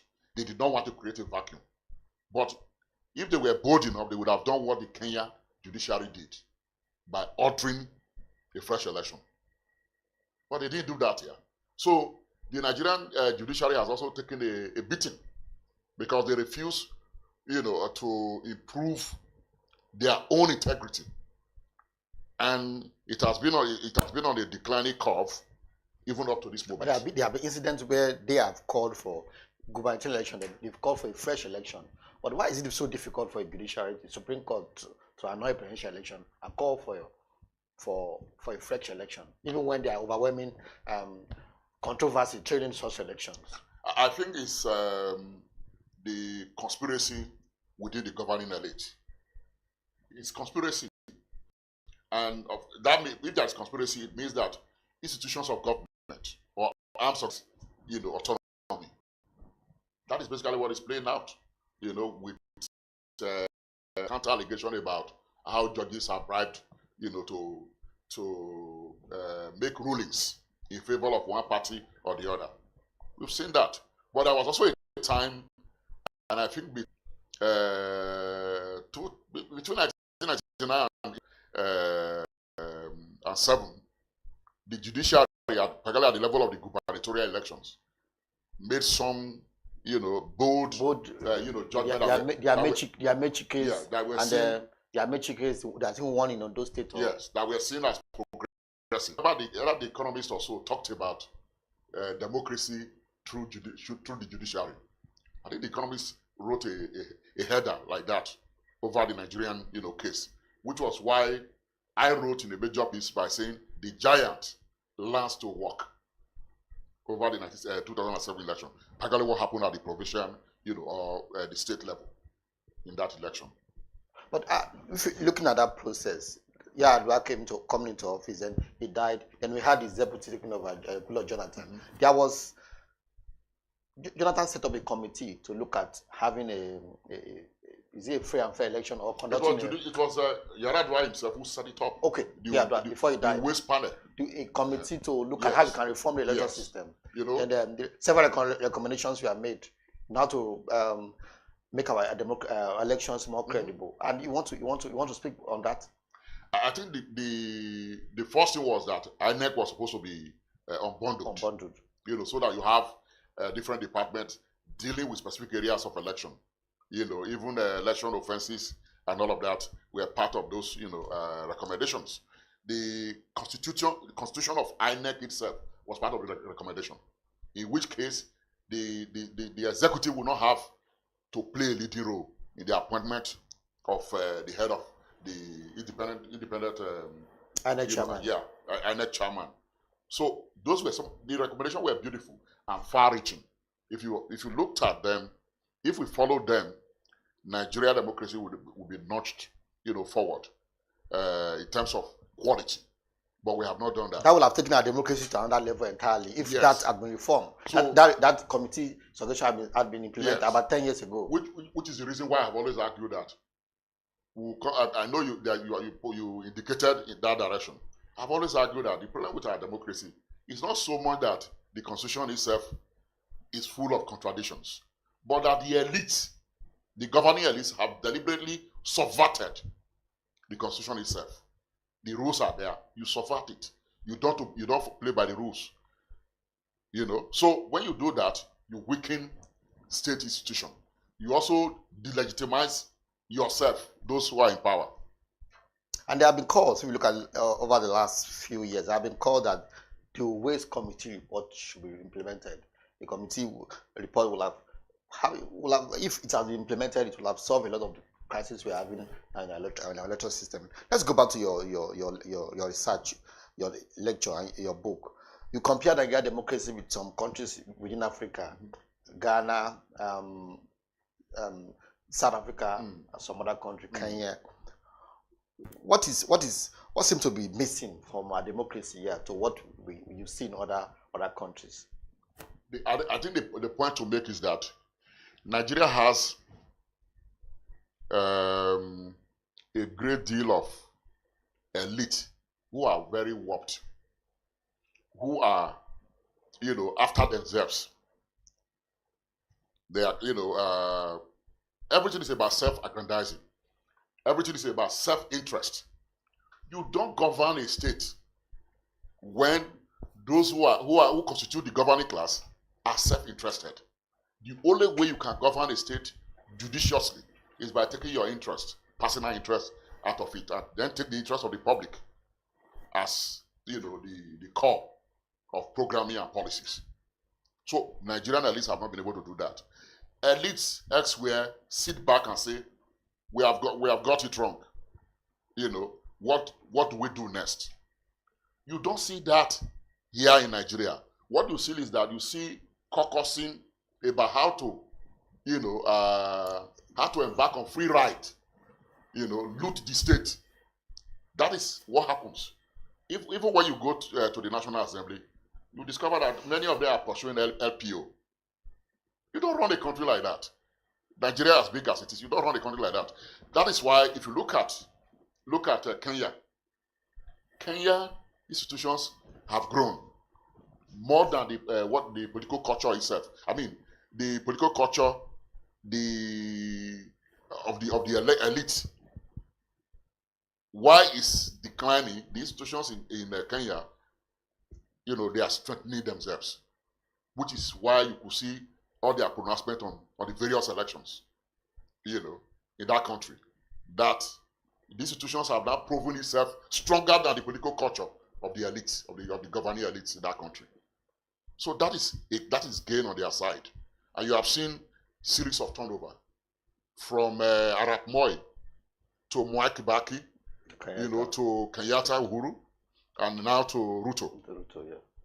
So that is plus for them. In Ghana, you could see that voting takes on issue. Identity politics is there, but voting took on issues. The only reason why Nana Akufo-Addo was removed is that he performed woefully.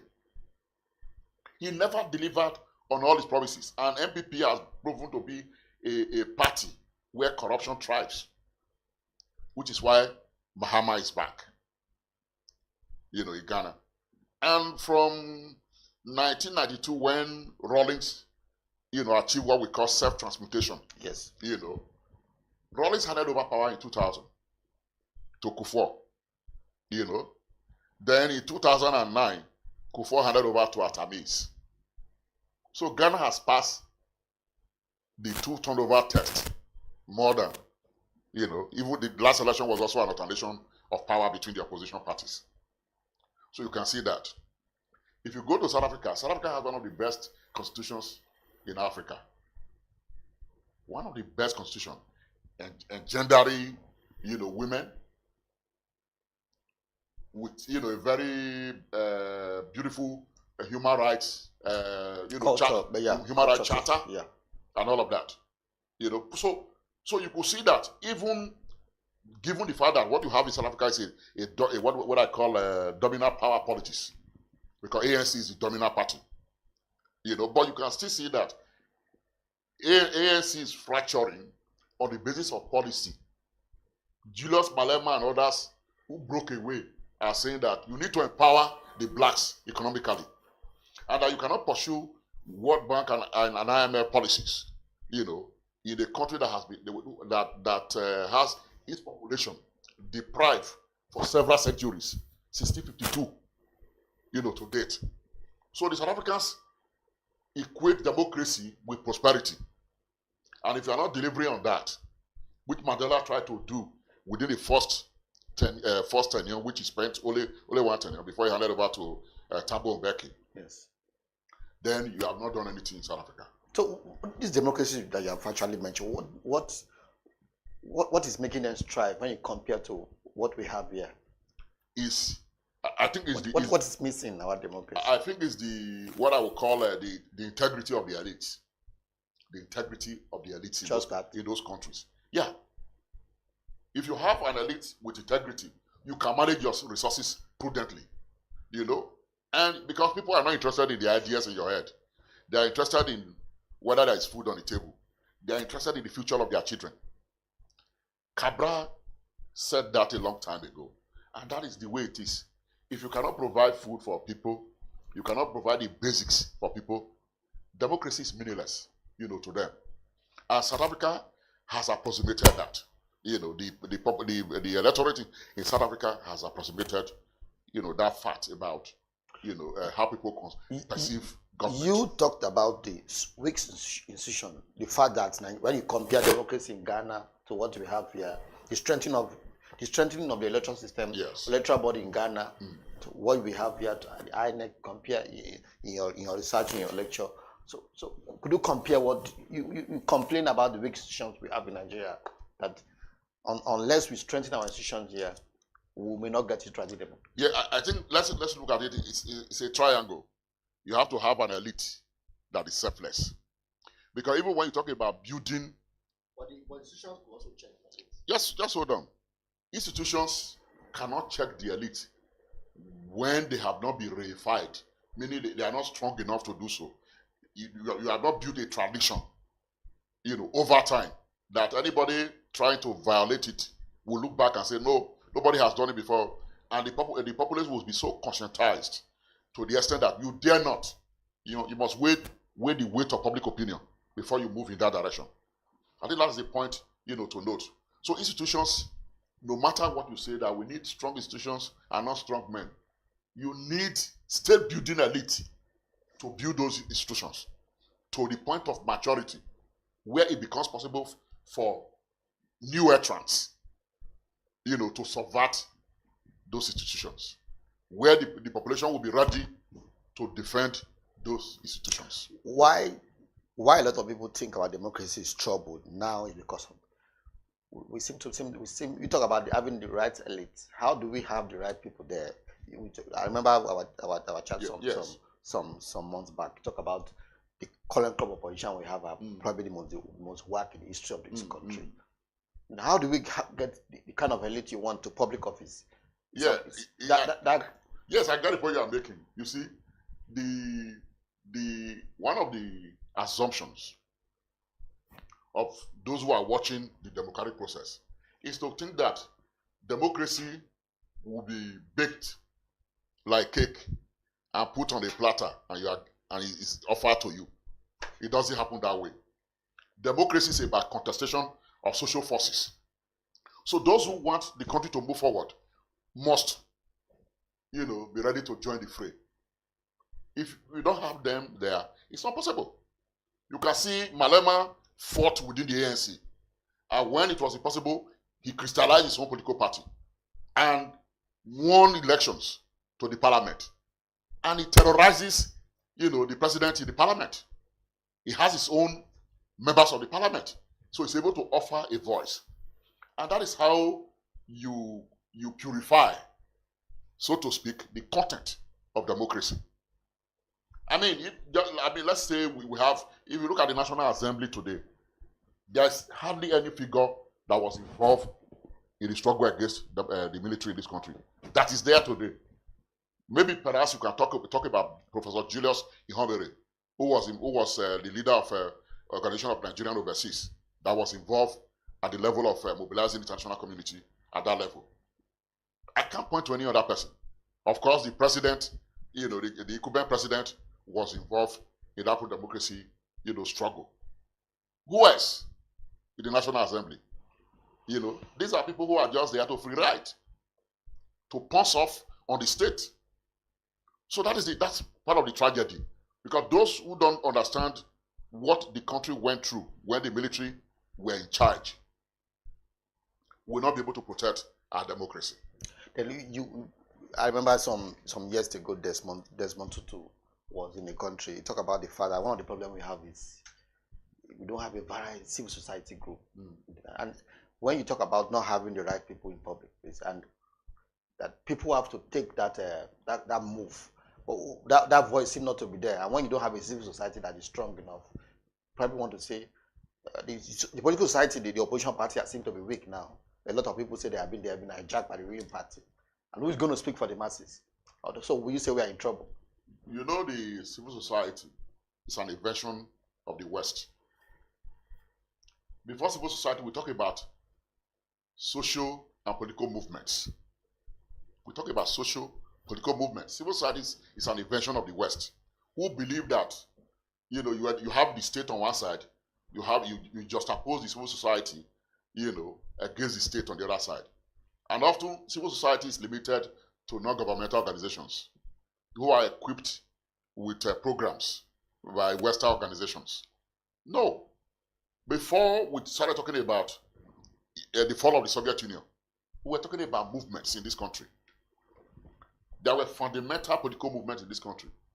For example, you have the Socialist Congress of Nigeria in this country. You had Socialist Revolutionary Vanguard in this country.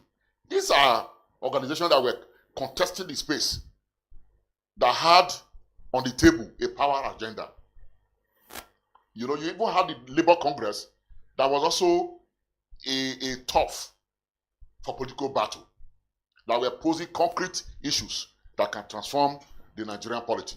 I mean, talking about NLC led by Alichi Roman, you know, and of course, the comrade from Oshun, what is his name again? Not Roman, the other one, Sumunu, Hassan Sumunu. You know, these guys were posing concrete political issues and even address the power question in terms of a Labour Party. But we don't seem to have them anymore.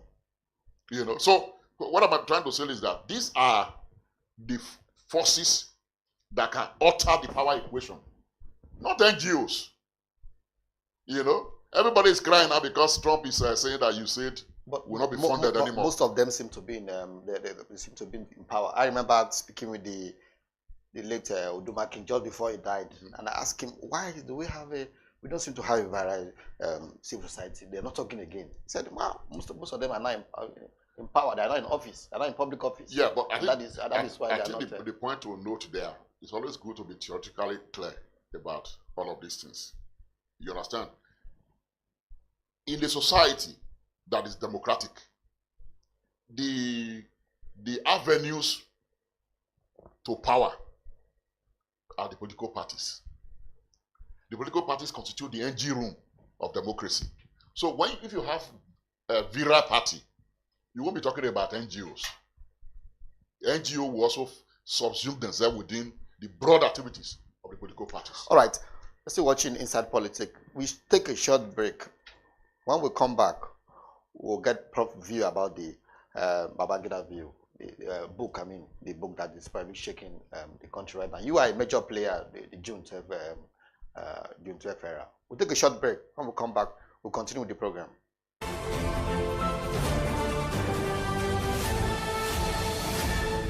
You are watching Business Day Television.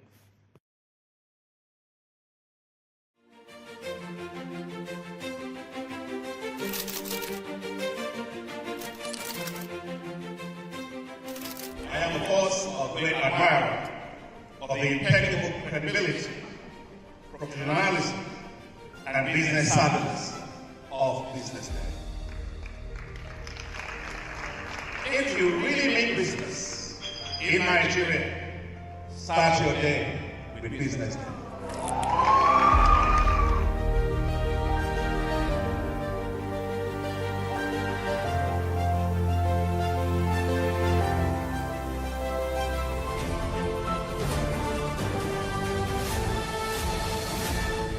You are watching Business Day Television. Right. As you're watching Inside Politics, I am in your bumpy work. I've been speaking with Professor Sylvester Odionahane. She's Professor of Political Science, Department of Political Science in Lagos State University. And we've been extracting his recent research on democracy in Nigeria and Africa. Prof, before we talk about the IBB book, what is your take on some people saying, some Nigerians, prominent Nigerians are saying we need a new constitution. We need to change the system of government. Some weeks ago I was with Wale Oshun. You know him, the FNFL, clapping with one hand. National chairman. He said one thing. He said, I quote him, one thing I know is that Nigeria has presently constituted can only survive when the constitution is reworked. Otherwise, we are postponing the doomsday. Do you agree to this? You know, the fight against the military started with the call for a sovereign national conference. And I was historically privileged to have been mandated to write a blueprint for the convocation of a sovereign national conference by the Campaign for Democracy.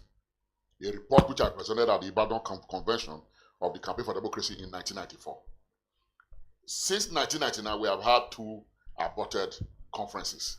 You know, well, Jonathan Constitutional Conference succeeded, but of course the outcome has since been dumped under the carpet, yes. Perhaps, and the rest of it. So there are contradictions within the Nigerian polity, and people believe that engrossing a new constitution, you know, we take care of those, you know, contradictions.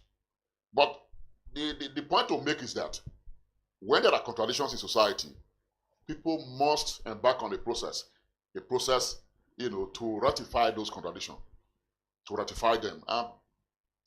Politically, people do that by constitution making. You know, either you alter what you have already, or you know, you compact a new document. We've been amending. You know, you compact a new document. How long are we going to continue to amend it? I mean, in terms of amendment, if there are contradictions, you deal with it. You know, making that point does not. I'm not sharing away from the point that you can't have a brand new constitution.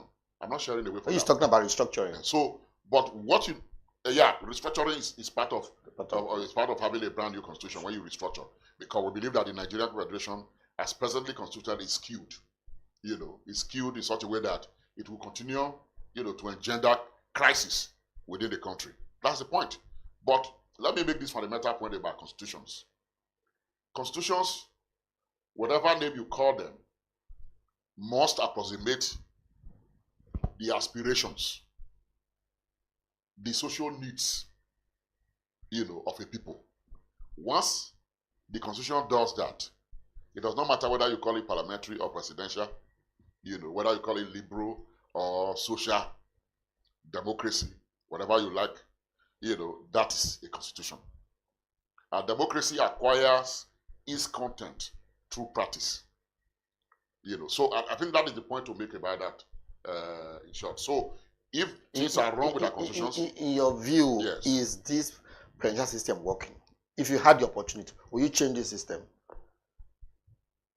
I think that we should. A lot of people say the genesis of our socio-economic problem is. I think we should talk more about the actors. The actors are not the system, because if you have a system can be strengthened when you have actors, you know, who are selfless. I mean, the constitution did not prescribe a third term when somebody attempted to go for third term in this country. Constitution did so. If you look at the federal character principles in the constitution, it said you must appoint people into position in such a way that it will reflect the diversity in the country. But what do politicians do? They continue to appoint only people from their own parts of the country. So you will therefore see that fundamentally it is not the constitution. The constitution has its own problems, but the actors are the biggest headache that we have in this country. So it's more about the actors. What is your take on IBB book? He made so many revelations. The fact that the annulment of the election was probably more of the work of Abacha. You were imprisoned. You were an activist, one of the advocates of the return to civilian rule. You were in prison at the Kebbi prison. You were there for a while by the Abacha or Babangida administration. What is your take in all this? Let me make a disclosure. I've not read the book. I've only read commentaries, you know, by various commentators. Those who have read the book and those who were at the launch of the book and all of that. But what I can say is that Buck passing. Buck passing is not the desired way to go. Buck passing. That's not the best way to go. All I know is that Babangida wanted self-transportation, which Rawlings did successfully in 1992 in Ghana, which failed in Nigeria, because the basis of the Oka coup of April 1990 was to truncate his attempt to transmute into a civilian president in this country. Go and ask Major S.D. Mukoro and other key actors. Colonel Yami, Tony Yami is there. Go and ask them. So he was not ready for a democracy, a competitive democracy. He wanted self-transportation. And that was why we, the democracy movement, kept talking about the hidden agenda. And why scholars who reviewed the process subsequently titled Nigerian transition process endless transition. Transition without end. So it's very clear. You are not talking to idiots. You are not talking to fools. People who work closely with him have had their own say on what happened during that period. Later, Momoruyi, wrote about what happened during that period, and so many other authors. So what is new that is coming to tell us? I mean, this is not the best way, to live your twilight. I think you should have just been silent. That's my opinion. But of course, generations yet unborn, we have that materials, and on the basis of available data, we'll be able to pass their judgment. He talks so many things. Said about the this is cool. And you know the writing autobiography is one of the most censored things in the world. There are things you don't put in the book. So, and I think that is the disadvantage of that work itself. CCC's coup, there are so many things that people don't know about that coup. CC Ono, for example, revealed that Ojukwu had also planned a coup even before that coup. CC Ono. Yes. Revealed. Nobody has paid attention to that. CC Ono was former governor of Enugu. Yes. Revealed that Ojukwu planned a coup which did not work, and which was why he was opposed to the General 15 Boys. He was in Kano and subverted, that coup. So there are so many things about that. And people even said if Kaduna wanted to bring Awolowo to power, why didn't they remove him from prison after the coup? So it's a very controversial issue. That aspect is there, That aspect is there. Some have said, why didn't you? Ifa Juna's manuscript is suppressed. Nobody has seen it, But at least Ademoyega is there. Alexander Madiebo's work is there, and the rest of them. So let's not go there. The war against the civil war was unfair. The civil war against the Igbos was unfair. I think that's the point to make as far as that is concerned. But we'll continue to analyze, the pros and cons of April 1966. That's what political analysts do. And now that he has also, raised the temple of the debate, people will continue to debate it, but there are enough literature for people to be able to form opinion about what happened in 1966. Finally, sir, what is your take on the state of opposition in the country? We two political leaders, El-Rufai and Atiku, came some weeks ago to say the ruling party is subverting the opposition deliberately. Do you agree to it? Yes, opposition. Incumbents do everything possible, particularly when an incumbent wants a second term. It's in your interest if the opposition is disorganized. But it's also in the interest of the country for the opposition to get themselves organized, to contest, political power in the country. So there's nothing wrong if an incumbent, as a policy or a strategy, disorganizes the opposition. It is left for the opposition to organize.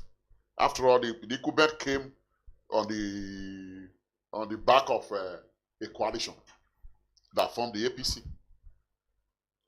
So the opposition have the liberty to also organize strongly to ensure that they're able to contest power. How healthy is that for Nigerian democracy? Looking at the kind of opposition that we have, since the recent killed or defection to the ruling party of the last few weeks, because of.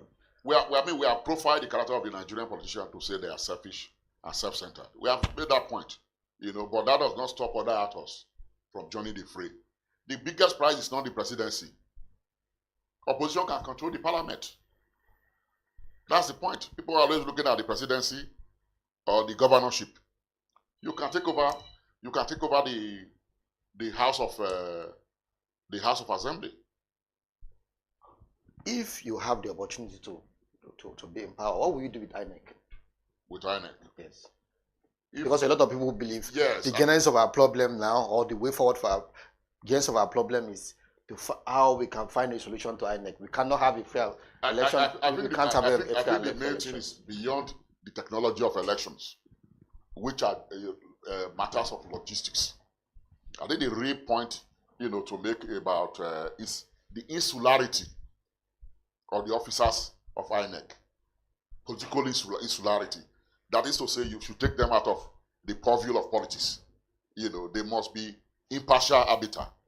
And the only way you can do that is by bringing in all the stakeholders, into a board that will let the INEC, boss. I wrote an analysis some weeks ago. Yes. So last year, INEC chairman should be appointed, should be advertised, and somebody.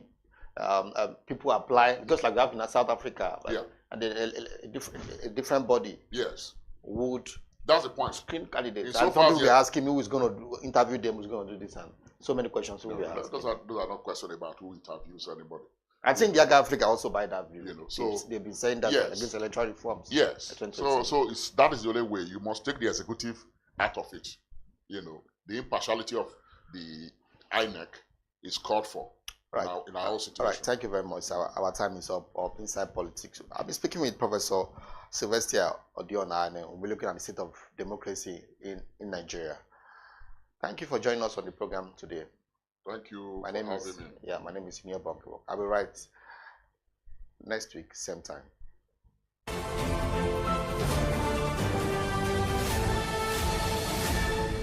You are watching Business Day Television.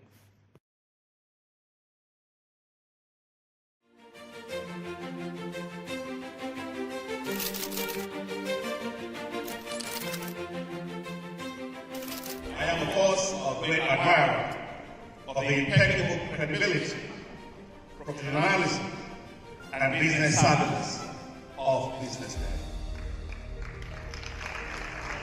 If you really mean business in Nigeria, start your day with BusinessDay.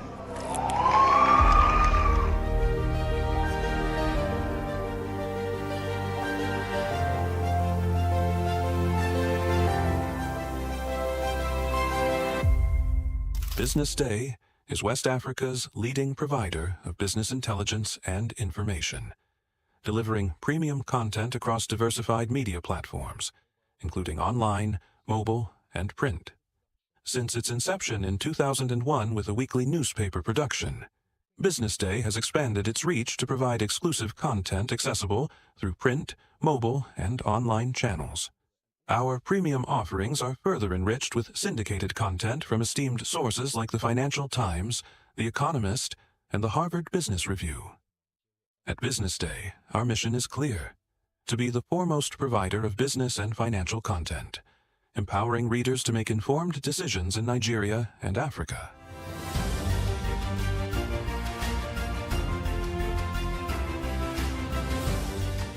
Since our establishment, we have been committed to delivering insightful, relevant, and accurate information about Nigeria's business and finance environment, while contextualizing the impact of global events. We monitor the stock market, analyze the companies driving it, and report on government policies and their economic implications. For being consistent in organizing these CEO forums for almost the last 14 years, I think this was a commendation, and I think something that will encourage them to continue. From decoding market trends to dissecting economic shifts, We offer actionable investment ideas and serve as a compass for decision makers navigating complexity. Beyond headlines, Business Day fosters discussions on critical economic issues through impactful conferences and events.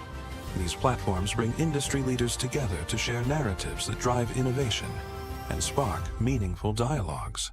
Our events galvanize connections, bridging the gap between inspiration and achievement. For businesses seeking visibility, our strong digital presence offers unparalleled opportunities, with millions of followers across social media and a dynamic website attracting visitors from within and outside Nigeria. Business Day is the ideal platform to boost visibility for your products and services.